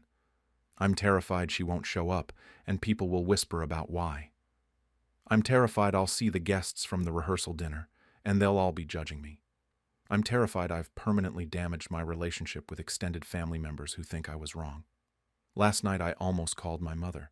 I had her number pulled up on my phone and my thumb was hovering over it. I wanted to apologize or explain or something. But then I remembered her face when she made that toast, how satisfied she looked when she humiliated me, how she's done versions of this my entire life and never once apologized for any of it. So I put my phone down. Sarah sent me a long text this morning. She said, no matter what happens at the wedding, I'm her best friend and her maid of honor and she loves me. She said she doesn't regret inviting my mother because she couldn't have known what would happen, but that if my mother causes any problems at the wedding, her dad has already volunteered to escort her out. She said the only thing she cares about is marrying Jake and having me standing next to her when she does it. That text made me feel better and worse at the same time. Better because at least Sarah doesn't hate me. Worse because she shouldn't have to be worried about any of this 2 days before her wedding. I've been thinking a lot about what my mother said during that toast, about me never handling being second best very well. The thing is, I've spent my whole life feeling like I was second best to some imaginary standard she had in her head. Nothing I did was ever good enough, and the one time I found happiness with Marcus, she destroyed it because even that wasn't acceptable to her. Maybe she was right that I don't handle being second best very well, but not in the way she meant it. I don't handle it well because I shouldn't have to be second best in my own mother's eyes. I shouldn't have to compete with her impossible standards or some fantasy daughter who doesn't exist. The wedding is in 48 hours. I've laid out my maid of honor dress and checked it for any stains or loose threads. I've practiced my speech about 100 times. I've made sure my phone is charged so I can take photos.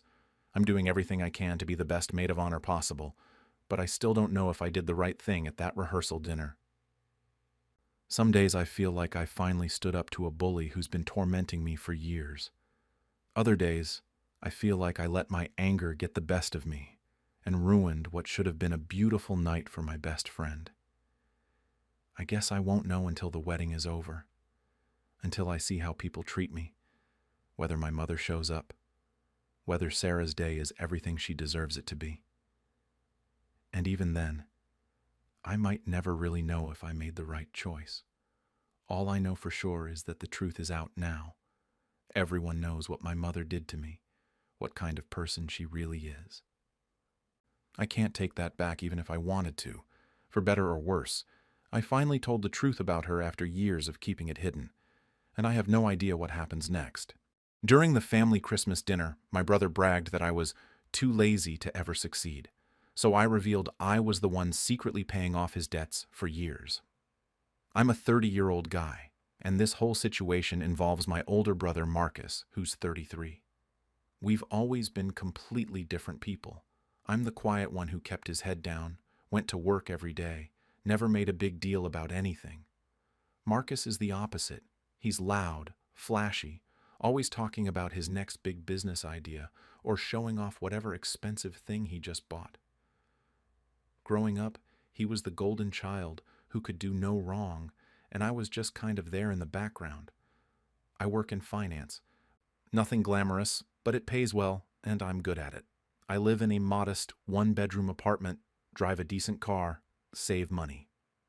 Marcus acts like he's some kind of entrepreneur mogul, always posting on social media about luxury dinners and weekend trips, talking about investments and deals. What nobody in the family knows is that for the past 5 years, I've been the one keeping his entire life from collapsing. It started small. He called me late one night, panicked, saying he needed $2,000 to cover a payment he missed. He promised he'd pay me back in a month. I sent the money because he's my brother and he sounded desperate. That $2,000 turned into $5,000 a few months later. Then it was $8,000 for credit card debt he couldn't handle. Then $12,000 when his gambling got out of control and some guys were threatening him. Each time he swore it was the last time. Each time I told myself I was protecting our parents from the stress and embarrassment of knowing their successful son was actually drowning in debt. Over 5 years, I've given him somewhere between $50,000 and $60,000. I stopped keeping exact track because it depressed me too much. The money came from my savings, my bonus checks, money I should have been using to buy a house or go on actual vacations. But I did it quietly, never told anyone, because I thought I was doing the right thing for the family. So anyway, this Christmas we all gathered at my parents' house like we do every year. The whole extended family was there, maybe 20 people total. Aunts, uncles, cousins, the works. My parents always go all out with the decorations and food, making it this big production. Marcus showed up in a new jacket that probably cost more than my rent, talking loudly about some crypto investment he was supposedly killing it with. Dinner started normally enough, everyone passing around dishes, making small talk, the usual holiday stuff. I was sitting there eating my ham and potatoes, barely contributing to conversations like always. Marcus was holding court at his end of the table, telling some story about a business meeting that I'm pretty sure was completely made up. Then he started drinking more. He gets louder when he drinks, more obnoxious. He started making little comments aimed at me throughout the meal. Stuff like, "Still in that tiny apartment, huh?" And, "When are you going to do something interesting with your life, man?" I ignored it. I've dealt with this my entire life. My parents didn't say anything. They never do when Marcus acts like this. But then after his third or fourth beer, he stood up a little bit to reach for the wine bottle, and he had everyone's attention. He looked right at me with this smirk and said something like how I was going absolutely nowhere in life. He laughed and said I'd probably end up alone and broke, still doing the same boring job when I'm 50, never taking any risks or living life. Some of my cousins laughed. Not mean laughs exactly, but uncomfortable ones like they didn't know if he was joking or serious. My parents just sat there, didn't defend me, didn't tell him to stop. Nothing. Then my Uncle Tom, who was also pretty drunk, decided to pile on. He laughed and said, "Well, not everyone can be as successful as Marcus, right?" More uncomfortable laughter around the table. I felt my face get hot.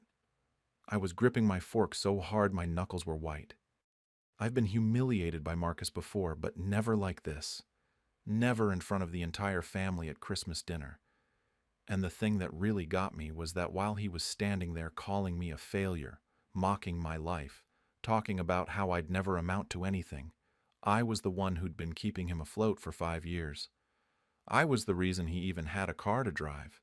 I was the reason debt collectors weren't calling our parents' house. I was the reason his credit cards were paid off. Something inside me just snapped. I've spent my whole adult life being the responsible one, the quiet one, the one who fixes problems without asking for credit. I've let Marcus walk all over me while I cleaned up his messes in the background. And for what?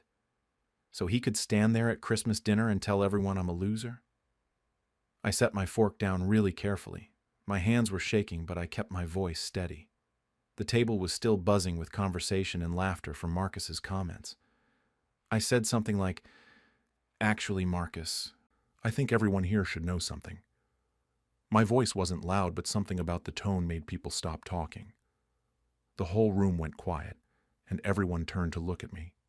I had about 3 seconds where I could have backed down. I could have made some joke, laughed it off, let the moment pass like I always did. My mom was looking at me with this expression that was half warning, half pleading. She knew whatever was coming wasn't going to be good. Marcus was still standing there with that smug look on his face, like he'd just won something. But I was so tired.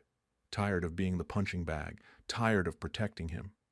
Tired of watching him take credit for a life I was literally financing. My brain was going a million miles an hour thinking about all the consequences. This was going to destroy his reputation. It was going to make Christmas dinner a disaster. It might permanently damage our relationship. My parents were going to be furious, embarrassed, devastated. And you know what? In that moment, I didn't care anymore. I told them. I said I'd been the one secretly paying off Marcus's debts for the past 5 years. I kept my voice calm and even, which somehow made it hit harder. I explained about the gambling debts, the maxed-out credit cards, the car payment he couldn't make last year.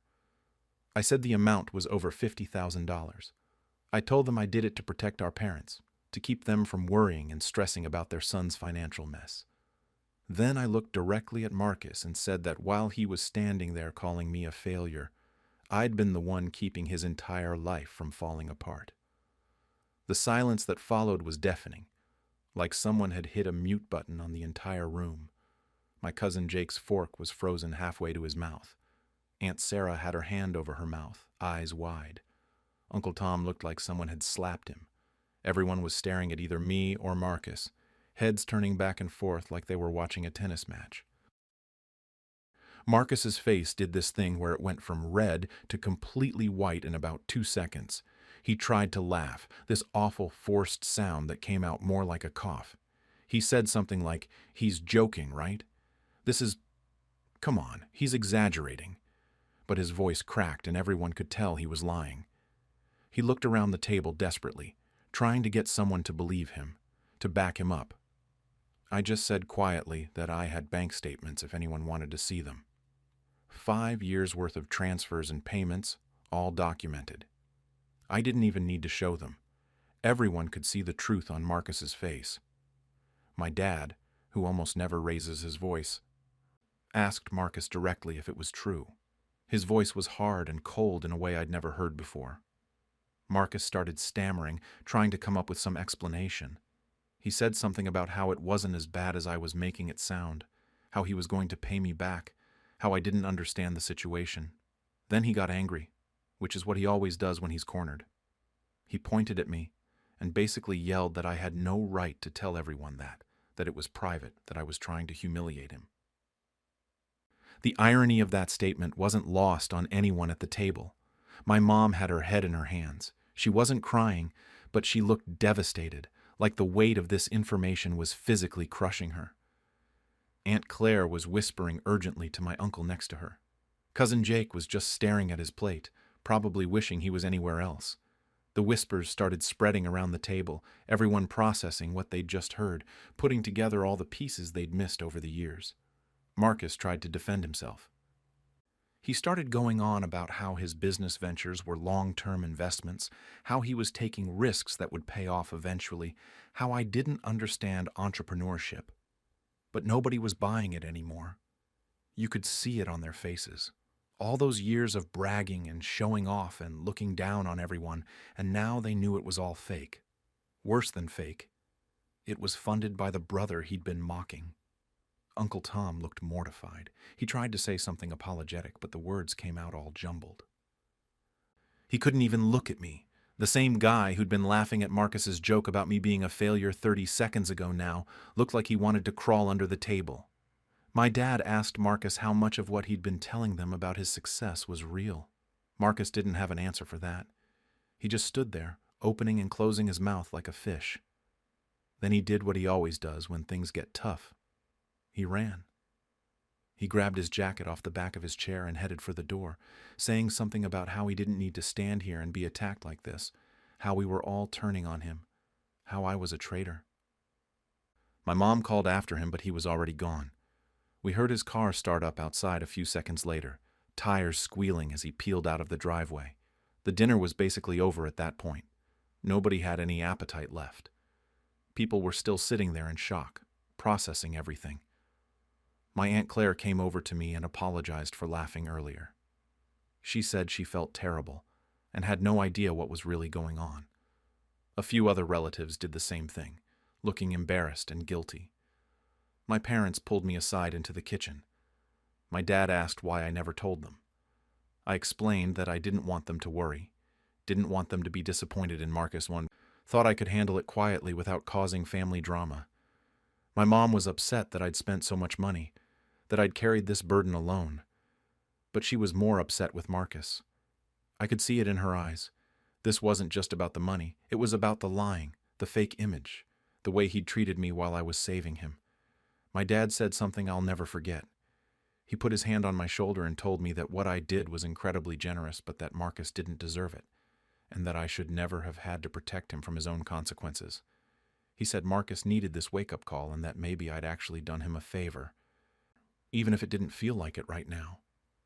But standing there in my parents' kitchen while the rest of the family awkwardly tried to salvage Christmas dinner in the other room, I wasn't sure if I'd done the right thing or if I'd just nuked my entire family over my own pride.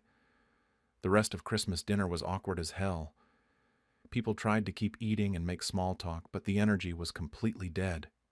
My younger cousins kept glancing at me like I was some kind of bomb that might go off again. Aunt Sarah made some comment about the ham being dry just to fill the silence. Within an hour, people started making excuses to leave early. Long drive home, kids are tired, need to check on the dog, whatever they could come up with. I helped my mom clean up the dishes while my dad sat in the living room looking exhausted. She didn't say much, just kept washing plates with more force than necessary. At one point, she asked me if I really had bank statements proving everything. I told her I did. She nodded and went back to scrubbing. Before I left that night, she hugged me longer than usual and said she was sorry. I'm still not entirely sure what she was apologizing for. That was 3 weeks ago, and Marcus hasn't spoken to me since. Not a word. He blocked me on all social media within hours of leaving the dinner. I tried calling him the next day to talk, not to apologize exactly, but maybe to explain myself better. It went straight to voicemail. I sent a text that he never responded to. My mom keeps saying we need to work it out, that family is family, and we'll regret letting this divide us. But honestly, I don't know how to fix this or if I even want to. What's been weird is how the rest of the family has reacted. In the days after Christmas, I got a bunch of texts and calls from relatives. Cousin Jake apologized for snickering at Marcus's joke. He said he always thought Marcus was kind of full of himself but never imagined it was all fake. He felt bad for not standing up for me when it happened. Aunt Claire sent me this long text message saying she'd always suspected Marcus was full of hot air and that she was proud of me for finally standing up for myself. She said she wished she'd said something during dinner instead of just laughing along. Uncle Tom called me 4 days after Christmas. That was probably the most satisfying one, if I'm being honest.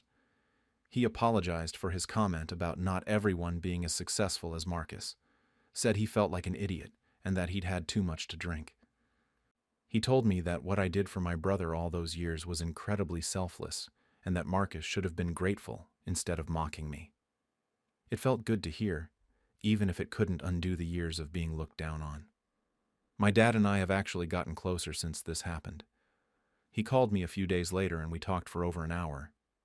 He admitted that he and my mom had always treated Marcus differently, always given him more grace because he was charismatic and confident. He said they realized they'd been enabling him and ignoring the warning signs. He told me they were going to stop giving Marcus money, which apparently they'd been doing too without telling me. Smaller amounts than what I'd been paying. But still. We'd both been propping him up without knowing the other was doing it. My mom has been trying to play mediator.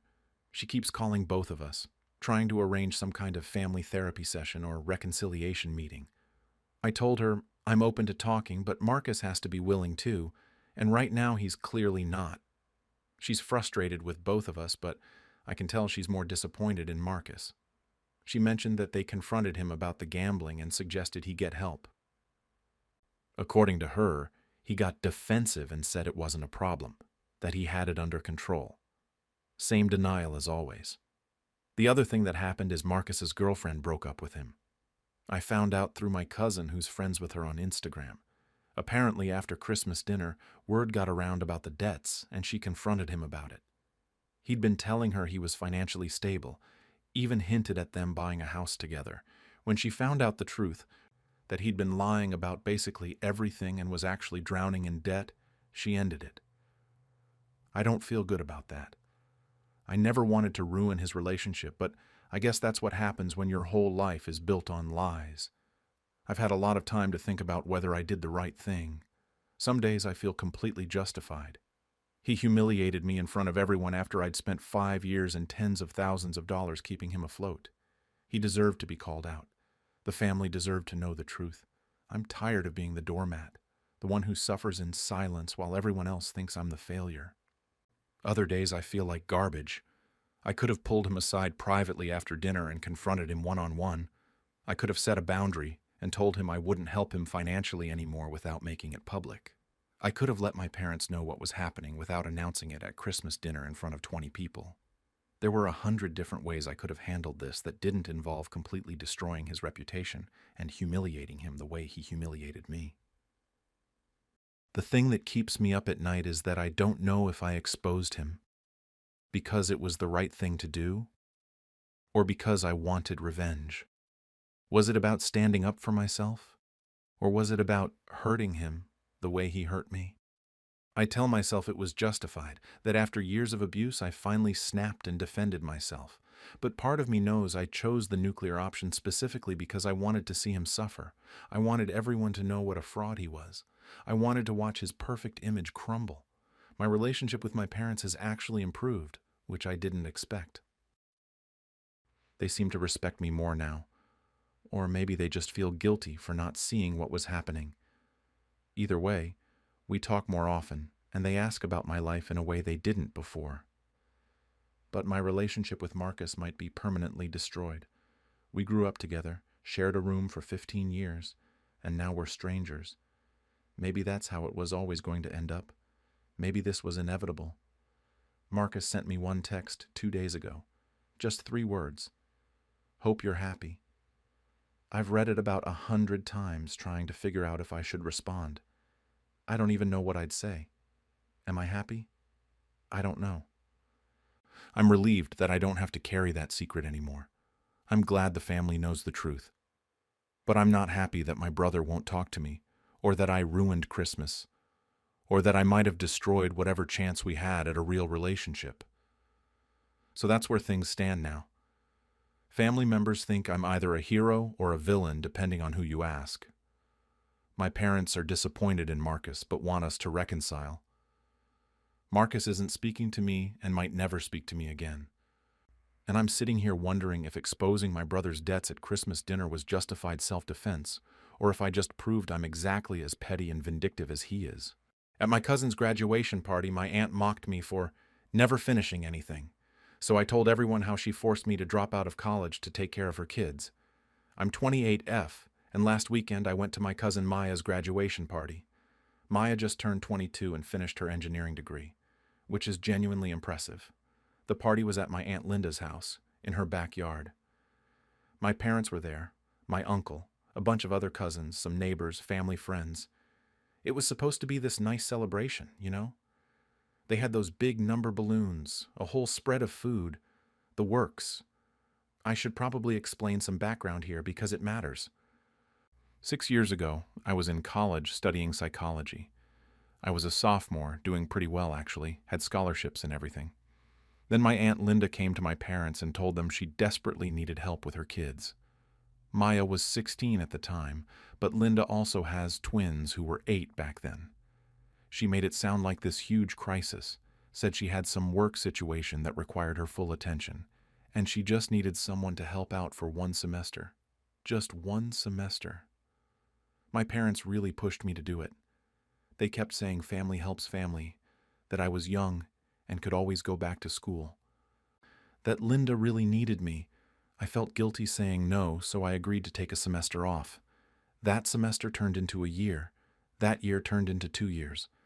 By the time I even thought about going back, I'd lost my scholarships. I couldn't afford tuition anymore. My momentum was just gone. Here's the thing, though. Most of my family doesn't know this is what happened. My aunt never told people she asked me to leave school. When relatives would ask why I dropped out, she'd just do this sad shake of her head like I'd disappointed everyone.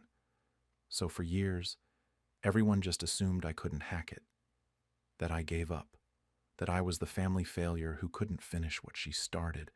I still went to family events because, I don't know, you're supposed to, right? But it stung every time someone would ask what I was doing with my life or make little comments about college not being for everyone. My aunt never corrected them, never mentioned that I spent 2 years raising her kids for free while she focused on her career. Anyway, I showed up to Maya's party trying to be supportive. Maya's always been sweet to me. This wasn't about her. I was helping set out food, chatting with relatives, trying to make the day nice. About halfway through, people started doing toasts. A few family friends said some words. My uncle gave this proud dad speech. Then my Aunt Linda stood up. She started going on about how proud she was of Maya, all her accomplishments, her degree, her bright future. Normal mom stuff. I was smiling and clapping along with everyone else. Then Linda said something about how Maya had real determination, how she always saw things through no matter what. Still fine. But then she added, and I remember this exactly. You know, it takes real determination to finish what you start. Not everyone in this family has that quality, but my Maya does. She looked right at me when she said it, this little smirk on her face. Some people laughed politely. Others got quiet and looked uncomfortable. A few relatives glanced at me, then away. My parents both stared down at their plates. I felt my face get hot. I just sat there, fork in my hand, trying to decide if that actually just happened or if I was being oversensitive. But no, she definitely meant it. She was still looking at me with that satisfied smile, like she'd just won something. The thing is, I've dealt with these little digs for years. Comments about how some people just aren't cut out for higher education. Jokes about how I'm the free spirit of the family who couldn't commit to a path. I always stayed quiet because I didn't want to cause drama. I didn't want to make things awkward. But sitting there, watching my aunt bask in her daughter's success while publicly mocking me for sacrificing my own education to raise that same daughter, something just snapped. Someone, I think it was one of the neighbors, said it would be nice to hear from other family members. My uncle turned to me and said, I should say a few words since I'm family. Everyone was looking at me now. My aunt was still smiling, clearly thinking I'd just congratulate Maya and sit back down like a good little doormat. I stood up. My heart was pounding so hard I could hear it in my ears. I had this split second where I could have just played it safe. Said something nice about Maya, made a bland toast, sat down, and let my aunt keep her perfect image intact. Let everyone keep thinking I was just the cousin who couldn't cut it. But then I thought about all the times I missed my own classes and study groups to pick up the twins from school, the birthday parties I skipped because Linda needed a babysitter, my own would-be graduation that I spent watching her kids so she could take them to an amusement park, the hundreds of hours of free labor she got from me while my future slipped away. I congratulated Maya first. I meant it too. I told her I was really proud of her and that she'd worked hard for this. She smiled at me, genuinely, because, like I said, Maya's a good kid. This wasn't about her. Then I took a breath and said I needed to correct something my aunt had just said. The backyard went completely silent. I said that I didn't lack determination. I said I was asked to leave college. You could hear everything in that moment. Someone's ice clinking in their glass. A car passing on the street. My aunt's face started changing color, but I kept going.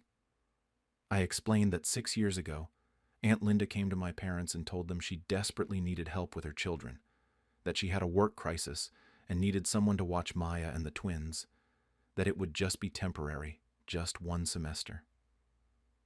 I looked around at all the relatives sitting there and said that one semester turned into 2 years of me being a free nanny while my scholarship money dried up and my chance at finishing school disappeared.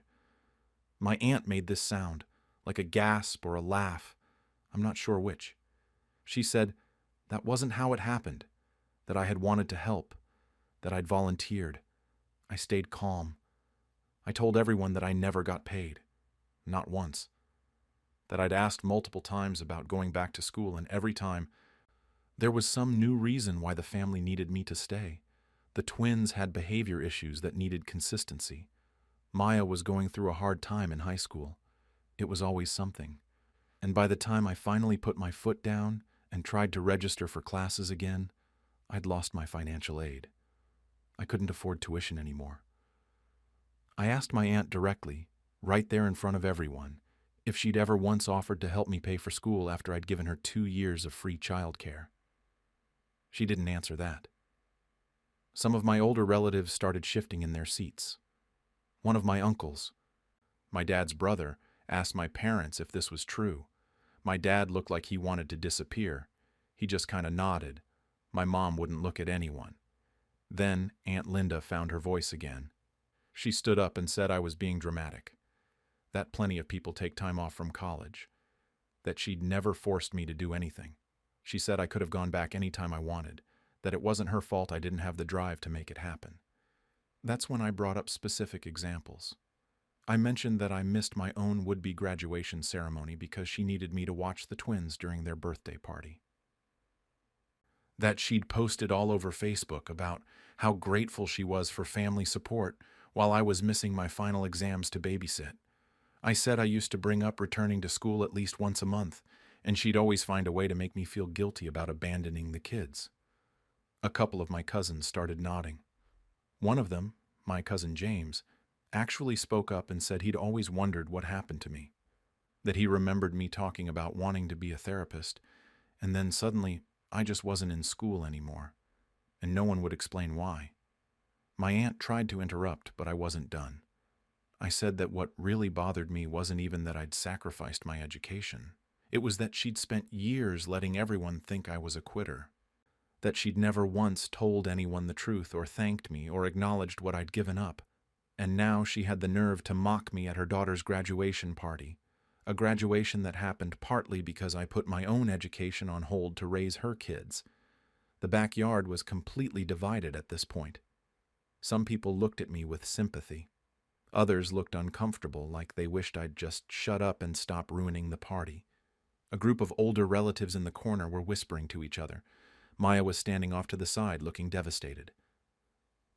Her eyes were all watery, and she kept looking between me and her mom like she didn't know what to believe. Aunt Linda's face was bright red now. She pointed at me and said I was selfish, that I was trying to ruin her daughter's special day because I was jealous, that she'd given me a place to stay and fed me, and I was acting like she'd somehow wronged me. She said if I was so desperate to go back to school, I should have figured it out myself instead of blaming her for my own failures. I felt myself getting angry then, properly angry. But I forced myself to stay level. I said I wasn't trying to ruin anything. I said I wouldn't have brought any of this up if she hadn't just publicly humiliated me in front of everyone. That all she had to do was not make that comment. That I'd been sitting there, being supportive, helping with the party, and she couldn't resist taking a shot at me. One of the family friends, this older woman who I don't even know that well, said she remembered me from 6 years ago. She said I'd been at Linda's house constantly back then, and she'd always assumed I was just visiting a lot. She looked at my aunt and asked if I'd really been living there as childcare. Linda's husband, my uncle, looked uncomfortable. He said maybe everyone should calm down and we could discuss this privately later. But my aunt wasn't having it. She said there was nothing to discuss, that I was twisting everything to make myself look like a victim. I pointed out that she still hadn't denied any of it. She hadn't said I was lying. She was just mad that people now knew the truth. More relatives started weighing in. My mom's sister said she'd always thought it was strange that I dropped out so suddenly, that I'd been doing well in school and then just stopped going. Another cousin mentioned that she'd offered me a job around that time, and my aunt had told her I was too busy with family obligations. The party was completely falling apart. Some people were gathering their things. A few neighbors slipped out quietly. Maya sat down on one of the chairs and put her head in her hands. I felt terrible about that part, I really did. But I also didn't know what else I was supposed to do. My aunt looked around at everyone staring at her and said we were all being ridiculous, that this was ancient history and I needed to move on. Then she turned and walked into the house. Her husband followed her after giving me this look like I'd just burned his house down. I stood there for a second, not sure what to do next. My hands were shaking. A few relatives came up to me. One of my cousins hugged me and said she was sorry, that she hadn't known. My dad's brother said he wished someone had told him what was going on back then. But there were also people avoiding eye contact with me, clearly thinking I was out of line. I decided to leave. The party was obviously over and I didn't want to make things worse for Maya. I went over to her first and tried to apologize, but she just shook her head and said she needed a minute. That hurt, but I got it. As I was walking to my car, my parents caught up with me. My dad said I could have handled it differently, that there was a time and place. My mom didn't say much, just looked exhausted. She did admit, quietly, that they probably should have helped me get back to school, that they'd let Linda take advantage and they were sorry about that. It wasn't the apology I wanted, but it was something. I drove home feeling like I'd just set off a bomb. Relieved and guilty and angry and vindicated all at once. That night, I couldn't sleep. I kept replaying everything in my head, wondering if I'd made a huge mistake. Part of me felt justified, but another part felt like garbage for ruining Maya's day. I checked my phone about 100 times, not sure if I wanted people to reach out or if I was dreading it. Around 10 that evening, Maya texted me. My stomach dropped when I saw her name pop up. I thought she was going to tell me off, that I'd humiliated her, that she never wanted to speak to me again. But that's not what happened. She said she was sorry. She apologized for her mom's behavior and said she'd had no idea about any of it. She told me she'd always wondered why I stopped coming around as much after I left college, why things felt different between us. She said her mom had always made it sound like I'd just decided school wasn't for me, that I'd wanted to take a different path. Maya said she'd asked about me over the years, and her mom would just say I was figuring things out. We texted back and forth for a while. I told her I was sorry for what happened at her party, that she didn't deserve that. She said she understood why I'd said something, that her mom shouldn't have made that comment in the first place. She also said she felt guilty now, knowing that part of her easier childhood came from me sacrificing so much. I tried to tell her that wasn't on her, that she was just a kid, but I could tell she was processing a lot. The next few days were weird. My phone kept going off with messages from different family members. My cousin James texted saying he was glad I finally spoke up, that he'd always suspected something wasn't right about the whole situation. A couple of my other cousins reached out with support. One of my aunts, my mom's younger sister, called and said she wished she'd pushed harder to find out what was really going on back then. But there were also people who clearly thought I was in the wrong. I didn't get invited to a barbecue at my uncle's house the following weekend, and my mom mentioned that some relatives thought I should have just let it go for the sake of family harmony. One of my cousins sent me this long message about how family should protect each other's reputations and how I'd embarrassed everyone by airing dirty laundry in public. My Aunt Linda hasn't spoken to me at all, from what I've heard through the family grapevine.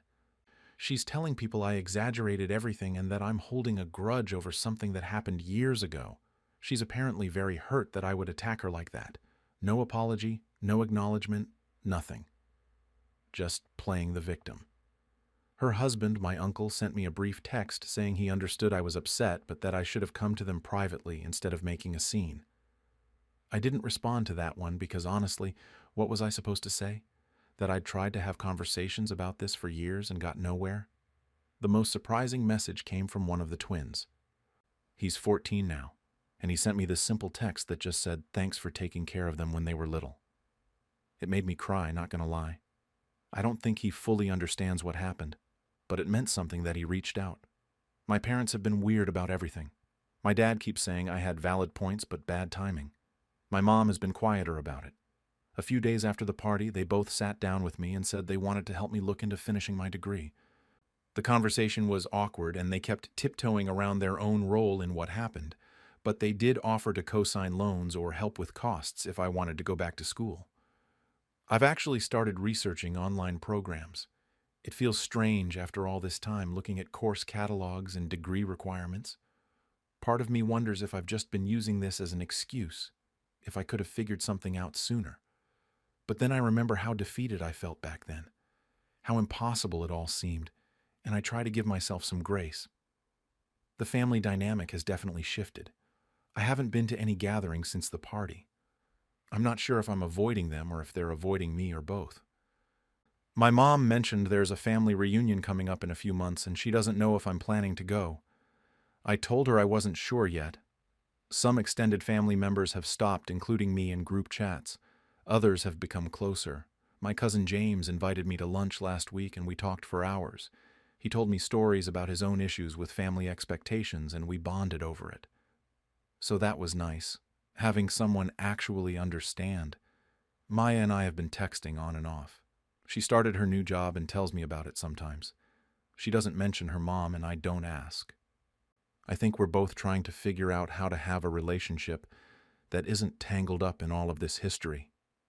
It's better than I expected, honestly. I was worried I'd lost her completely. The weirdest part is how I feel about all of it. Some days I'm glad I finally said something. I'm tired of being seen as the family failure when that's not the full story. People deserve to know the truth. But other days, I feel selfish and petty. Did I really need to blow up Maya's party? Could I have found literally any other moment to address this? I've been thinking about whether I should have confronted my aunt privately years ago instead of letting it build up like this. Maybe if I'd forced the conversation back then, we could have worked something out. Or maybe she would have just gaslit me in private instead of in public. I don't know. What I do know is that I spent 6 years letting people think I was a quitter because it was easier than causing drama. And maybe that was the wrong choice. Maybe I should have been causing drama all along. I'm also realizing that my parents are more complicit in this than I wanted to admit. They pushed me to help Linda in the first place. They watched me struggle to get back into school and didn't do much to help. And even now, their support comes with this undertone of wishing I'd handled things more quietly. It's something I need to work through. So that's where things stand. My relationship with my aunt is probably destroyed forever. Some family members think I'm right, others think I'm a drama queen. My parents are trying to help, but it's complicated. Maya and I are okay, which honestly matters more to me than I expected. And I'm looking into going back to school, which feels surreal after all this time. I keep going back and forth on whether speaking up was worth it. At least people know the truth now, even if it cost me some relationships. But I wonder if I should have protected Maya's day and found another way. I also wonder why I should have had to protect my aunt's reputation at the expense of my own. It's a question I still don't have a good answer to. On the night of my promotion party, my boss claimed my success was thanks to his mentorship, so I told everyone how he tried to block my advancement for years. I'm 33, and I just got promoted to senior director at my company after 6 years of grinding it out in middle management. 6 years of playing the game, navigating politics, and dealing with my boss Greg, who spent most of that time treating me like a threat instead of someone on his team. Greg's in his mid-50s, been with the company forever, and runs our department like it's his personal kingdom. The kind of guy who sees ambitious people under him as competition rather than assets. The promotion party was at this rooftop bar downtown. Nothing too fancy, but nice enough. About 40 people showed up. Co-workers from different departments, a couple of executives, some friends I'd invited. I was honestly excited. This promotion had taken 3 years longer than it should have, and finally having it felt like validation that I wasn't crazy for thinking I deserved more. Here's the thing nobody tells you about corporate life. Sometimes your biggest obstacle isn't your lack of skills or experience. It's the person who's supposed to be helping you move up. Greg made it his mission to keep me exactly where I was. The first time I applied for a senior role 3 years ago, he told me I wasn't ready, said I needed more experience, more time to develop. I believed him at first, trusted that he knew better. Then months later, I was talking to someone in HR about something unrelated and found out Greg never even submitted my application. Just told me he did and let it die on his desk. That was when I started paying attention to the pattern. There was this client retention strategy I developed about 2 years ago. Spent weeks on it, ran the numbers, built out the whole framework. It ended up saving the company around $2 million. Guess who presented it to the executive team as his own idea? I have the original emails sitting in my archive with my name and timestamp on everything. Greg just took it, repackaged it slightly, and acted like he'd come up with the whole thing. It kept happening too. I'd bring up ideas in department meetings and he'd dismiss them immediately. Then a few weeks later, he'd present the exact same concept like it just came to him. When I tried to call it out once, he said something about how ideas evolve through discussion, and I was being territorial. Made me look petty in front of everyone. Every single time I tried to take on more responsibility or stretch into a bigger role, Greg had the same response. Focus on your current position. Stay in your lane. You're too ambitious. That last one always got me. Too ambitious. Like wanting to grow in your career is somehow a character flaw. I only got this promotion because I went around him completely. Started networking directly with David, who's the VP of operations. Volunteered for cross-functional projects that gave me visibility with other executives. Made sure people outside my department knew what I was actually capable of. When the senior director position opened up, I applied through the system and made sure David knew about it directly. Greg found out I got promoted the same day everyone else did. I'd never seen him that surprised before. So yeah, I was feeling good at the party. People were congratulating me, telling me it was well-deserved. Sarah, one of my co-workers who'd witnessed some of Greg's behavior firsthand, gave me a hug and said she was happy someone decent finally got recognized. A couple of the VPs stopped by to chat. It felt like everything was finally clicking into place. Then about an hour into the party, Greg clinked his glass. That sound cut through all the conversations and everyone turned to look. My stomach dropped a little because I knew he'd want to say something, but I figured he'd keep it brief and professional. Just acknowledge the promotion and move on. I was wrong. He launched into this whole speech about how he'd been mentoring me for years. Talked about watching me grow from a nervous junior manager into the leader I am today. Said it takes real patience to mentor someone properly, but that's what good leaders do. People were nodding along like it made perfect sense. A few of them probably didn't know any better. They weren't in our department. Didn't see how things actually worked. Then he went for the joke. Said he was proud of me, but honestly didn't know where I'd be without his guidance. Probably still trying to figure out how to run a basic team meeting. People laughed, some of them awkwardly because they could sense something was off, but others genuinely thought it was funny. Like I was this helpless kid who needed Greg to hold my hand through everything. I stood there holding my drink, feeling my face get hot. My hands were clenching the glass so hard I thought it might crack. Everyone was looking at Greg, smiling, buying into this complete rewrite of history, and he was eating it up, grinning like he'd just given the toast of the century. Sarah caught my eye from across the group. She looked uncomfortable, like she wanted to say something but didn't know if she should. David was watching too, and I couldn't quite read his expression. But I knew he knew the real story. He'd been the one to push my promotion through. The applause started dying down and people were turning back to their conversations. Greg was still standing there looking pleased with himself. And I realized this was it. This was the moment where I either let him get away with it one more time, or I finally said something. Part of me wanted to just let it go. Keep the party light, avoid the drama, take the high road. But another part, the part that had been swallowing his lies for 6 years, couldn't do it anymore. Everyone just heard him claim credit for my career. They were going to walk away thinking he was the reason I succeeded, that I owed him something. I set my drink down on the nearest table. Someone asked if I wanted to say a few words, and I said yes. When I stood up to speak, I wasn't even sure what was going to come out of my mouth, but I knew I was done staying quiet. I stood there for maybe 30 seconds just thinking through what I was about to do. My brain was going 1,000,000 miles an hour. This could make things incredibly awkward. Some people might think I'm being petty or unprofessional. There were executives here, people I'd need to work with going forward, But then I thought about everyone who just watched Greg lie straight to their faces, about how he'd get to walk away with people thinking he was some kind of mentor figure when he'd actually spent years trying to hold me back. This was probably my only chance to set the record straight with this many witnesses present.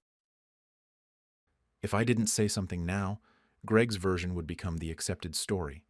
People would congratulate him on developing me. He'd probably use it in his own performance reviews. I thanked Sarah for asking me to speak and started off normal. Thanked everyone for coming, said how much it meant to have their support. Called out a few specific people who'd actually helped me along the way. David got a mention for giving me opportunities on cross-functional projects. A couple of team members who'd covered for me when I was stretched thin. I kept my tone friendly and appreciative because I meant all of it. Then I shifted, told them I needed to be honest about something because I couldn't let what Greg just said stand without correction. I said I appreciated everyone being here to celebrate with me, but Greg didn't mentor me. In fact, he was the main reason this promotion took so long to happen. You could feel the energy in the room change immediately. People stopped their side conversations. A few folks looked confused, like they weren't sure they'd heard me right. I laid it out as clearly as I could. Told them about 3 years ago when I applied for a senior role. How I met every single qualification on the posting. How Greg told me I wasn't ready and that he'd submit my application anyway to get me interview experience. Except he never submitted it at all. I only found out months later when I asked HR directly about the timeline, and they had no record of my application. Greg had just let it die and lied to my face about it. Then I brought up the client retention framework from 2 years ago, the one that saved the company $2 million. I developed that entire strategy, spent weeks analyzing data, building models, testing approaches. Greg presented it to the executive team as his own idea. Didn't mention my name once. I've got the original emails and project files with my name and timestamps on everything if anyone wants to verify that. I could see some people starting to shift uncomfortably. A couple of the executives were glancing at each other. David was watching me with this expression that wasn't surprise, more like he was waiting to see how far I'd go with it. I kept going because I was already in it. Told them how every time I tried to take on more responsibility, Greg shut it down. Said I needed to focus on my current role. That I was being too ambitious. How he'd dismiss my ideas in meetings and then present the same concepts weeks later like they were his breakthroughs. How he saw me as competition instead of someone worth developing. I made sure they understood that I got this promotion because David and other VPs saw my work directly on projects that Greg wasn't involved in. That the only way I advanced was by going around my own boss because he was actively blocking me. Ended it by saying that no, Greg, I didn't get here because of his mentorship. I got here despite his constant attempts to keep me down. The silence that followed felt like it lasted forever. Probably only 5 or 10 seconds in reality, but it felt like everyone had frozen. Nobody was drinking, nobody was talking, everyone was just processing what I'd said. I noticed David nodding slightly. He didn't look shocked or upset, more like he was confirming something he already knew. Sarah had her hand over her mouth, eyes wide, but I could tell she was relieved someone finally said it out loud. Other co-workers were looking back and forth between me and Greg like they were watching a tennis match. Greg's face went through this whole progression, started red, like angry red, then drained to almost pale. He opened his mouth a couple times, but nothing came out at first. Finally stammered something about how there must be some misunderstandings here, that we clearly had different perspectives on our working relationship. His voice cracked a little when he said it. Janet from HR looked like she wanted to be literally anywhere else. She had this pained expression like she knew she was going to have to deal with this situation on Monday and was already dreading it. Greg recovered enough to say he should probably take this call he'd just gotten. Nobody's phone had rung. He just pulled it out of his pocket, looked at the blank screen, and said he had to step away. Then he walked off the rooftop area, and I didn't see him again that night. The energy in the room was completely different now. Awkward doesn't even cover it. Some people tried to restart conversations, but they were quieter, more subdued. I could see a few folks checking their watches and making excuses to leave. Within about 30 minutes, maybe a third of the party had cleared out. But then something unexpected happened. People started coming up to me privately. Sarah pulled me aside and said she was so glad I'd finally said something. Told me Greg had done similar things to her before she transferred to a different department. Said she'd never spoken up because she didn't think anyone would believe her. 2 other co-workers shared their own Greg stories. One guy told me about how Greg had sabotaged his project by withholding resources and then blamed him when it failed. Another woman said Greg had told her she wasn't leadership material, and she'd eventually left the company because of it. This one guy from finance, someone I barely knew, came up and said everyone knew, that it wasn't a secret Greg was like this. They just didn't think anyone would actually call him out publicly because he'd been with the company so long and had protection from some of the older executives. David found me near the end of the night, shook my hand and told me that what I did took guts. Said it was uncomfortable to watch, but some things need to be said. Then he told me we'd talk Monday and walked off. I couldn't tell if that was a good thing or a bad thing. I left the party around 11 feeling this weird mix of vindication and dread. On one hand, I'd finally told the truth after years of swallowing Greg's lies. People knew now. The record was set straight. On the other hand, I just publicly humiliated my boss at my own promotion party in front of executives and half the company. There was no way that didn't have consequences. I barely slept that night running through everything in my head. Kept wondering if I should have just kept my mouth shut and enjoyed the evening. But then I'd remember Greg's face when he was telling everyone how lost I'd be without him, and I'd feel angry all over again. Monday morning was going to be interesting. Monday morning, I got an email from Janet in HR before I even finished my coffee. Subject line just said, "Meeting request with a Tuesday time slot." No details about what it was regarding, but I knew exactly what it was about. Spent the rest of Monday thinking I'd probably just torpedoed my career over one moment of honesty. Should have kept my mouth shut and enjoyed the promotion party like a normal person. Greg was conspicuously absent Monday. Someone said he was working from home. I'd never known him to work from home on a Monday in 6 years. The office felt different without him hovering around. My team seemed more relaxed, had actual conversations instead of everyone being on edge waiting for Greg to walk by and critique something. Tuesday came and I went to the HR meeting expecting the worst. Janet had this serious expression and asked me to walk her through what happened at the party. I gave her the same examples I'd told everyone: the blocked application from 3 years ago, the stolen client retention framework, the pattern of dismissing my ideas then reusing them.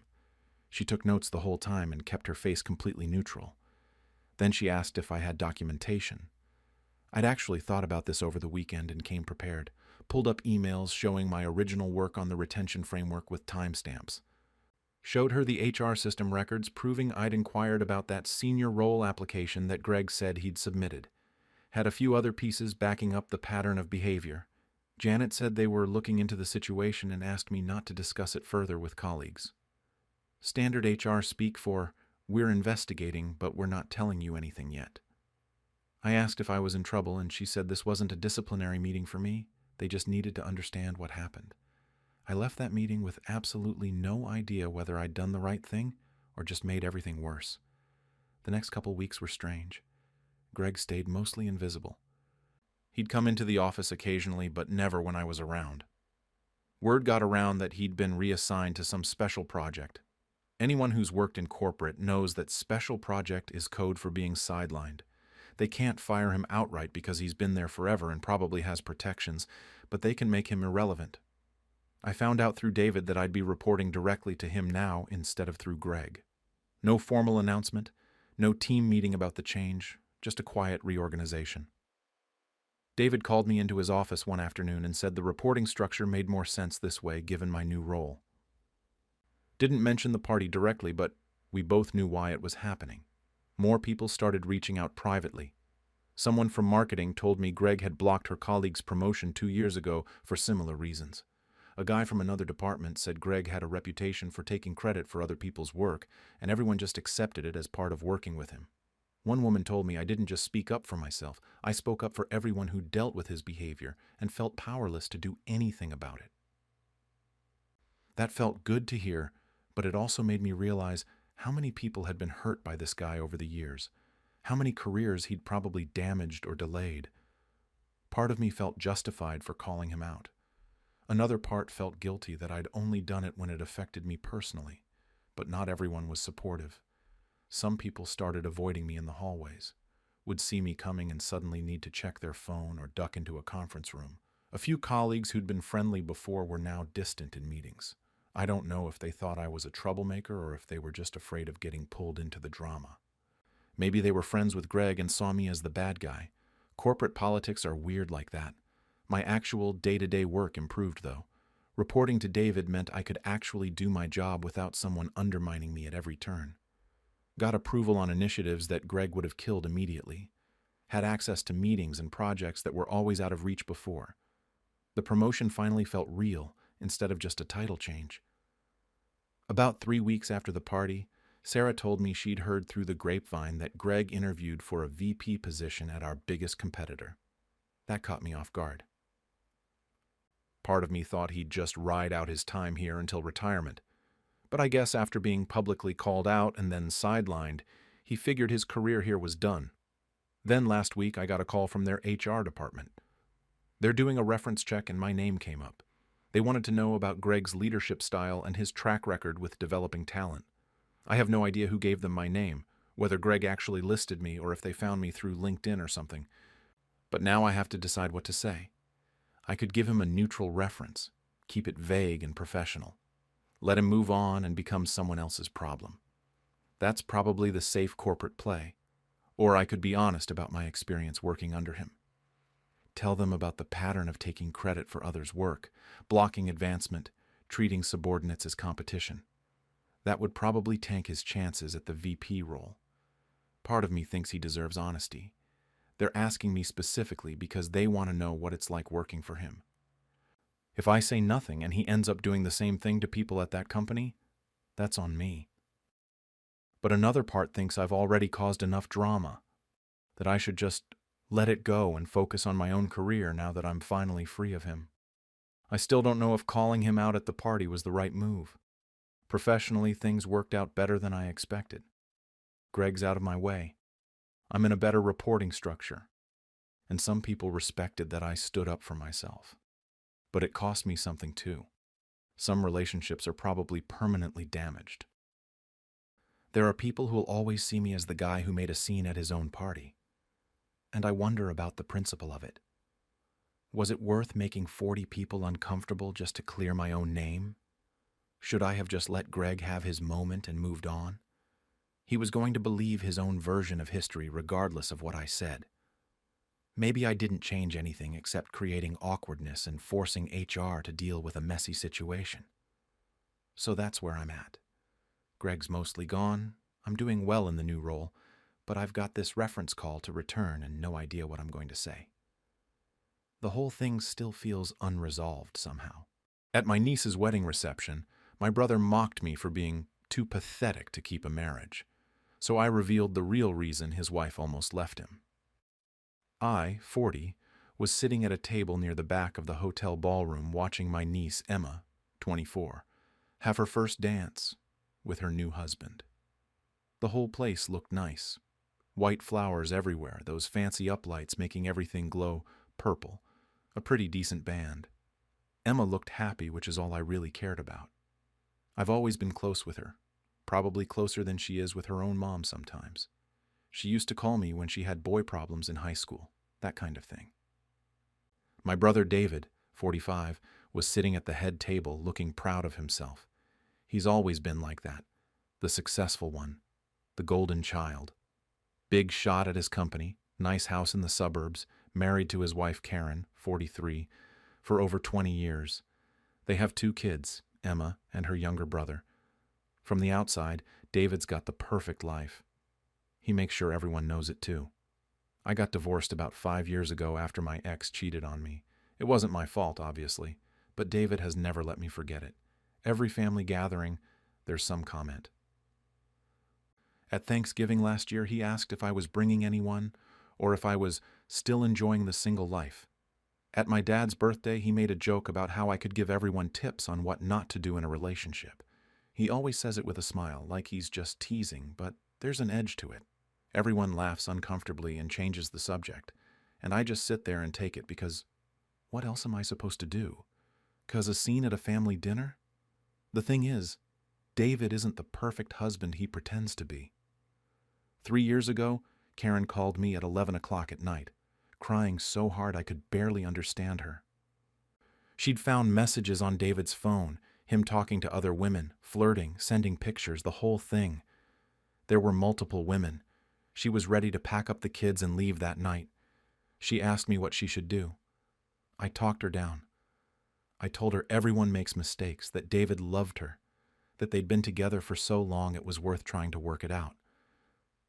I spent 2 hours on the phone with her that night convincing her not to throw away her marriage. And it worked. She stayed. They went to counseling for a few months. Or at least that's what I heard. David never said a word to me about it. Never thanked me for saving his marriage.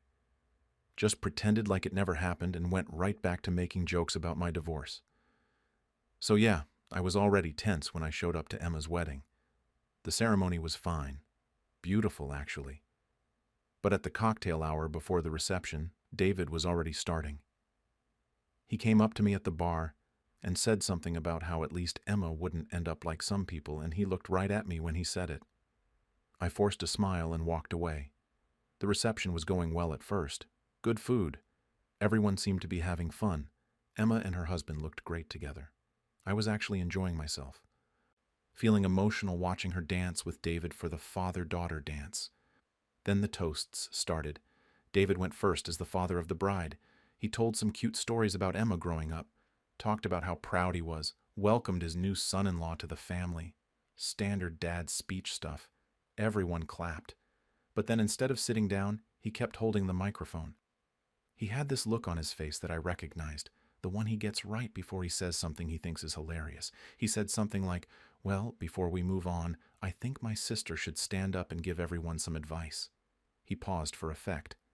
Advice on how not to stay married. People laughed. Not everyone, but enough. That awkward kind of laughter where you don't know if you're supposed to find it funny or not. I felt my face get hot. I looked down at my plate and tried to act like it didn't bother me, but my hands were shaking. I could feel people looking at me. Karen was staring down at her own plate. Emma's smile had frozen on her face. The groom's family at the next table over looked confused. They probably didn't know what David was talking about, but they could tell it was mean. The MC jumped in and said something about moving things along, and David finally put the microphone down, looking pleased with himself. Everyone started talking again. The moment passed, and I just sat there feeling like I was going to throw up or cry or both. My aunt leaned over and patted my hand. She told me not to let David get to me, but that almost made it worse, you know? Everyone in the family knows he does this. They all see it happening, and no one ever says anything to him. They just tell me to ignore it, to be the bigger person, to not make waves. I'm always the one who's supposed to just take it. I excused myself and went to the bathroom, locked myself in a stall and tried to calm down. I looked at myself in the mirror, and I barely recognized the person looking back.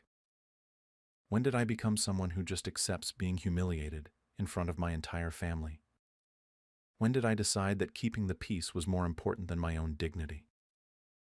I thought about that phone call with Karen. How I'd saved David's marriage. How he'd never acknowledged it, never stopped treating me like a failure. How he was out there right now probably laughing with his buddies about his joke while I was hiding in a bathroom. I walked back to my table and sat down. Other people were giving toasts now. The maid of honor. The best man. I wasn't really listening.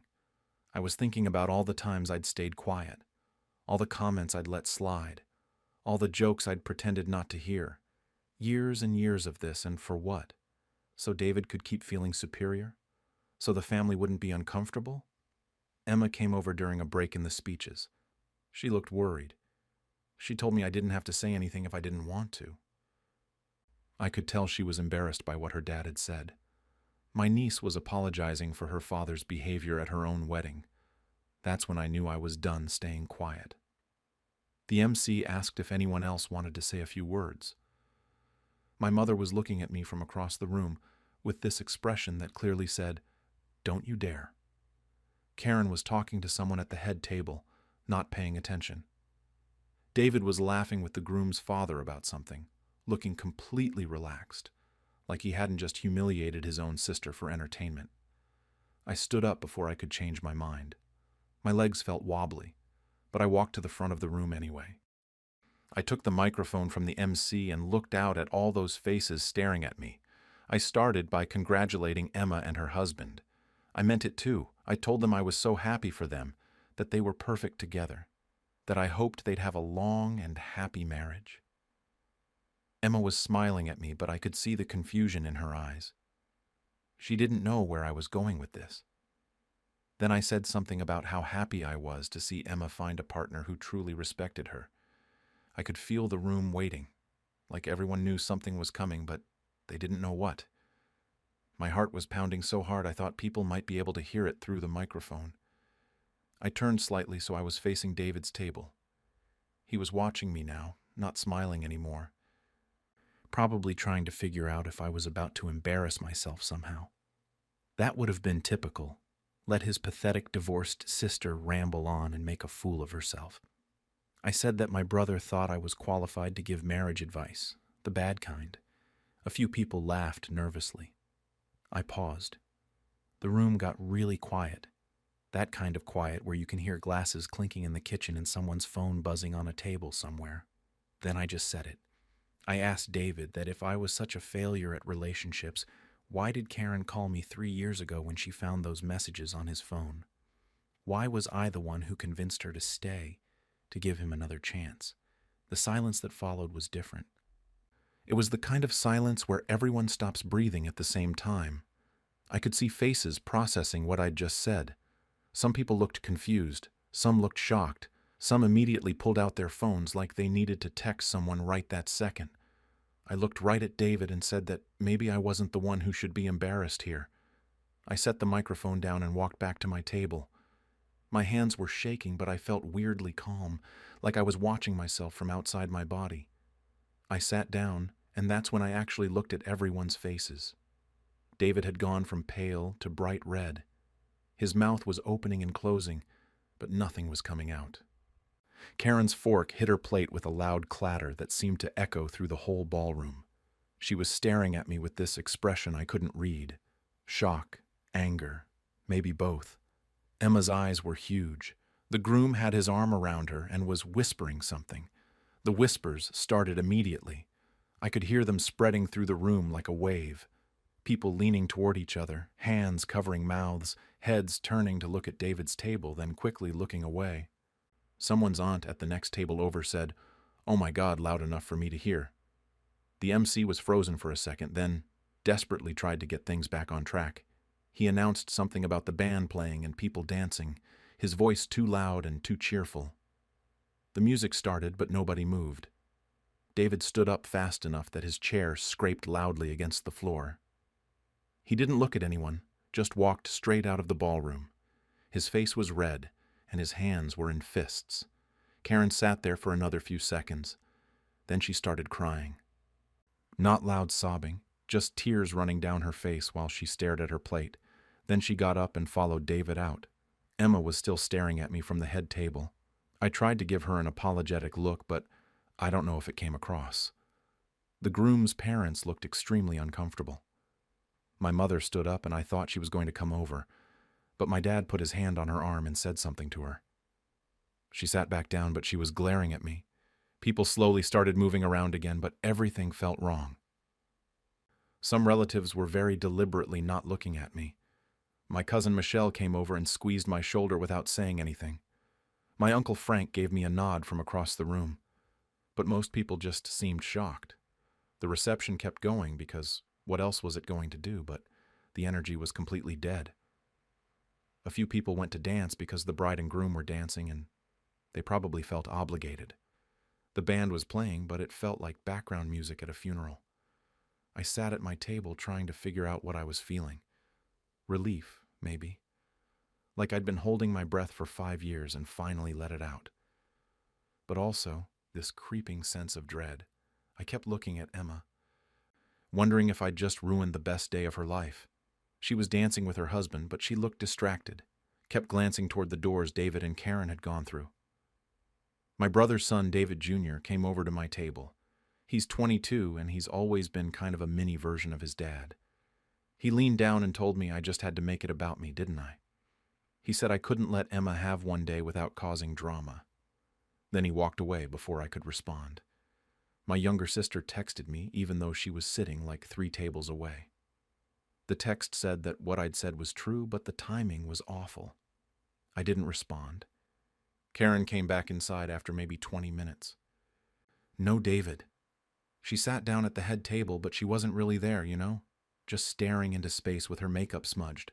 I saw her talking to Emma at one point, and Emma was holding her mom's hand. That made me feel worse somehow. I went to the bathroom again, partly because I needed to, and partly because I needed to get away from everyone's eyes on me. A couple of Karen's friends were in there, and they stopped talking when I walked in. One of them asked if I was proud of myself. I didn't answer, just went into a stall and waited for them to leave. When I came back out, my dad was waiting in the hallway. He didn't say anything for a minute, just looked at me with this disappointed expression that was worse than if he'd yelled. Finally, he said that I'd put him in a terrible position, that David was his son too, and now he had to deal with whatever fallout this caused. Then he went back inside. The cake cutting happened. Emma and her husband did the thing where they fed each other cake and everyone clapped, but it felt forced. Emma found me right after. She pulled me aside near the coat check where it was quieter. She said she wasn't mad at me, that her dad had been doing this for years and she hated it. But then she said that this was her wedding, and people were going to remember what I said instead of the good parts. She hugged me and thanked me for coming and said she understood why I did it. But I could hear it in her voice. She was hurt. Maybe not angry, but hurt. That made everything feel worse. I'd wanted to stand up for myself, to finally put David in his place after years of him treating me like garbage. But I'd done it at my niece's wedding. My niece who I love, who's always been sweet to me, who didn't deserve to have her reception turned into family drama. I couldn't tell if I'd just made the biggest mistake of my life, or if I'd finally done what I should have done years ago. Maybe both things were true at the same time. David and Karen left early. I didn't see them go, but someone told me they got in their car while the reception was still going on. Emma and her husband cut the night short too, left maybe an hour earlier than they'd planned. The groom's family looked relieved to get out of there, honestly. Can't blame them. I stayed until the end because leaving early felt like admitting I'd done something wrong, and I wasn't ready to admit that yet. Plus, my hotel room was in the same building, and I didn't want to just sit up there alone replaying everything in my head. Though that's exactly what I ended up doing anyway.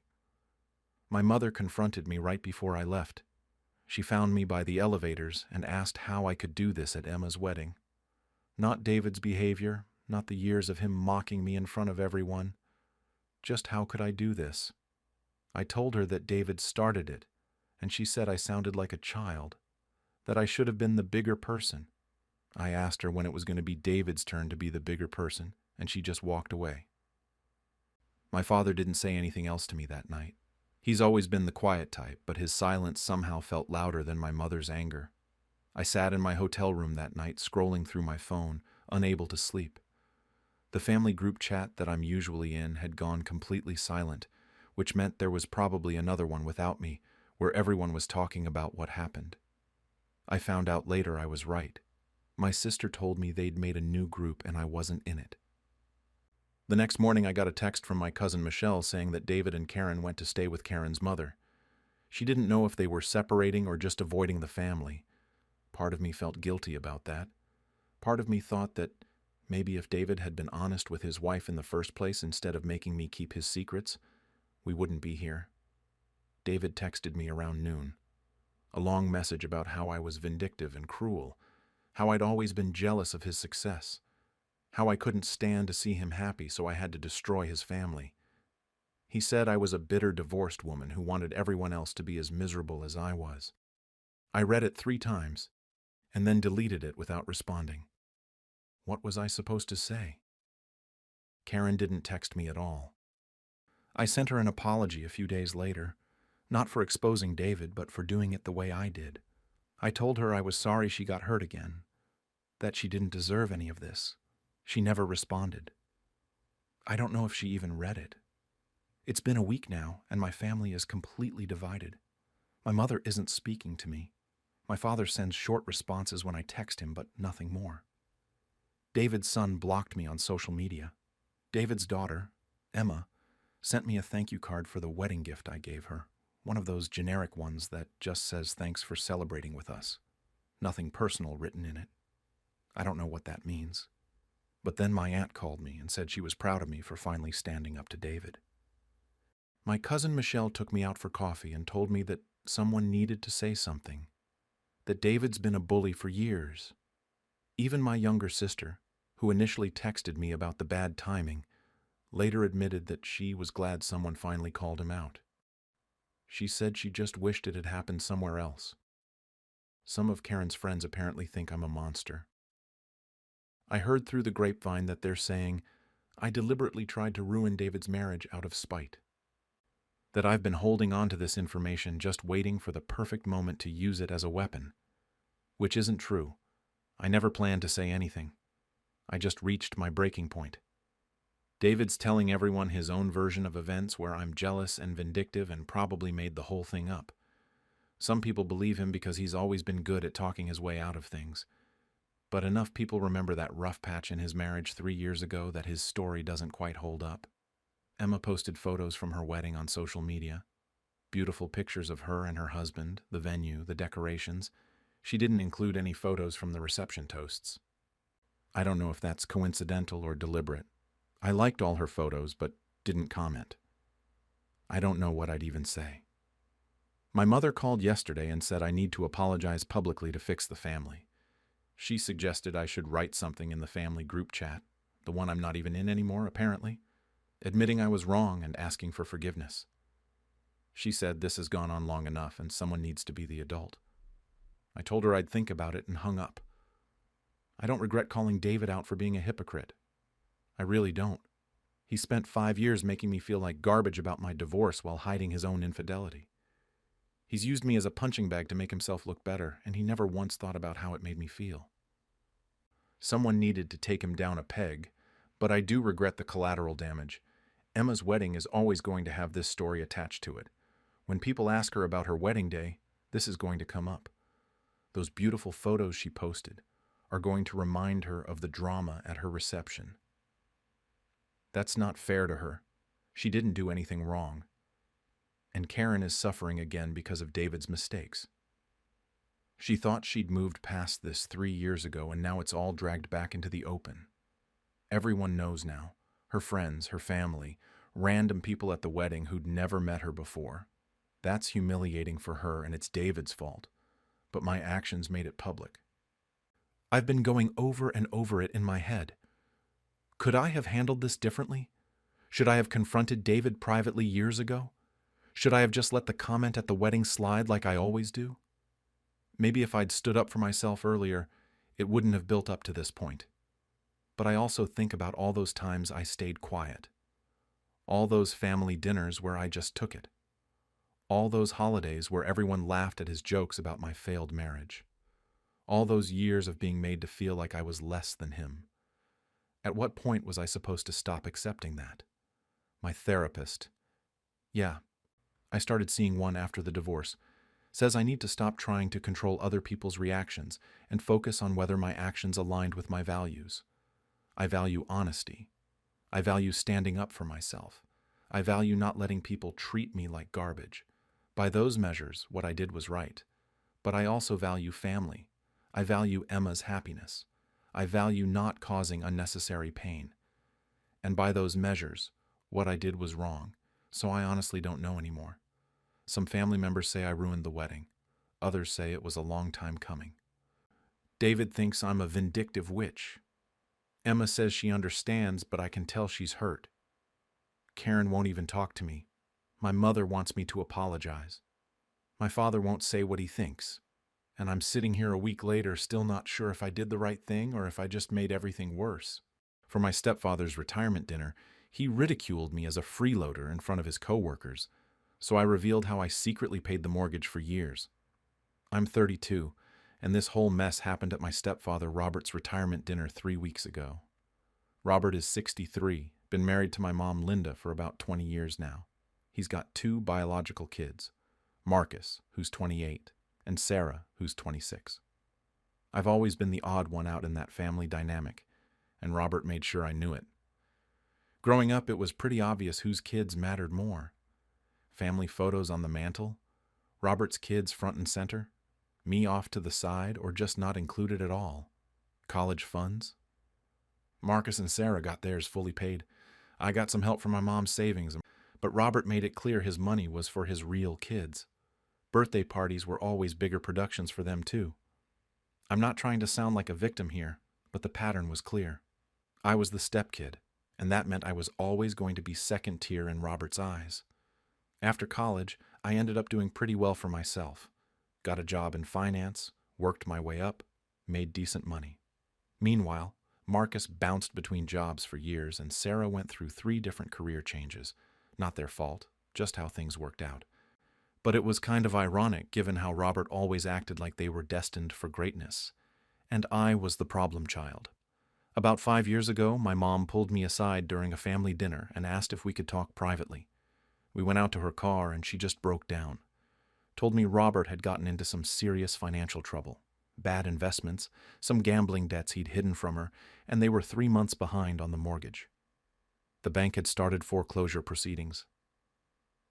She was terrified they'd lose the house.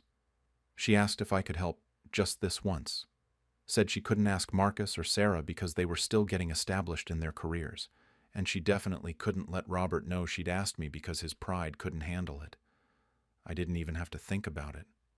I told her yes. Not for Robert, but for her.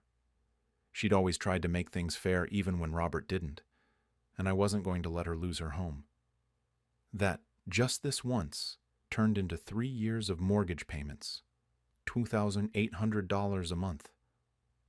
I set up the payments to come from an account Robert didn't have access to, and Mom handled the logistics. We never talked about it at family dinners.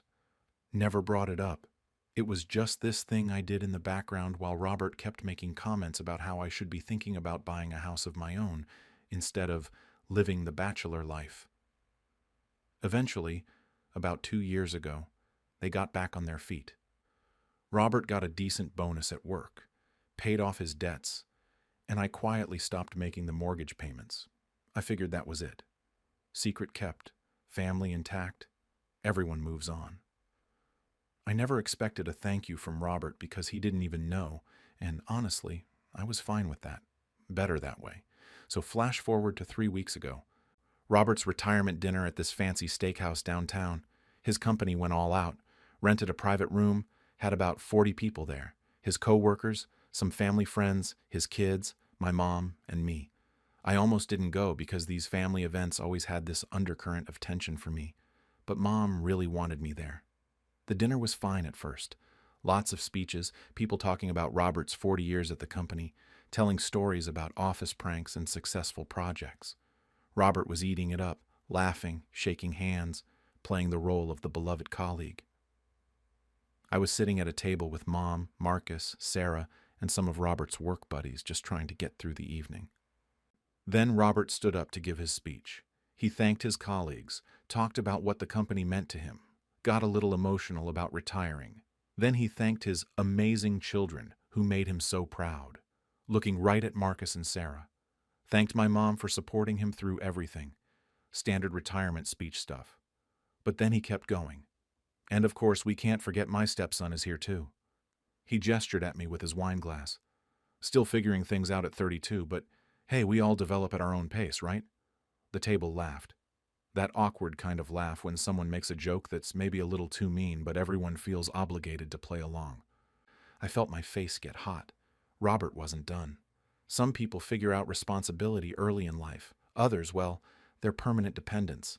But that's family, isn't it? You love them anyway. More laughter. A few of his co-workers were patting him on the back like he'd just delivered the punchline of the year. Marcus looked uncomfortable. Sarah was smiling, though. Mom squeezed my hand under the table, but she didn't say anything. Robert sat back down, looking incredibly pleased with himself. I just sat there, My heart was pounding and my hands were shaking a little. I kept thinking about every comment, every dismissal, every time he'd made me feel like I wasn't really part of the family. And then I thought about those 3 years of mortgage payments. Over $100,000 I'd quietly paid to save his house while he called me irresponsible behind my back. The MC, one of Robert's coworkers, asked if anyone else wanted to say a few words. A couple people got up and told more stories. My mom whispered, "Please don't make a scene," in my ear, but I could tell she was upset too. Her eyes were watery and she kept looking between me and Robert. I don't know what came over me. Maybe it was all those years of biting my tongue. Maybe it was the humiliation of being called a freeloader in front of 40 people. Maybe I just finally hit my limit. But when the MC asked if anyone else wanted to speak, my hand went up. Mom's grip on my hand tightened, but I was already standing. Everyone was looking at me now. Some faces were sympathetic, like they felt bad about Robert's joke. Others still had that smirk, like they'd enjoyed watching me get knocked down a peg. And Robert just looked at me with this expectant expression, probably thinking I was going to make some generic toast and prove I was the bigger person. I wasn't going to be the bigger person. Not this time. I stood there for a second, just looking around the room. My heart was absolutely racing. Part of me was screaming to sit back down, to just let it go, to keep the peace like I always did. But then I caught Robert's face again, that smug, self-satisfied expression, and something in me just snapped. I started with the safe stuff, told him congratulations on his retirement, said 40 years at one company was really impressive in this day and age. The room relaxed a little. People probably thought I was going to take the high road, make some bland toast, and we'd all move on with our lives. Robert nodded at me like he was accepting my surrender. Then I said I'd learned a lot from him over the years, about family, about responsibility, about what those words actually mean versus what people say they mean. I could see a few people shifting in their seats, sensing the tone was changing but not sure where I was going with it. I told them that Robert had mentioned responsibility, and I thought that was worth talking about, worth really examining. The room got quieter. Robert's expression started to change from smug to wary. Then I just laid it out. Told everyone that about 5 years ago, Robert got into some serious financial trouble. Gambling debts, bad investments. I said the specific details didn't really matter. What mattered was that he was about to lose the house. 3 months behind on the mortgage, foreclosure proceedings already started. The whole 9 yards. You could have heard a pin drop. Robert's face went from wary to pale in about 2 seconds. Mom started crying quietly next to her seat. A few of his coworkers were staring at their plates like they wanted to disappear. I kept going. Said that Mom had come to me for help, and I'd helped. Not once, not twice, but for 3 years straight. Every single month, $2,800 going toward that mortgage. I did the math out loud for them. Over $100,000 total. Money I'd earned while Robert was busy telling everyone I was the irresponsible one who couldn't get his life together. Robert tried to interrupt. He stood up and said something like, "Now hold on, this isn't appropriate." But I wasn't stopping. I was way past the point of no return. I told the room that this was money I'd paid while being mocked as a freeloader, while being called a permanent dependent, while being treated like the family embarrassment at every holiday dinner and birthday party. The only reason Robert still had a house to retire in was because I'd saved it, and he didn't even have the decency to know when to keep his mouth shut. Some of Robert's co-workers were actively staring at him now. One guy I recognized from previous dinners was shaking his head slowly. A woman at the next table over had her hand over her mouth. Marcus and Sarah looked absolutely shell-shocked. I don't think they'd had any idea about the financial trouble, let alone that I'd been the one to fix it. Robert's face had gone from pale to red. He was furious. He raised his voice and said I had no right to bring this up here at his retirement dinner, in front of everyone he'd worked with for decades, that this was a private family matter and I was being vindictive. I shot back that he had no right to humiliate me at his own party after I'd saved his house. That if he wanted to keep family matters private, maybe he shouldn't have publicly called me a failure in front of 40 people. He yelled that he never asked for my charity, that he didn't want my help and never would have accepted it if he'd known. I told him that was exactly the problem. He was too proud to admit he'd failed. Too proud to acknowledge that the stepson he'd always looked down on was the one who'd bailed him out. One of his coworkers muttered something I couldn't quite hear, but it didn't sound supportive of Robert. Another guy was actively avoiding eye contact with him. The whole room had this horrible tension where everyone knew they were witnessing something they shouldn't be seeing, but nobody could look away. Robert started moving toward the exit. He was done, completely done. He told my mom they were leaving. Said he wasn't going to stand there and be disrespected at his own retirement party. Mom was torn. I could see it on her face. She was caught between her husband and her son, between keeping the peace and acknowledging what had just happened. She stood up, touched my arm for just a second, whispered, "Thank you," with tears running down her face. Then she followed Robert out. Half the room watched them leave in this awful silence. Marcus was just staring at me. He looked like someone had hit him over the head with a brick. Sarah wouldn't even look in my direction, but her face was red and blotchy like she'd been crying or was about to start. The MC, Robert's coworker who'd been running the speeches, tried to salvage something. He stood up and stuttered out something about wishing Robert all the best in retirement, how everyone should enjoy the rest of their evening, but his voice was shaking. Nobody was enjoying anything. The party was effectively over. People started gathering their things, having quiet conversations, leaving way earlier than they'd probably planned. The celebratory atmosphere was completely dead. I sat back down. My hands were trembling and I felt like I might throw up. The adrenaline was wearing off and reality was setting in. I'd just blown up my stepfather's retirement dinner, exposed his financial failures in front of everyone he'd spent 40 years working with, humiliated him the same way he'd humiliated me, except I'd done it with facts he couldn't deny. A few of Robert's coworkers came up to me before they left. This older guy named Tom, who I'd met at a few previous events, told me that took guts.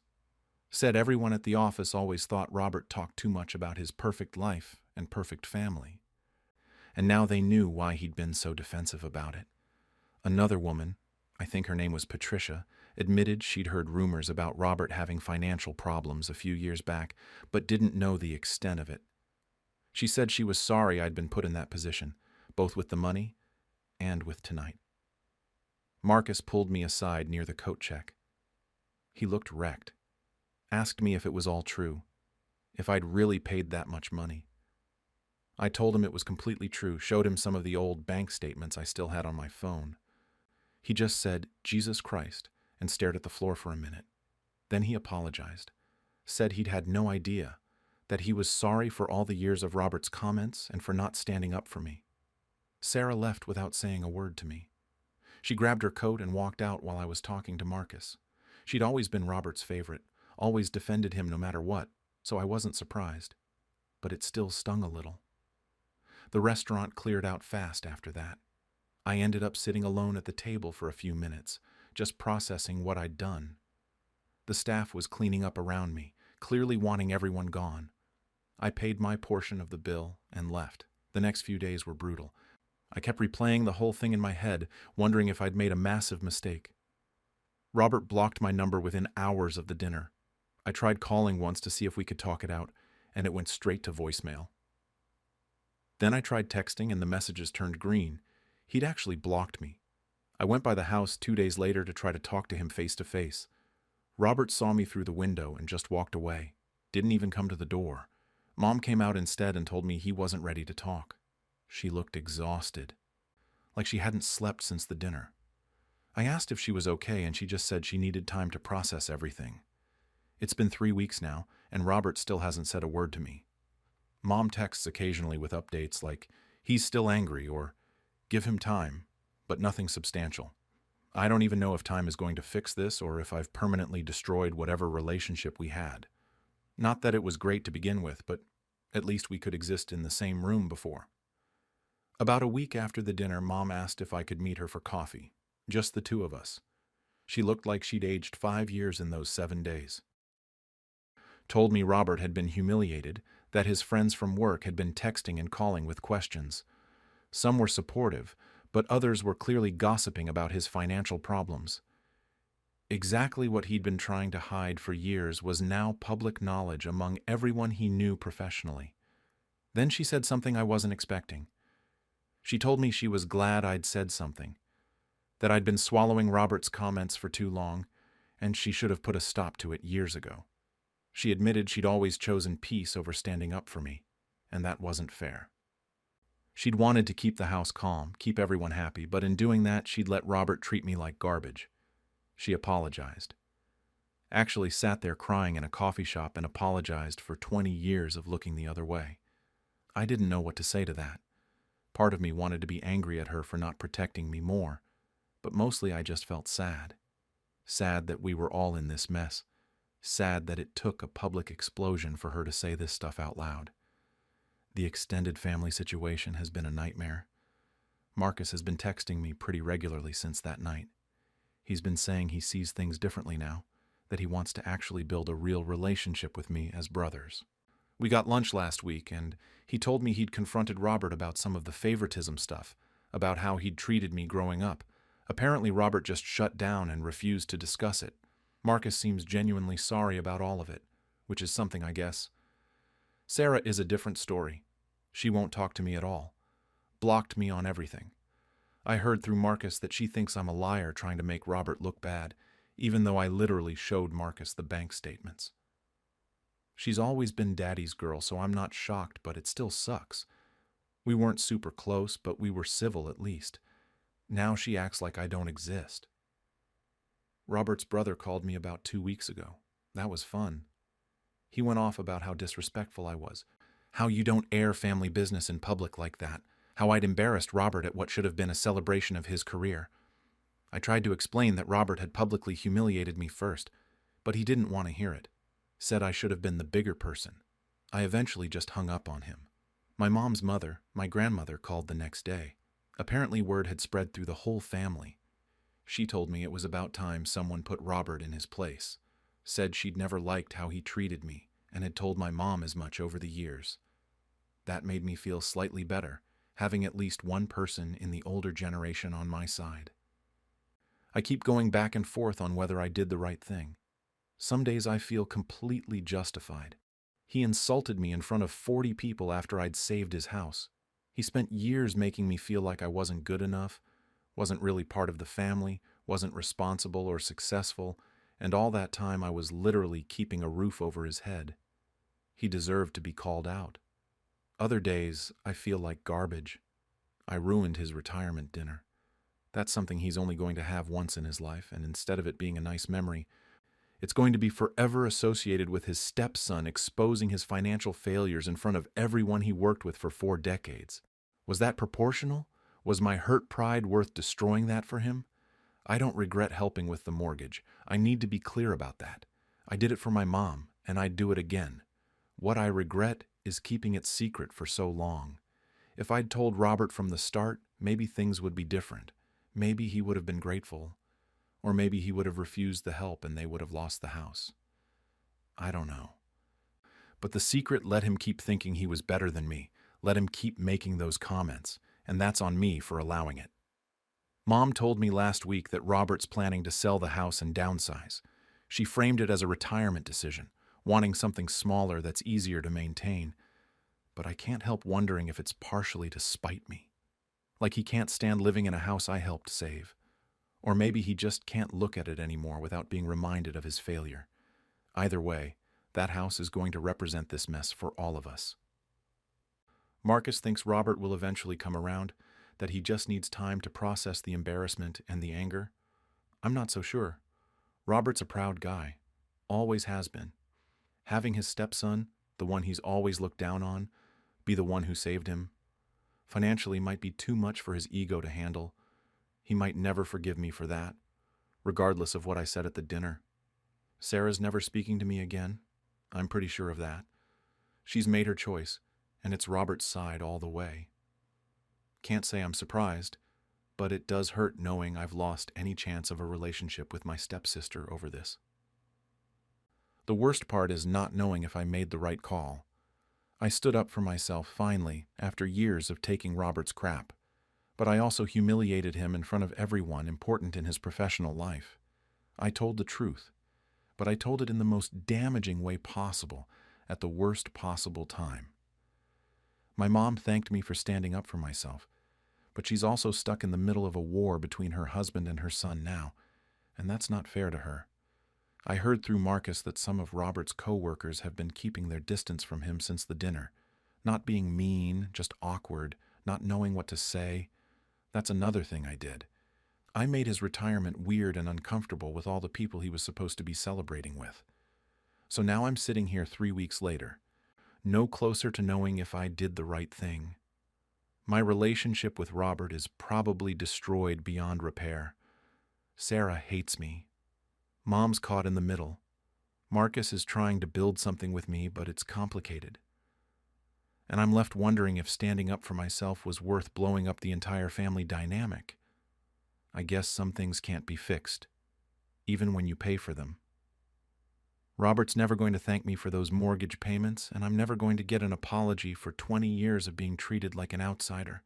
We're just stuck here, both feeling wronged by the other, and I don't see a way forward that makes everyone whole again.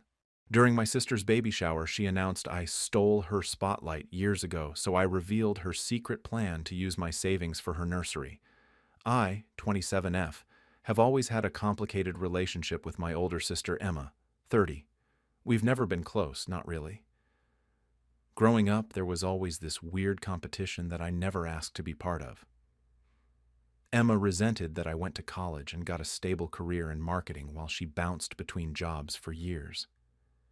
She'd make comments about how I thought I was better than everyone just because I had my life together. I wasn't trying to show off or anything. I was just trying to build something for myself. For the past 3 years, I've been saving every penny I could to buy my first house. I live in a tiny studio apartment, drive a car that's held together with duct tape and prayers, and I pack my lunch every single day. My coworkers go out for drinks and I stay home. I skip vacations. I do everything I can to add to that savings account because owning a home has been my dream since I was a kid. I'm so close now. I have almost enough for a down payment on a small starter home in my area. Emma got engaged 2 years ago to her boyfriend Derek, and that's when things got even worse between us. The engagement party was at my parents' house, and it happened to be the same weekend I found out I was getting a major promotion at work. I was going to be a senior marketing manager with a significant pay increase. I didn't announce it at the party or anything like that. I told my parents privately when I arrived because I was excited and wanted to share my news with my family. My mom must have mentioned it to someone, and word spread. A few people congratulated me during the party. That's it. I didn't make a speech or steal any thunder. But Emma lost her mind. She accused me of trying to make her engagement about me. She brought it up constantly after that, telling anyone who would listen how I ruined her special day. So when Emma got pregnant last year, I knew I had to be careful. I went to every family gathering, smiled, congratulated her, bought gifts for the baby. I was genuinely happy for her, even though our relationship was strained. I wanted to be a good aunt. But then, about a month ago, my mom let something slip during one of our weekly phone calls. She was talking about Emma's nursery plans and how expensive everything was getting. Then she said, "You know, Emma thinks it would be really nice if you could help out a little. You've been saving for so long and families should support each other." I asked her what she meant by that. Mom got nervous and tried to backtrack, but I pushed. Finally, she admitted that Emma had been talking to various family members about my savings. Emma knew I had money set aside for a house, and she'd been dropping hints that I should contribute some of it toward the nursery. She was telling people that I didn't really need to buy a house right now. That renting was fine for a single woman, and that helping family was more important. Mom said Emma had even suggested an amount. $15,000 to $20,000. I was furious. That money represented years of sacrifice. Every coffee I didn't buy, every vacation I didn't take, every time I ate ramen for dinner so I could save an extra $50. And Emma thought she could just guilt trip me into handing it over for baby furniture? I told my mom absolutely not. That money was mine, and I wasn't giving Emma a single cent. Mom got quiet and said she understood, but I could tell she was disappointed in me. I thought about confronting Emma before the baby shower, but I decided against it. I didn't want to start drama before her big day. I figured I'd just show up, smile, play the games, and leave. I could deal with Emma's manipulation attempts later. The shower was at my parents' house on a Saturday afternoon. There were maybe 30 people there, mostly family and Emma's friends. Everything seemed normal at first. We played the typical baby shower games, guessed the baby's gender, ate finger foods. Emma opened presents and seemed happy. I got her a high-quality baby monitor that she'd registered for, and she thanked me politely. I thought maybe we'd get through the day without incident. Then came the toast portion. Dad stood up first and gave a sweet speech about becoming a grandfather. A few of Emma's friends said some nice things. Then Emma stood up with her sparkling cider and said she wanted to say something. She started off normal enough, thanking everyone for coming and for all the support. But then her tone shifted. She looked directly at me and smiled in this way that made my stomach drop. "I just want to say," Emma announced to the whole room, "that unlike some people, I don't try to make everything about me. I think it's important to let other people have their moments, you know?" A few people laughed uncomfortably. I felt my face getting hot. "We all remember my engagement party," she continued. "How my dear little sister decided that was the perfect time to announce her big promotion. But I forgave her for that because family is what matters most." More awkward laughter. My mom looked down at her plate. My dad's jaw was tight. Emma wasn't done. And there have been so many other times over the years where she's just had to be the center of attention. Family dinners where she talks about her job the whole time. Holidays where she shows off her latest achievement. But you know what? Today is about my baby, and I'm not going to let anyone take that away from me. The entire room was staring at me now. Some people looked confused. Others looked sympathetic, but stayed silent. Emma's friends were nodding along like she was making perfect sense. I sat there with everyone's eyes on me, my heart pounding in my chest. I could feel the humiliation burning through my whole body. This was it. This was her revenge for the engagement party that I didn't even ruin. She was publicly calling me out, painting me as some attention-seeking narcissist in front of my entire family. I had two choices in that moment. I could smile and take it, swallow the humiliation for the sake of keeping the peace and not upsetting the pregnant woman.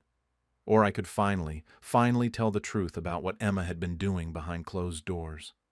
My hands were shaking as I picked up my glass and stood up. I stood up and everyone got really quiet. I could see Emma's smug expression like she thought I was about to apologize or make some excuse. My mom had this pleading look on her face like she was begging me not to make things worse. But I was done. I was so done with being the family punching bag. I took a breath and forced myself to smile.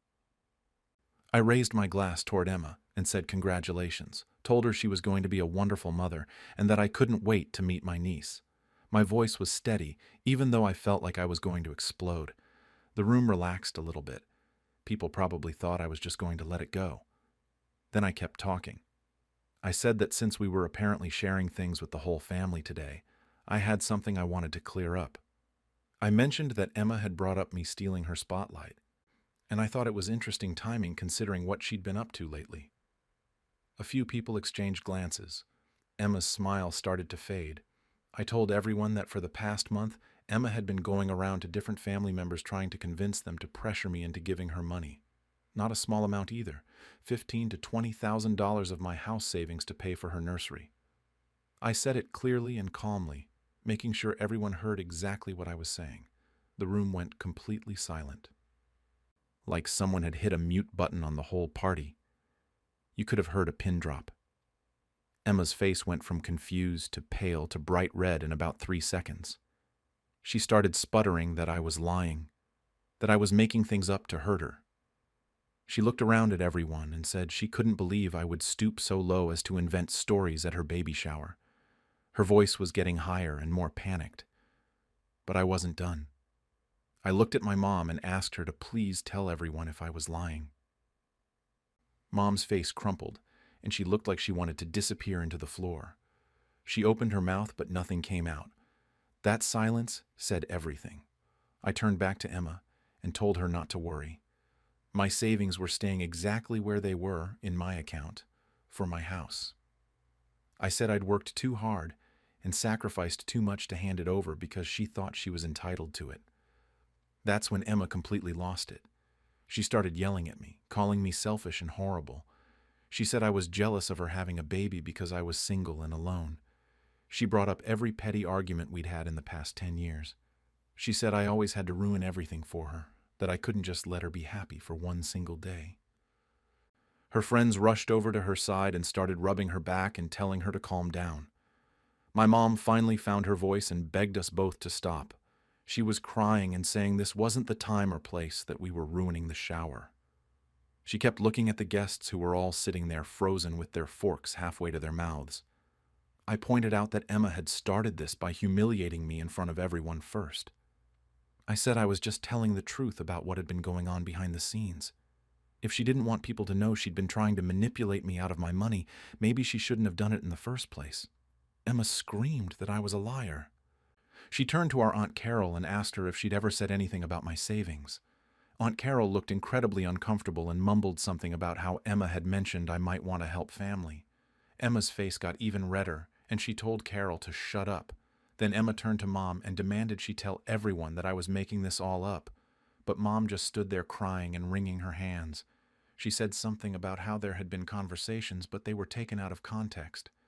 That just made it worse because now everyone knew it was true. People started getting up from their seats. Emma's friend Jessica said she needed to get going. She just remembered she had somewhere to be. Then 2 of my cousins made excuses about needing to pick up their kids. Within 5 minutes, half the guests had fled. They grabbed their purses and coats and basically ran out of there.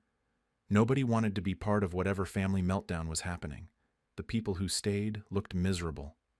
They were staring at their plates or checking their phones, anything to avoid eye contact with me or Emma. Dad was sitting at the head of the table with his arms crossed, just watching everything unfold.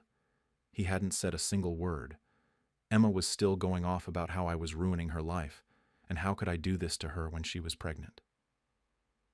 She said the stress wasn't good for the baby, and if anything happened, it would be my fault.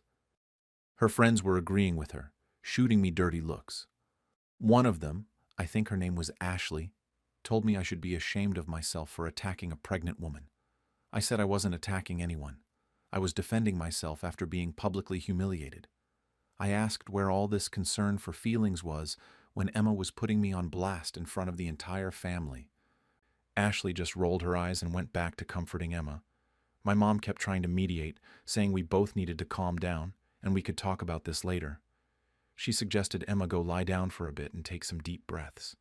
She was acting like this was just a little misunderstanding that got out of hand, not Emma literally trying to steal thousands of dollars from me. I couldn't stay there anymore. I grabbed my purse and headed for the door. Mom followed me and grabbed my arm, asking where I was going. I told her I was leaving before things got even worse. She said I couldn't just leave like this, that we needed to fix this as a family. But I was done. I pulled my arm away and walked out. As I got to my car, I could hear Emma still yelling inside the house. I sat in my car for a minute with my hands shaking on the steering wheel. I couldn't believe what had just happened. Part of me felt vindicated that I'd finally stood up for myself. But another part of me felt sick about how everything had exploded. I drove home, and by the time I got to my apartment, my phone was blowing up. Text after text from family members. Some were angry at me. Some were asking if what I said was really true. Emma sent me about 15 messages calling me every name in the book and saying I'd ruined the most important day of her life. I read through them all feeling completely numb. I turned my phone on silent and sat on my couch staring at the wall. The baby shower had been a disaster, and I was pretty sure I'd just nuked whatever relationship I had left with my sister. But honestly, I didn't know what else I was supposed to do. She'd attacked me first, and I'd defended myself. That was it. I spent the rest of that Saturday on my couch watching my phone light up with notifications. I didn't answer any of them at first. I just let them pile up while I tried to process what had happened.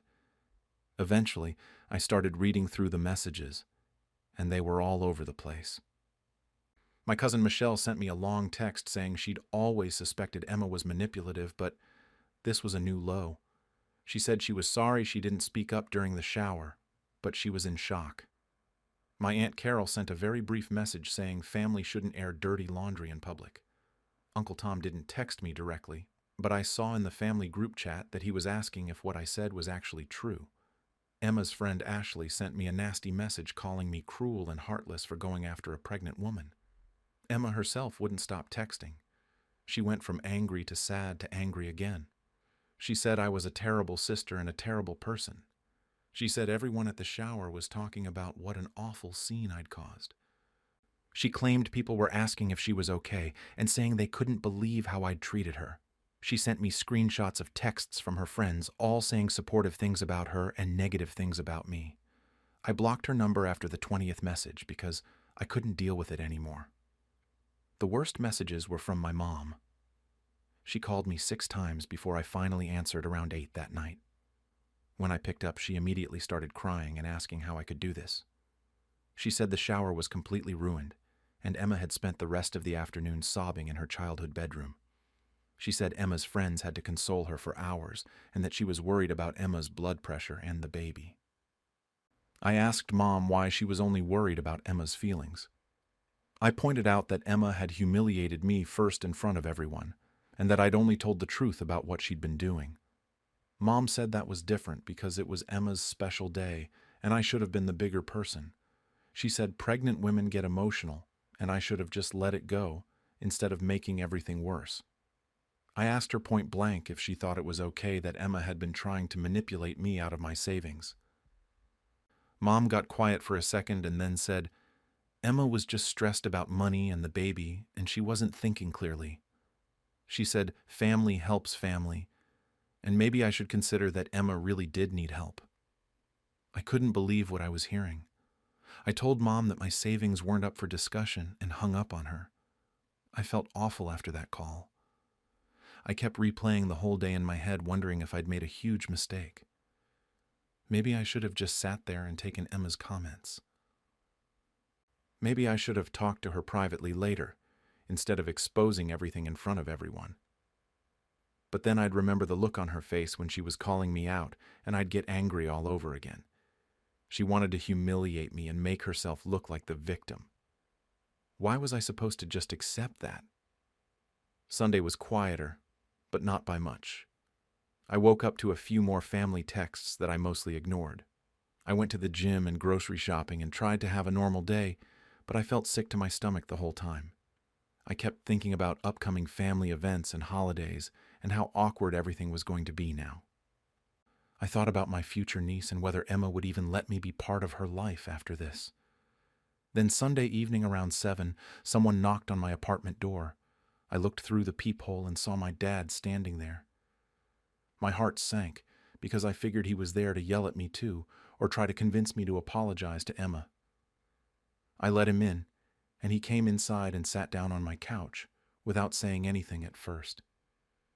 We sat there in silence for what felt like forever. Finally, he told me he wanted to talk about what happened at the shower. I braced myself for a lecture, but that's not what I got. He said he was proud of me for standing up for myself. I actually started crying when he said that because I wasn't expecting it at all. He told me he'd known about Emma's plan to get me to hand over my savings. Emma had approached him about it a few weeks ago, and he'd told her absolutely not, that my money was my own and she had no right to it. He said he'd hoped that would be the end of it, but clearly Emma had kept pushing with other family members.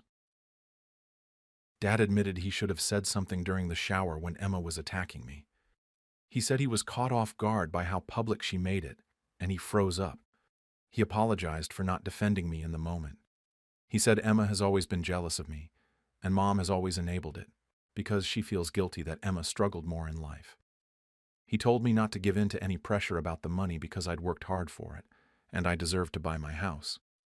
We talked for about an hour. It was probably the most honest conversation I'd ever had with my dad. When he left, he hugged me and told me to let things cool down for a while and not to engage with Emma or Mom until everyone calmed down. He said he'd try to run interference on his end. That was a week ago now. Things have not really calmed down. Some family members have reached out to me privately saying Emma was out of line. My cousin Jake told me he'd heard about Emma's money scheme before the shower and thought it was ridiculous. A few of my aunts have been supportive in private but won't say anything publicly because they don't want to get involved in drama, but plenty of people are on Emma's side. My mom is still barely speaking to me.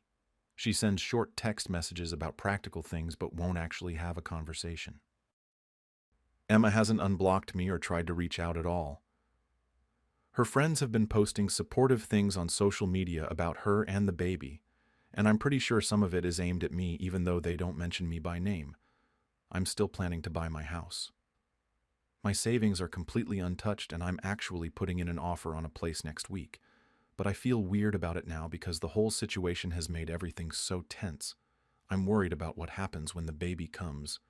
I want to be an aunt and have a relationship with my niece, but I don't know if Emma will even let me meet her after this. Part of me genuinely feels bad about how the shower went down. I keep seeing my mom's disappointed face and Emma crying and all those guests awkwardly leaving. It was supposed to be a happy day and it turned into a disaster. But another part of me is just exhausted from years of being expected to sacrifice my own needs and happiness for Emma. I'm tired of being the one who always has to be understanding and accommodating while she gets to do whatever she wants. I don't really know what happens from here.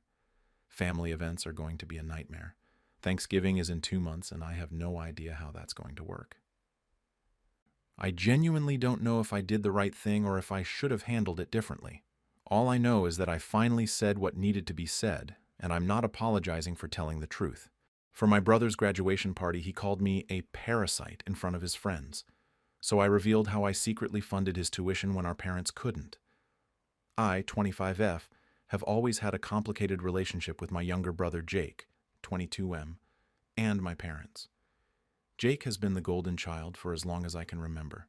Star student, varsity soccer, debate team captain, the whole package. My parents worshipped the ground he walked on, and honestly, I got it. He was impressive. I did well in school too, but it was never quite the same level of attention or pride. 3 years ago, I was a sophomore in college studying business. I was doing pretty well, had a decent GPA, liked my classes. Then my dad's company downsized and he got his hours cut to part-time. Around the same time, my mom's job reduced her shifts. They tried to hide how bad things were, but I could see it. The stress, the whispered conversations that stopped when I walked into the room, the way my mom started buying generic everything. The real breaking point came when I overheard them talking late one night.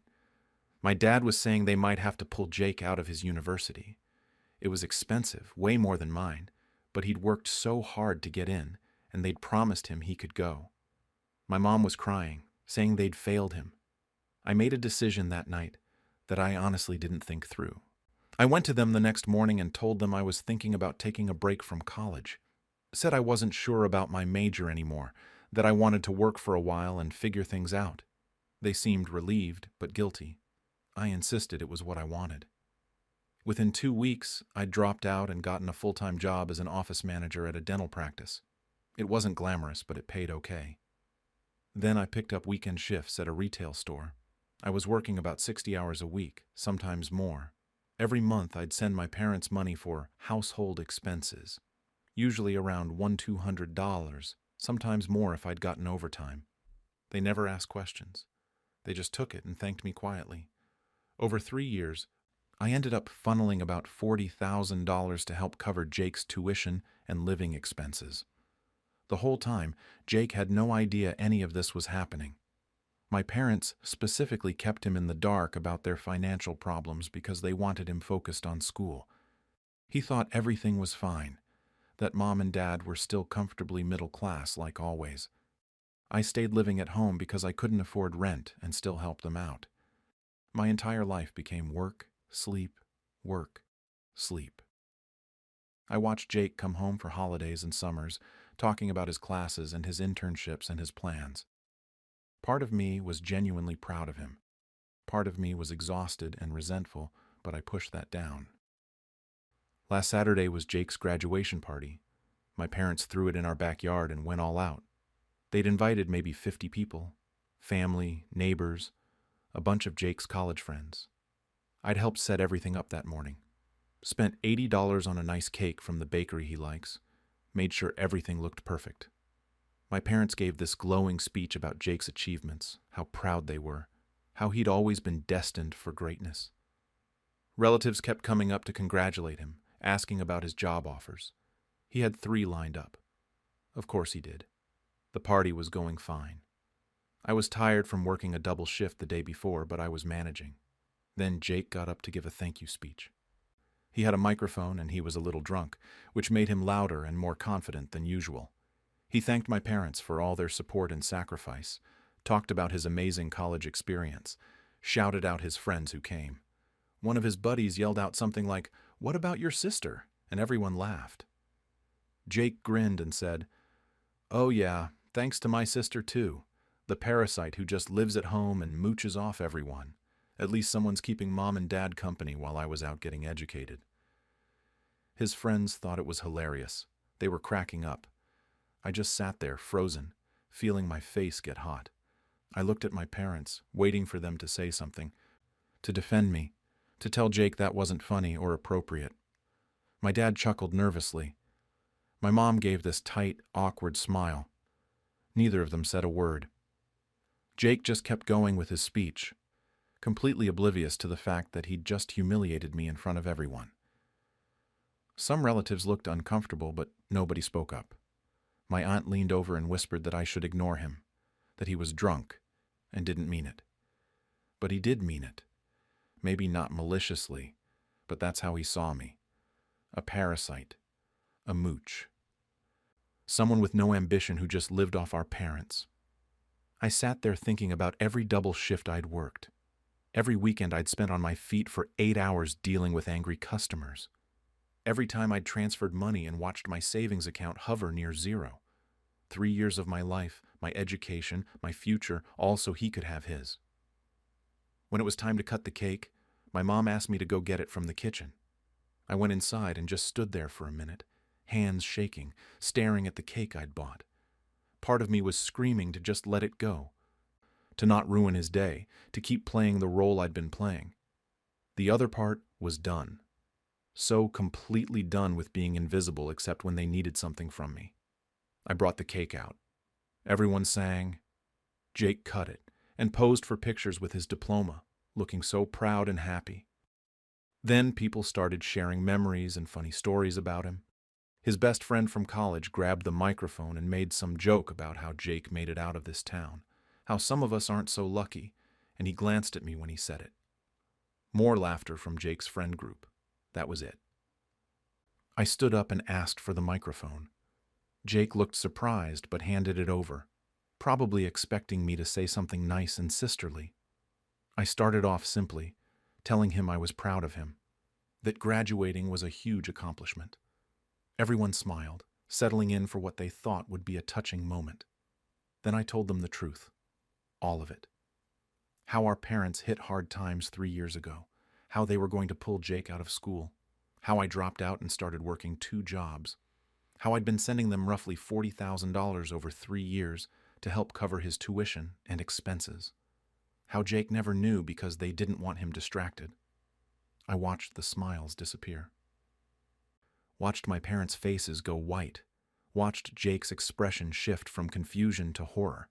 My voice stayed calm the whole time, but my hands were shaking so badly I almost dropped the microphone. I finished by saying I'd been living at home not because I was a parasite or a mooch, but because I gave up my own education and savings so he could have his. Then I handed him back the microphone, congratulated him one more time, and sat down. The silence was deafening. Nobody knew where to look or what to say. Jake just stood there, completely frozen, and I sat in my chair, wondering if I'd just made the biggest mistake of my life, or finally done something right for myself. The silence after I finished talking felt like it lasted forever. I could hear someone's dog barking a few houses down, a car driving past on the street. Normal sounds that felt completely wrong for the moment. Jake was still standing there with the microphone hanging loosely in his hand, staring at me like he'd never seen me before. His face had gone from his usual tan to this grayish-white color. One of his friends tried to laugh it off, said something like, "Wow, that's intense," but nobody else joined in. The joke was dead. My uncle broke the silence first. He said loudly, "You've been working 2 jobs for 3 years for this?" He was looking at me with this expression I couldn't quite read. Maybe respect. Maybe pity. Maybe both. Then my aunt turned to my parents and her voice had an edge to it. "You let her do that and never said anything?" A few other relatives started whispering to each other, shooting looks at my mom and dad. My parents looked like they wanted the ground to open up and swallow them. Jake finally managed to speak. His voice came out hoarse. "I didn't know. Why didn't anyone tell me?" He was looking between me and our parents, and I could see he was trying to process it all, trying to reconcile the last 3 years with this new information. I didn't answer him. I just handed the microphone back and walked to my seat. I felt numb, like I was watching everything happen from outside my body. Part of me couldn't believe I'd actually said it out loud. Part of me felt this weird sense of relief. Nobody knew what to do. A few people tried to restart conversations, but they all fizzled out after a few seconds. Jake's friends were suddenly very interested in their phones. My mom was blinking rapidly like she was trying not to cry. My dad had his hand on her shoulder and was staring at the ground. Jake disappeared into the house about 10 minutes later, just walked away without saying anything to anyone. Some of his friends followed him, probably to check if he was okay. I heard one of them say, "Dude, I had no idea," as they went inside. The party basically dissolved after that. Within half an hour, people were making excuses and leaving. They'd come up with things like, "Oh, I just remembered I have to pick up my kid," or "I have an early morning tomorrow." Some of the older relatives hugged me before they left. My aunt squeezed my shoulder and whispered, "That took courage." My uncle pressed some cash into my hand and told me to take care of myself. A few people avoided eye contact with everyone and just hurried to their cars. I helped clean up because I didn't know what else to do. Threw away paper plates, collapsed folding chairs, packed up leftover food. My parents were doing the same thing, but we weren't speaking. The silence between us was heavy and awkward. At one point, my mom looked like she was going to say something, but then just shook her head and walked away. By the time the backyard was clean, it was getting dark. I went inside and Jake's door was closed. I could hear him talking to someone on the phone, but couldn't make out the words.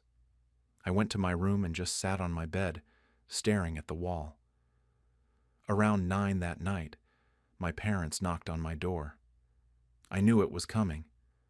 My mom came in first and she'd been crying. I could tell from her face. My dad followed and closed the door behind them.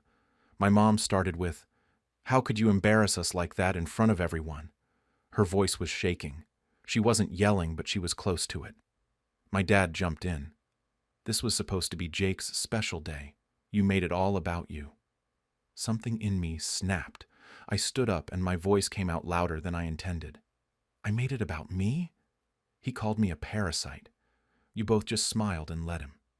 My mom wiped her eyes. "He was drunk. He didn't mean it. You know how Jake is." "Yeah, I do know.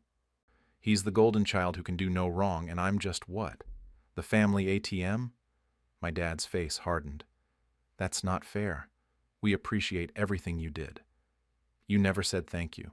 Not once in 3 years. You took the money and let Jake think everything was fine." "We were protecting him," my mom said, like it was obvious. "And who was protecting me?" Neither of them had an answer for that. We just stood there looking at each other. My mom's face crumpled and she left the room. My dad followed her after giving me this disappointed look that made me feel about 2 inches tall. I locked my door and didn't come out for the rest of the night. I could hear my parents talking in their room, voices rising and falling. At some point, Jake came out of his room and there was a conversation I couldn't quite hear. Then his door slammed. I didn't sleep much, kept replaying the whole thing in my head. The look on Jake's face, the whispers from relatives, my parents' anger. I went back and forth between feeling vindicated and feeling guilty. Maybe I should have pulled him aside privately. Maybe I should have talked to my parents first and made them tell him. Maybe I should have just kept my mouth shut forever. But then I'd remember him laughing while he called me a parasite. Remember my parents' awkward smiles. Remember 3 years of exhaustion and sacrifice that nobody acknowledged, and I'd feel angry all over again. The next morning I had to work my retail shift. I got ready quietly and left before anyone else was awake, or at least before anyone came out of their rooms. When I got home that afternoon, Jake's car was gone. My mom was in the kitchen and barely looked at me when I walked in. "Where's Jake?" I asked. "He went to stay with a friend for a few days." Her tone made it clear she blamed me for that too. That was Sunday. It's been 5 days now. Jake still hasn't come back home. He texted my parents that he's staying with his college roommate who lives about 30 minutes away. He hasn't texted me at all. I've seen him active on social media, posting stories and liking things, so I know he's fine. He's just avoiding me. My parents have barely spoken to me since that night. My mom makes passive-aggressive comments when we cross paths. Things like, "I hope you're happy with what you did," or "The whole neighborhood is talking about us now." My dad has been working late every night, coming home after I've gone to bed.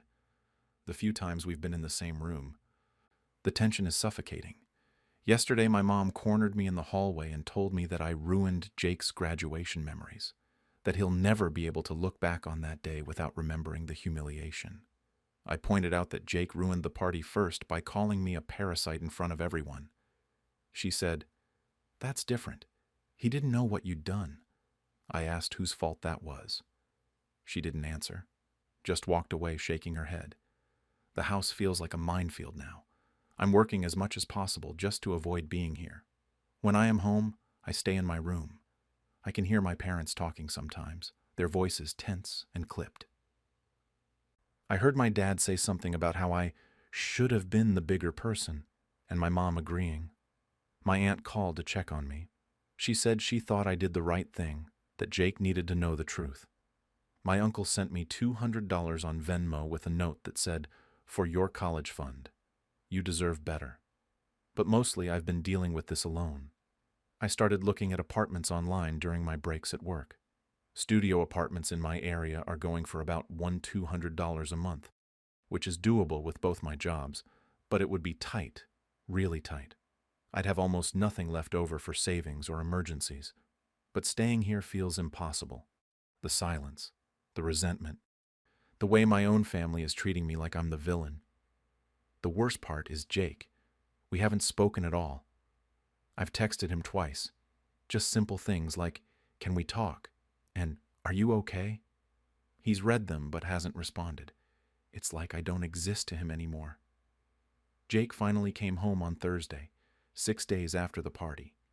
I heard his car pull up while I was getting ready for work. My stomach dropped. I thought about staying in my room until he settled in, but I needed to leave for my shift, so I didn't have a choice. We ran into each other in the hallway. He was carrying a duffel bag and looked tired. For a second, I thought he might actually say something. He looked at me, opened his mouth, then just shook his head and went into his room. The door closed with a soft click that somehow felt worse than if he'd slammed it. That's been the pattern since he got back. We see each other, he looks away, and one of us leaves the room. Yesterday morning, we were both in the kitchen at the same time. I was making coffee before my office job. He was getting cereal. We moved around each other like strangers, careful not to get too close. He took his bowl back to his room. The whole interaction maybe lasted 2 minutes, but it felt like an hour. My parents are still barely talking to me either. My mom has shifted from passive-aggressive comments to just pretending I'm not there most of the time. She'll ask my dad to pass something at dinner, even if I'm closer. She'll talk about her day, but direct everything to him, like I'm invisible. My dad is slightly better, but not by much. He's still working late most nights, which I'm pretty sure means he's just sitting in his car in the driveway for an extra hour to avoid coming inside. Last night, they pulled me aside after dinner, both of them this time, presenting a united front. My dad did most of the talking. He said they'd been thinking about everything that happened and they need me to apologize to Jake for ambushing him at his party. They said I had every right to be hurt by what he said, but the way I handled it was wrong. That I could have come to them privately, or talked to Jake after the party, or literally anything else besides publicly humiliating him in front of his friends and our entire family. I asked if Jake was going to apologize for calling me a parasite. My dad actually looked annoyed, like I was being deliberately difficult. He said, "That's not the same thing and you know it." I don't know it, actually. But I didn't say that. I just told them I'd think about it and went back to my room. I could hear them talking after I left. My mom's voice high and frustrated, my dad's lower and calmer, but still clearly upset. The thing is, I don't regret telling the truth. I really don't. Maybe the timing was bad, maybe the setting was wrong, but I'm not sorry that everyone finally knows what I did. What bothers me is that I'm the only one who seems to think I deserved better. My parents are mad that I embarrassed them. Jake is mad that I ruined his party. Nobody seems to care that I gave up 3 years of my life and got called a parasite for it. I've been crunching numbers obsessively the last few days. If I move out, I can afford a studio apartment, but barely. I'd have maybe $200 left each month after rent, utilities, and food. That's assuming nothing goes wrong, no car repairs or medical bills or unexpected expenses. I wouldn't be able to save anything. I definitely wouldn't be able to go back to school anytime soon. My aunt texted me yesterday and offered to let me stay with her. She lives about 4 hours away and has a spare bedroom. Said I could stay rent-free for a while, get back on my feet, maybe enroll in community college. It's a generous offer and I'm grateful for it, but I'd have to quit both my jobs, which means starting over completely in a new place where I don't know anyone except her. And part of me is angry that I'm the one who would have to leave. Jake got his degree, and his job offers and his future. Why should I be the one who has to uproot my entire life? My manager at the dental office noticed I've been off this week. She asked if everything was okay, and I gave her some vague answer about family stress. She told me if I ever need to talk, her door is open. It almost made me cry, which is ridiculous, but I guess I'm not used to people actually caring about how I'm doing. Work has become my escape, which is depressing when you think about it. I'm actually picking up extra shifts when I can because being at home is unbearable. The silence, the tension, the way everyone moves around each other like we're all made of glass. I come home exhausted and go straight to my room. Sometimes I hear Jake watching TV in the living room or talking on the phone with his friends. His life is just continuing like normal while mine feels stuck in this awful limbo. A couple of relatives have reached out. My uncle called to check in. My cousin sent me a long text saying she thought I was brave and that Jake needed a reality check. One of my mom's friends, who was at the party, messaged me privately saying she had no idea I'd done all that, and she was sorry for how things turned out. It's weird getting support from people outside the immediate family while my own parents and brother are treating me like I committed some unforgivable sin. I keep going back to that moment at the party. Jake standing there with the microphone, everyone laughing at his joke about me being a parasite. The way my parents smiled instead of defending me. I've replayed it so many times in my head that it almost doesn't feel real anymore. But it was real. That happened. And maybe my response was nuclear. Maybe I should have handled it differently, but I can't bring myself to regret it. What I do regret is not saying something sooner, not demanding acknowledgement before it got to this point. I should have told Jake the truth a long time ago, should have insisted that my parents be honest with him. Instead, I let them keep me as their little secret, their hidden sacrifice, and then I exploded when I finally couldn't take it anymore. This morning, Jake and I were both in the kitchen again. He was making toast. I was refilling my water bottle. For just a second, he glanced at me and I thought maybe this was it. Maybe he'd finally say something. But he just looked away and left with his toast. I stood there listening to his footsteps go down the hall, listening to his door close, and I felt so tired. Not physically tired, though I'm definitely that too. Just tired of all of it. My mom came in a few minutes later and told me again that I need to apologize, that I'm tearing this family apart. I asked her if she ever planned to tell Jake the truth if I hadn't said anything. She didn't answer, just said that wasn't the point. But I think it is the point, actually. I'm currently looking at my aunt's text about staying with her. 4 hours away, a fresh start, a chance to maybe go back to school eventually. It sounds nice in theory. It also sounds like running away, like admitting defeat, like letting them win. The worst part is I don't even know what winning would look like anymore. An apology from Jake? From my parents? Getting my $40,000 back? My 3 years back? None of that is going to happen. The money is gone, the time is gone, and my relationship with my family might be gone too. I spent 3 years sacrificing for someone who saw me as a burden. My parents let me do it and never defended me when he mocked me publicly. I finally told the truth, and now I'm the villain in my own family's story. My brother won't talk to me. My parents say I embarrassed them. And I'm still stuck in the same bedroom I had in high school, working 2 jobs with no degree and no plan for the future. Maybe I should have just stayed quiet and let him have his moment. Let him keep thinking I was a parasite. Let my parents keep their secret. Let everything stay buried. But I'm so tired of being invisible except when they need something from me. So tired of putting everyone else first and getting nothing in return except resentment. So now I'm here, in this impossible situation that I created by finally standing up for myself. I don't know if I did the right thing or if I just made everything worse. I don't know if I should apologize or stand my ground. I don't know if I should stay and fight for some kind of resolution or take my aunt up on her offer and leave. What I do know is that things can't stay like this. Something has to change. I just have no idea what that something is. When my aunt's retirement banquet turned into her chance to shame me as lazy, I exposed how she exploited my unpaid labor to run her business for years.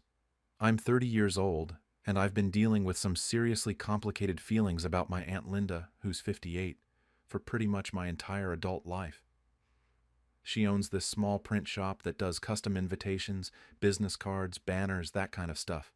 Well, she owned it until recently when she sold it and retired.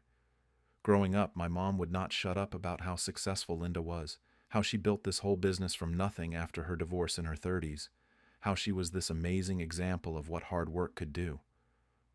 When I was 15, Linda called my mom and asked if I wanted to come work at her shop over the summer. My mom was so excited about it that she didn't even really ask me. She just told me I was doing it.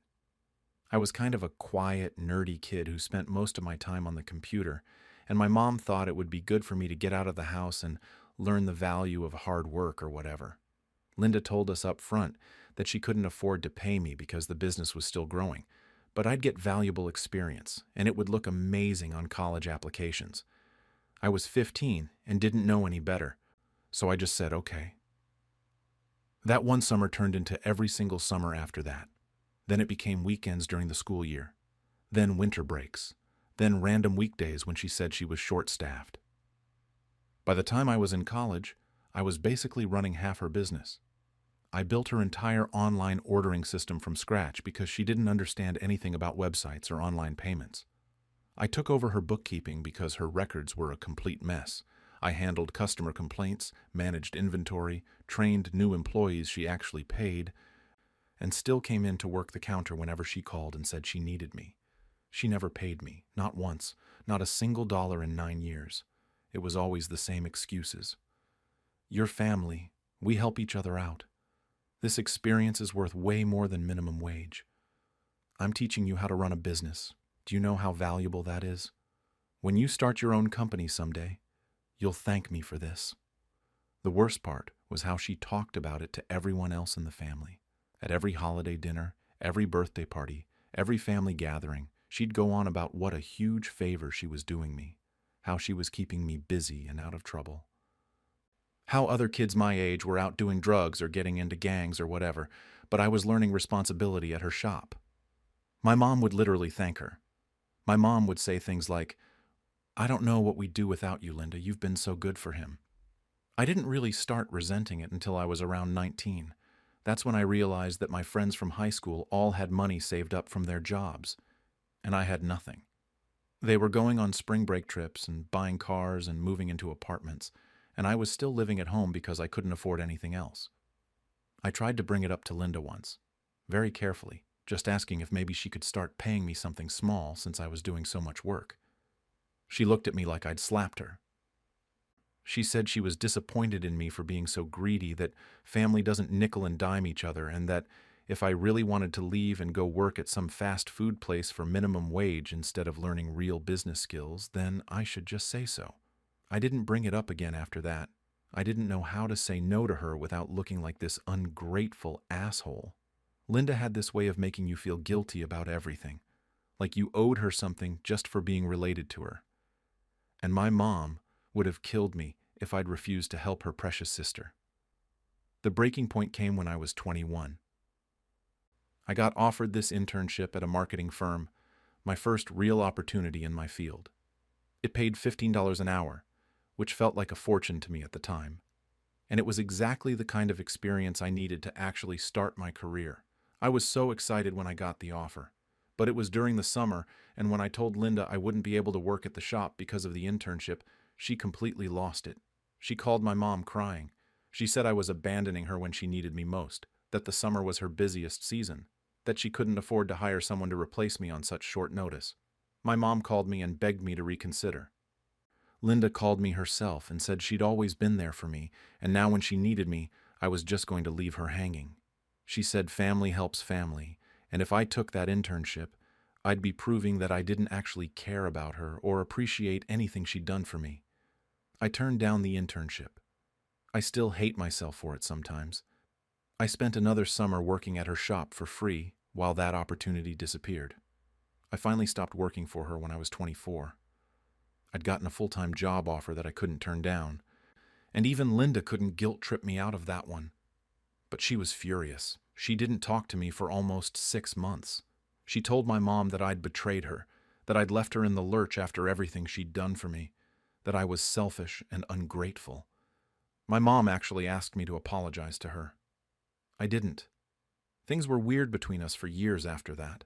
We'd see each other at family stuff and be polite, but it was tense. She never apologized for not paying me. She never acknowledged that maybe she'd taken advantage of me. She just acted like I was the one who'd done something wrong. Then, 3 weeks ago, I got an invitation to her retirement banquet. She'd sold the business to some company that was going to keep it running under the same name, and she was throwing this huge party to celebrate. My first instinct was to throw the invitation in the trash, but my mom called me the day after I got it and begged me to come. She said Linda wanted the whole family there, that it would mean a lot to her, that I needed to be the bigger person and let go of old grudges. I eventually said yes, just to get my mom off my phone. The party was at this community hall, the kind with the folding tables and that weird smell all community halls have. There were maybe 60 people there. My parents, a bunch of cousins I barely knew, Linda's employees from over the years, some of her church friends, a few regular clients who she'd been working with forever. It was actually a pretty nice setup. There was a buffet, some decorations, a slideshow of photos from the shop playing on a screen in the corner. The first hour or so was fine. People ate, chatted, told stories. A few of Linda's friends got up and gave these sweet speeches about what a great boss she'd been and how much they'd miss working with her. Linda was beaming the whole time, just soaking it all in. I sat at a table with my parents and tried to smile and not think about how many hours of my life I'd wasted in that shop. Then Linda got up to give her speech. Everyone quieted down and turned to face her. She started off by thanking everyone for coming and talking about how emotional she was to be closing this chapter of her life. Then she started going on about her business philosophy, about hard work and determination and never giving up. She said she was proud that she'd built everything with her own 2 hands, that she'd never taken handouts or expected anyone else to do the work for her. She said young people today don't understand what real work ethic looks like, that everyone expects everything to be handed to them. And then she looked directly at me. I felt my stomach drop before she even opened her mouth. Some people in this room could really learn from that, she said, and people followed her gaze to me. My nephew over there, he's 30 now. And when he was younger, I tried my best to teach him about work ethic and responsibility. But he was always kind of a lazy kid who never really wanted to work. I guess some people just don't have it in them. People laughed. Not mean laughs, just those polite chuckles you do when someone makes a joke at a party. My mom did this nervous smile thing. My dad looked uncomfortable but didn't say anything. I just sat there with my face burning, trying to keep smiling like it didn't bother me, while my aunt went back to her speech and everyone clapped for her. I excused myself and went to the bathroom. I locked myself in a stall and just stood there shaking. I couldn't believe she'd just said that in front of everyone. After 9 years of free labor, after everything I'd sacrificed for her business, she'd called me lazy in front of my entire family and her friends and colleagues, and they'd all just laughed. I stood in that bathroom stall for probably 10 minutes just trying to calm down. My hands were shaking and I could feel my heart pounding in my chest. Part of me wanted to just walk out of the community hall, get in my car, and go home. Forget the whole thing happened. Be the bigger person like my mom always wanted me to be. But I kept replaying what Linda had said in my head. Lazy. She'd called me lazy, in front of everyone, after I'd given her 9 years of my life for nothing. When I finally came out of the bathroom, I splashed some water on my face and looked at myself in the mirror. I looked tired. I felt tired. I'd been carrying this resentment around for years and never saying anything about it, and now she'd just humiliated me at her own retirement party like it was nothing. I walked back into the main hall and the party was still going. People were eating dessert now, chatting in little groups. Linda was standing near the front with some of her old employees, laughing about something. She looked so happy, so proud of herself, it made me feel sick. Then this guy, Greg, who I guess used to be Linda's business partner before he retired a few years ago, got up to the microphone. He tapped it a couple times and asked if anyone else wanted to share some words about Linda before the night wrapped up. A few people went up and told these cute stories about working with her or knowing her from church. Everyone clapped politely after each one. Then Greg looked right at me and said something like, "How about you? You're her nephew, right? You've known Linda your whole life. Want to say a few words?" The room got quiet and everyone turned to look at me. My mom's face went completely pale. She had this look like she was terrified of what I might say. My dad was staring down at his plate. Linda was smiling at me from across the room, probably expecting me to get up there and talk about what an amazing aunt she was and how grateful I was for all her wisdom or whatever. I don't really remember deciding to do it. I just stood up and started walking toward the microphone. My legs felt weird, like they weren't quite connected to my body. My hands were still shaking, but I shoved them in my pockets so no one would see. Greg handed me the microphone and I just stood there for a second looking out at all these people. I could see my mom gripping my dad's arm. I could see Linda still smiling, waiting. I said thanks to Greg for asking me to speak. I said, yeah, I'd known Linda my whole life, and I'd worked for her too.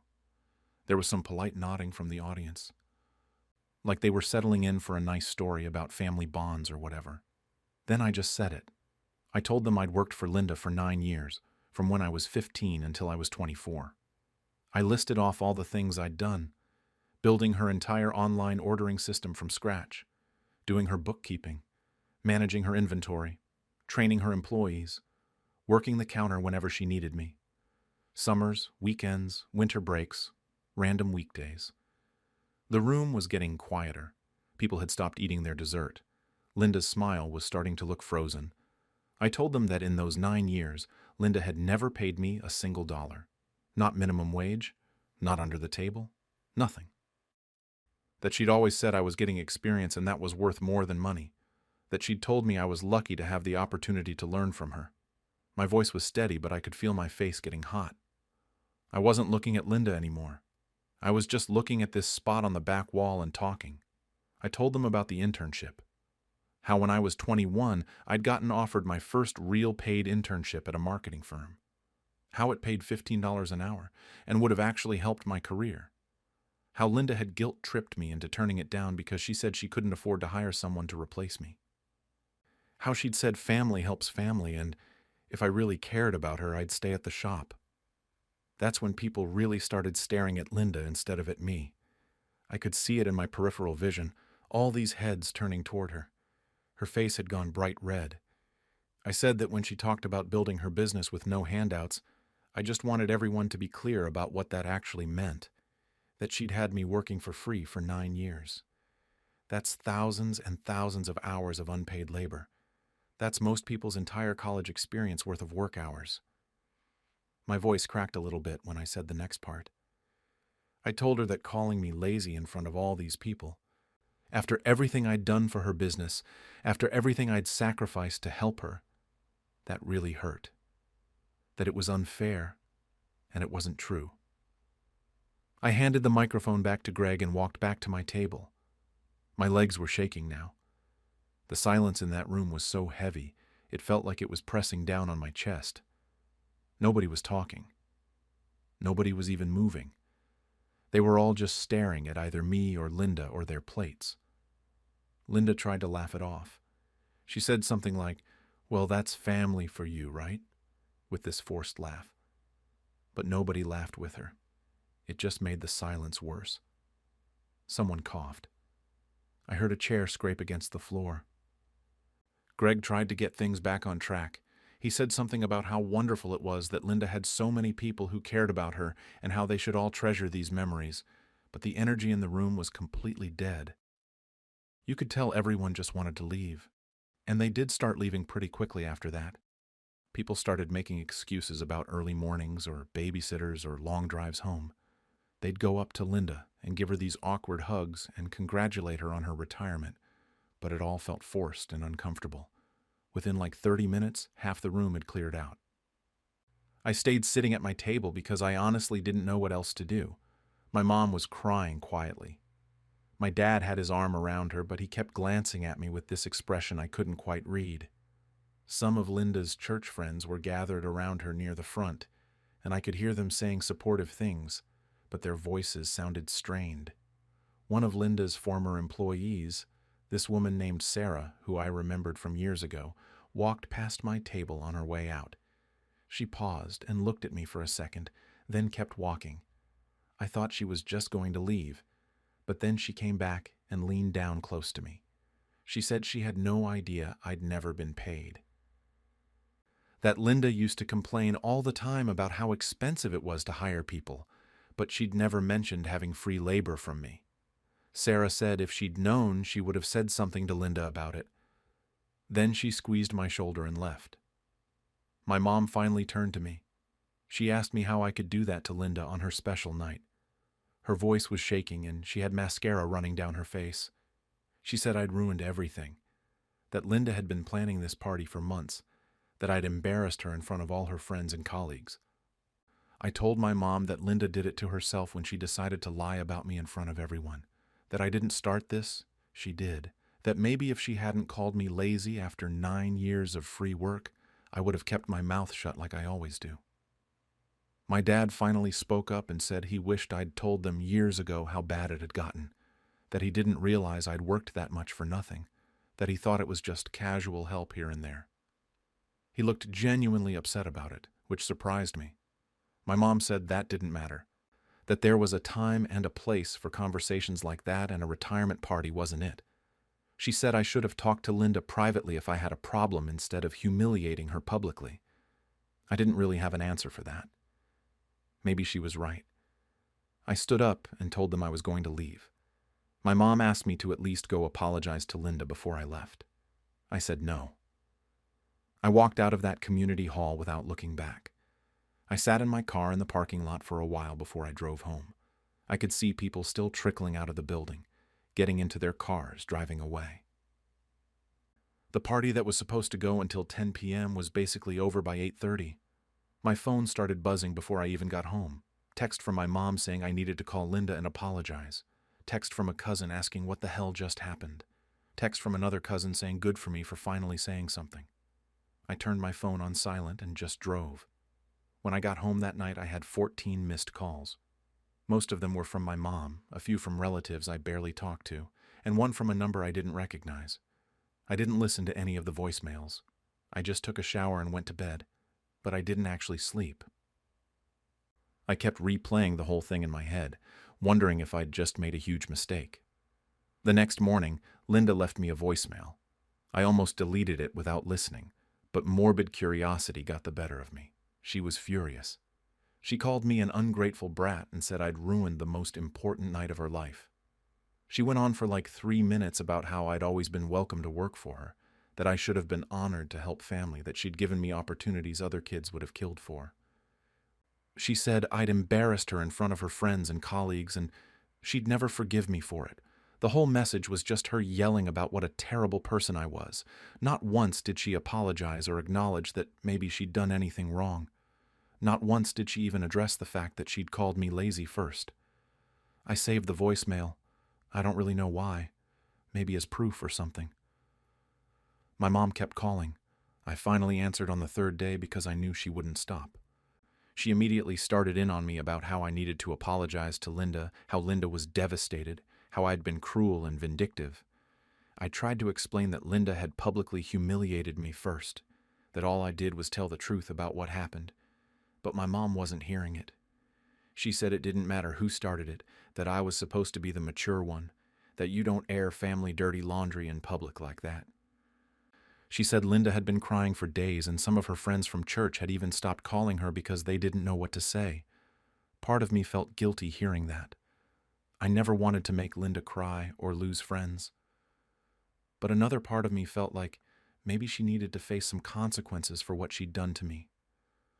I told my mom I wasn't going to apologize, and that if Linda wanted to talk to me, she could apologize for exploiting my labor for 9 years and for calling me lazy in front of everyone. My mom said I was being stubborn and unreasonable.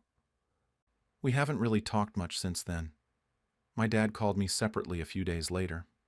He was a lot calmer about it.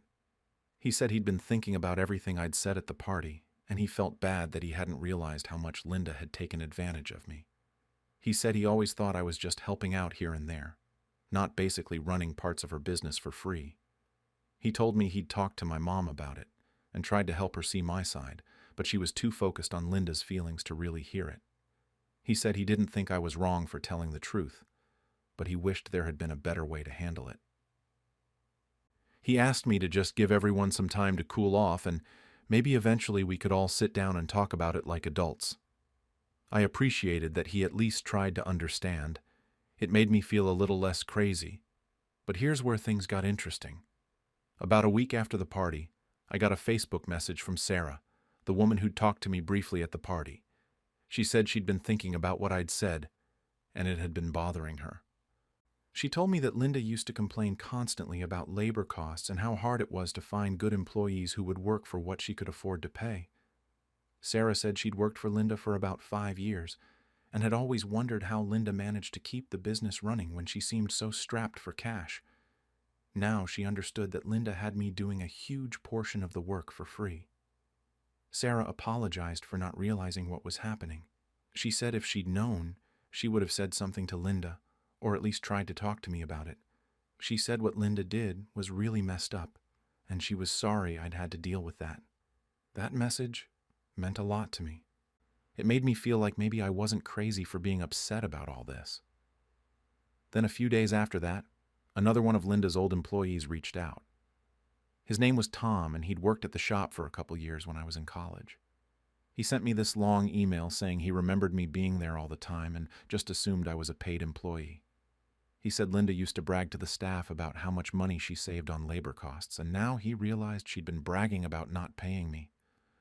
He said he'd always thought it was weird that Linda talked about me like I was some kind of charity case when I clearly worked harder than anyone else there. Tom said he felt terrible for not questioning it at the time. He also said that if I wanted to, I should look into reporting Linda for labor law violations. He said even though it had been years, there might still be some kind of recourse available, especially since I was a minor when it started. He gave me the name of a lawyer friend of his who might be able to give me some advice. I haven't contacted the lawyer yet. Part of me wants to, just to know what my options are. But another part of me worries that it would blow this whole thing up even bigger than it already is. I don't know if I have the energy for a legal battle with my aunt.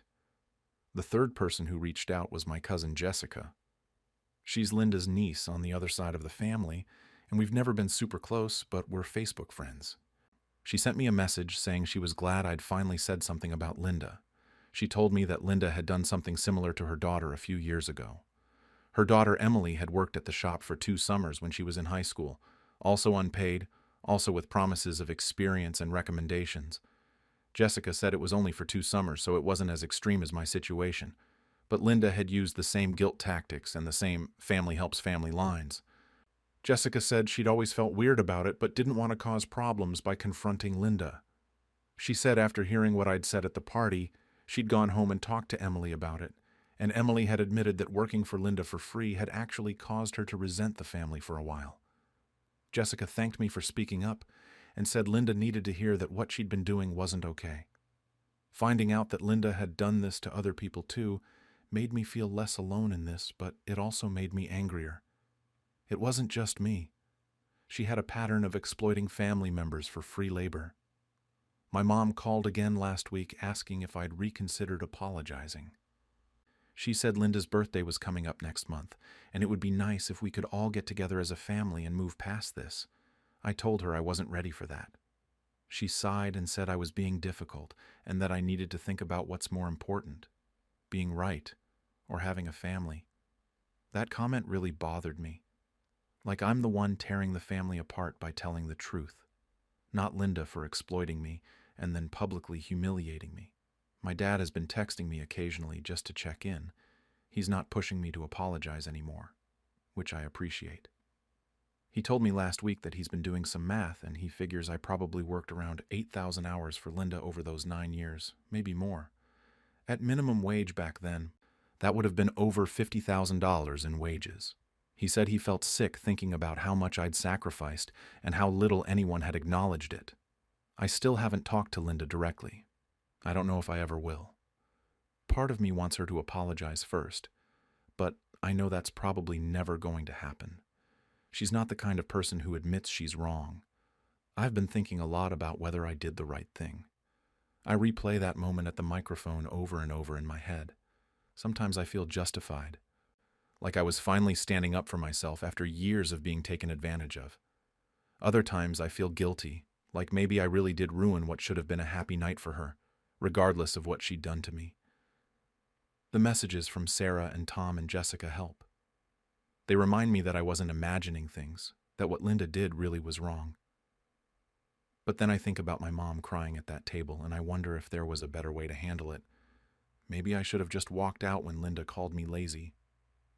Maybe I should have confronted her privately years ago, instead of letting it build up until I exploded at her retirement party.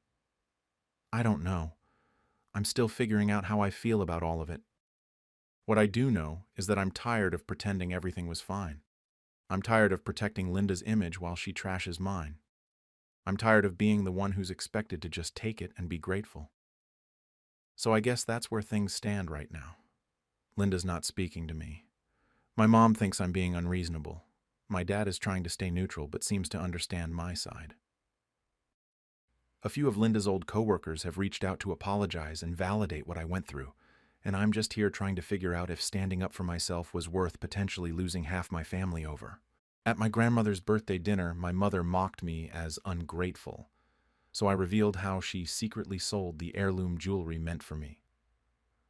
I, 28F, have had a complicated relationship with my mother for years, but what happened at my grandmother's 80th birthday dinner last weekend finally pushed me over the edge. My grandmother has always been special to me. Growing up, I spent more time at her house than my own. She taught me how to bake, let me try on her vintage dresses, and always made me feel like I mattered. My mother never really liked how close we were. I didn't realize it when I was younger, but looking back, I can see the jealousy in the way she'd make comments about me being Grandma's favorite, or how I was always running to Grandma instead of her. When I turned 16, my grandmother pulled me aside and showed me her jewelry collection. She had this beautiful pearl necklace from the 1940s, her mother's engagement ring, and this delicate gold bracelet that had been passed down through 3 generations. She told me they would be mine someday. Not because I was greedy or asked for them, but because she wanted me to have them. She said they represented our bond, and that I reminded her of her own mother. I cried that day. It meant everything to me. Fast forward to about a year ago. I was visiting my grandmother and mentioned the jewelry, just wanting to see the pieces again and hear the stories behind them. She got this confused look on her face and said she'd given everything to my mother months earlier to hold for safekeeping until I was ready for them. My stomach dropped. I had never received anything, not a single piece. I left my grandmother's house and immediately drove to my mother's. When I asked her about the jewelry, she got defensive right away. Started saying I was being materialistic and that the jewelry was somewhere safe. She wouldn't tell me where. Just kept insisting it wasn't the right time and I needed to stop worrying about it. I pushed, and she eventually told me to drop it or leave. So I left. For months, I tried to let it go. I told myself maybe she really was keeping it safe, that she'd give it to me eventually. But something felt wrong. My mother has always been bad with money. She's the type to buy expensive things she doesn't need and then complain about not being able to pay her bills. I'd lent her money before that she never paid back. Then 3 months ago, my cousin Sarah pulled me aside at a family barbecue. She looked uncomfortable, kept glancing around to make sure no one could hear us. She told me she'd overheard my mother talking to one of my aunts about selling jewelry to pay off credit card debt. My mother had apparently racked up nearly $15,000 and was desperate. Sarah said she was sorry, that she thought I should know. I felt sick. Not just about the jewelry being gone, but about what came next. Sarah told me my mother had been telling people I didn't want the old stuff. That I wasn't interested in family traditions anymore. That I was too modern and practical to care about heirlooms. She'd apparently been saying this for months, painting me as this ungrateful grandchild who rejected her heritage. Meanwhile, I'd been waiting patiently for something I never knew was already gone. I didn't confront my mother after that. I know I should have, but I just couldn't deal with it. I knew she'd deny it or twist it around somehow. She's good at making herself the victim. And honestly, I didn't want to upset my grandmother. The thought of telling her that her own daughter had sold her mother's jewelry and lied about it made me feel awful. My grandmother didn't deserve that heartbreak, but the anger just kept building. Every time I saw my mother at family events, I had to bite my tongue. She'd act like nothing was wrong, like she hadn't betrayed me and lied to everyone. I started avoiding family gatherings when I could. Then my grandmother's 80th birthday came up. It was going to be this big dinner at an upscale Italian restaurant downtown with close to 25 family members. I almost didn't go. I sat in my apartment the day before, staring at the invitation, knowing my mother would be there, but it was my grandmother's birthday. I couldn't miss it. So I told myself I'd keep my mouth shut for one night. I'd smile, give my grandmother her gift, and leave early. The dinner started off fine. Everyone was dressed up. The restaurant had this private room for us, and my grandmother looked so happy. She was wearing this purple dress she'd been excited about and kept hugging everyone who came in. I gave her a framed photo of the two of us from when I was little, along with a nice card. She loved it, got a little teary. We sat down to eat, and I ended up at the main table with my grandmother, my mother, a few aunts and uncles, and some cousins. My mother was being extra performative, laughing loudly, making sure everyone knew she'd organized the whole thing. She kept touching my grandmother's arm and talking about how important family was to her. About halfway through dinner, my grandmother started opening some gifts people had brought. I'd already given mine, so I just sat there picking at my pasta. Then my grandmother got to my gift again, held up the photo, and showed it to everyone nearby. She was saying something about how special our relationship was. That's when my mother decided to speak up. She had this smile on her face, but her voice had that edge to it. She said something like, "Well, at least she managed to bring something this time, though that's surprising considering she never appreciates what she's given. She's always been so focused on herself." A few relatives laughed. That uncomfortable laugh people do when they don't know how else to react. My uncle tried to change the subject by asking about dessert, but my mother wasn't done. She shook her head and said, "Some people just don't value family traditions like they used to. It's sad, really." I felt my face get hot. My throat tightened. I looked down at my plate because I didn't trust myself to look at her. Here she was, in front of everyone, calling me ungrateful and selfish. The same woman who'd stolen from me and lied about it for a year. The same woman who'd told people I didn't care about family while she was pawning off heirlooms. I sat there gripping my fork, hearing her words echo in my head. I could feel people glancing at me, probably expecting me to just take it like I always did. And I almost did. I almost let it slide because it was my grandmother's birthday and I didn't want to cause a scene. But then I thought about every other time I'd stayed quiet. Every time I'd been the bigger person while my mother got to say whatever she wanted. Every time I'd protected her from consequences while she destroyed my reputation behind my back. I set my fork down and waited. People started making toasts, going around the table sharing stories and memories. My aunt went first with something sweet about my grandmother's kindness. My uncle talked about her strength. Then my mother stood up. Of course she did. She made this whole elaborate toast about family values and appreciating what we have, and honoring the people who raised us. She kept looking at my grandmother with this devoted daughter expression. A few people even teared up. Everyone clapped when she finished. Then it was my turn. I stood up with my glass in my hand. My heart was pounding so hard I thought everyone could probably hear it. I looked at my grandmother first, sitting there in her purple dress with that happy smile on her face, and for a second, I almost chickened out. Almost sat back down and let it go like I always did. But then I caught my mother's expression out of the corner of my eye. She had this satisfied smirk, like she'd gotten away with something. Like she'd successfully painted me as the bad guy in front of everyone and I was just going to take it.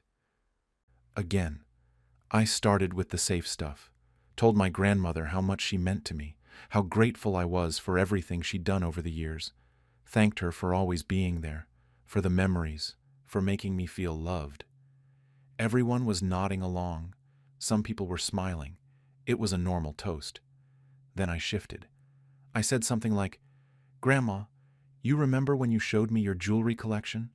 The pearls, the engagement ring, the gold bracelet? You told me they'd be mine someday." My grandmother's face lit up. She nodded and put her hand over her heart, clearly touched that I was bringing it up. I saw my mother stiffen in her seat next to her. I kept going. "I never got them. Mom sold them about a year ago to pay off her credit card debt." The room went completely silent, like someone had hit a mute button on the entire dinner. I heard someone's fork hit their plate. That was the only sound. My grandmother's smile faded. She looked confused, like she hadn't heard me correctly. She turned to look at my mother. My mother's face went white, then immediately red. She stood up so fast her chair scraped against the floor. "That is not true. How dare you make up lies at your grandmother's birthday dinner?" I stayed calm. Weirdly calm, actually. I'd expected to be shaking or crying, but I just felt numb and clear-headed. I looked at my mother and said, "Sarah told me. She heard you talking about it, and you've been telling everyone for months that I didn't want them, that I'm not interested in family traditions." I turned to look at some of the relatives who'd laughed at her earlier comments. Pretty convenient story to tell when you've already sold everything, right? My mother was sputtering now, trying to form words.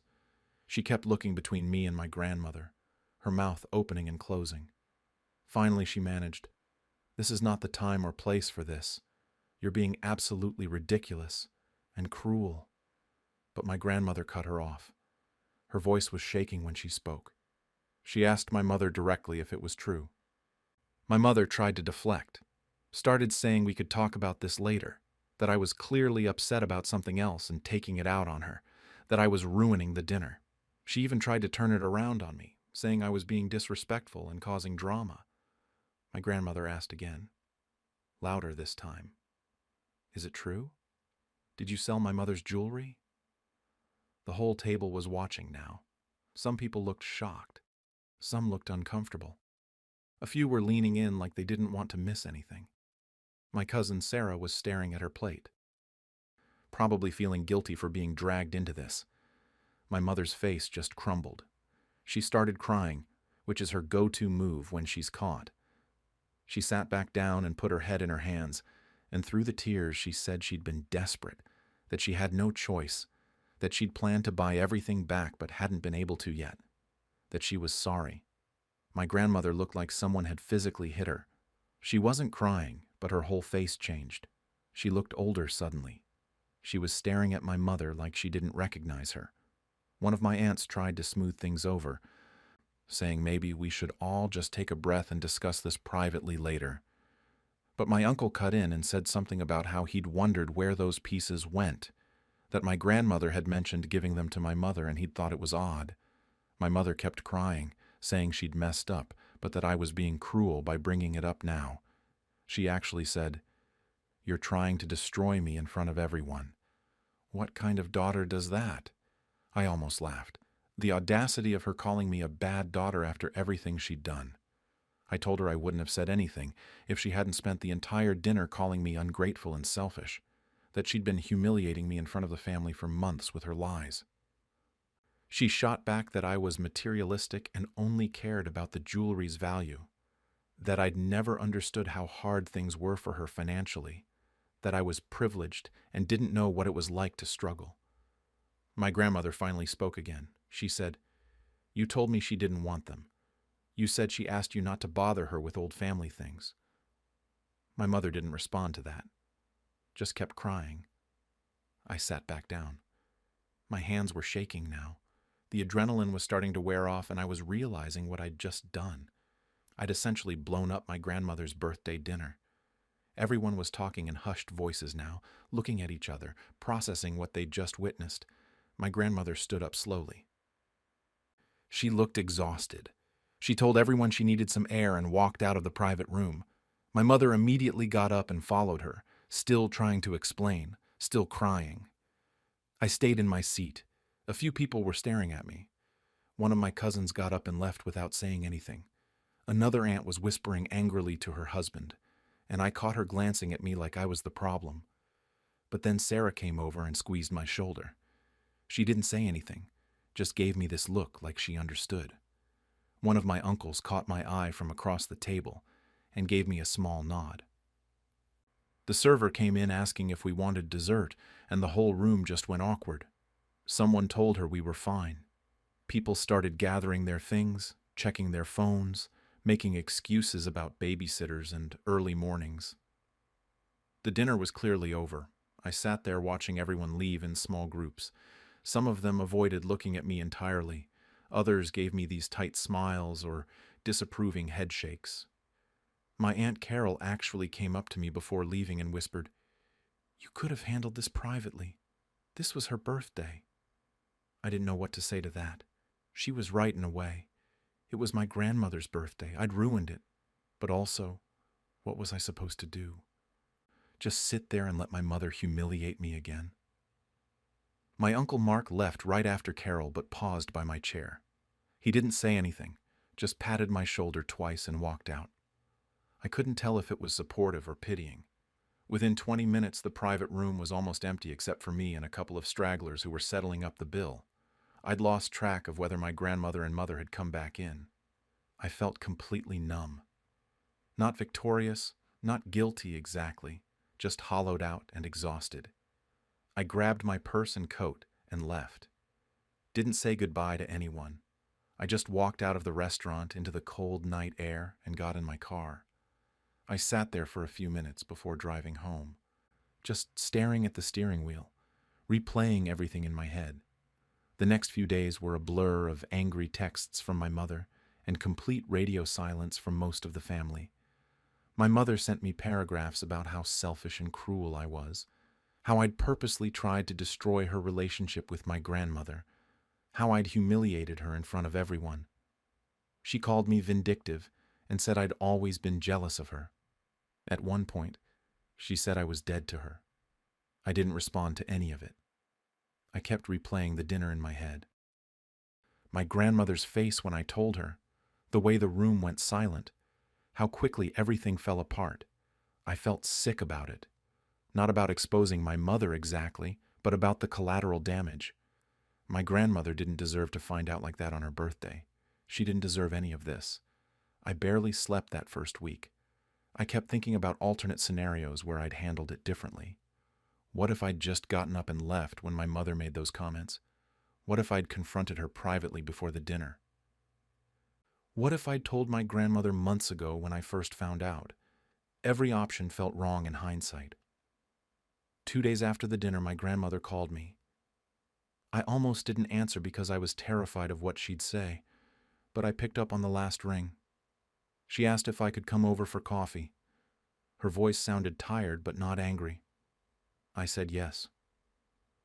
When I got to her house, she had coffee and cookies set out like always, but the atmosphere was completely different. She looked smaller somehow, older. We sat at her kitchen table and she told me she'd confronted my mother properly after the dinner. They'd apparently sat in my mother's car in the parking lot for over an hour.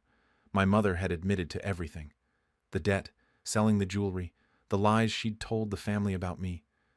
My grandmother said she was furious, not at me for speaking up, but at my mother for the betrayal. She kept saying she couldn't believe her own daughter would steal from her and lie about it. That the jewelry itself wasn't even the worst part, it was the dishonesty. She'd trusted my mother completely, and my mother had manipulated that trust. But then she said she wished I hadn't done it at the dinner, that she understood why I did, but that it had hurt her to find out that way in front of everyone. She said the whole night had been tainted now, and she'd probably never be able to think about her 80th birthday without remembering that moment. That gutted me. I apologized, told her I didn't plan it, that I just snapped after my mother's comments. She nodded and said she understood, but that some things can't be taken back. We talked for another hour. She asked about the jewelry, if I'd known it was gone before the dinner. I told her everything. About confronting my mother a year ago, about Sarah telling me the truth, about the months of hearing my mother trash my character to the family. My grandmother just listened and shook her head. Before I left, she hugged me tight and said she loved me. But things felt different between us. Not ruined exactly, just changed. There was this new sadness there that hadn't existed before. Over the next week, 3 of my aunts reached out privately. My Aunt Lisa texted me saying I'd had every right to speak up, that my mother had embarrassed me first. My Aunt Jennifer called and told me she'd always known my mother was bad with money, that she'd borrowed from multiple family members over the years, and never paid anyone back. She said someone needed to call her out eventually. My Aunt Diane met me for lunch and admitted that my mother had always been jealous of my relationship with my grandmother. She said it had been obvious since I was a kid, but that no one wanted to acknowledge it. She told me she would have done the same thing in my position. It helped to hear their support, but it didn't fix anything. The family was clearly divided. Some people thought I was justified. Others thought I'd purposely sabotaged my grandmother's birthday out of spite. I heard through Sarah that some relatives were saying I was just as manipulative as my mother, that I'd waited for the perfect moment to cause maximum damage. My mother was leaning hard into the victim role. According to Sarah, she'd been calling family members crying about how cruel I'd been, how she'd made one mistake and I'd destroyed her over it. She was apparently leaving out the part about lying to everyone for months and humiliating me at the dinner first. My grandmother stopped speaking to my mother almost entirely. Sarah told me they'd had one more conversation where my grandmother demanded to know where the jewelry had been sold and if there was any way to get it back. My mother claimed she'd sold it to some online buyer and didn't have the information anymore. My grandmother didn't believe her. The relationship between my grandmother and mother is pretty much destroyed now. My mother blames me for that completely. She's told people I turned my grandmother against her, that I'm manipulating everyone. Some relatives believe her version. I've seen my grandmother a few times since then. We're still close, but that shadow is there. She's been colder toward my mother, which honestly makes me feel worse. I didn't want to damage their relationship. I just wanted my mother to stop lying about me. The worst part is I don't even care about the jewelry anymore. It's gone. Even if my mother magically produced it tomorrow, it wouldn't mean the same thing. The whole situation has ruined what those pieces represented. My mother still hasn't actually apologized. Not really. She sent a few texts saying she's sorry things got so out of hand. Sorry the dinner was ruined. Sorry everyone is mad.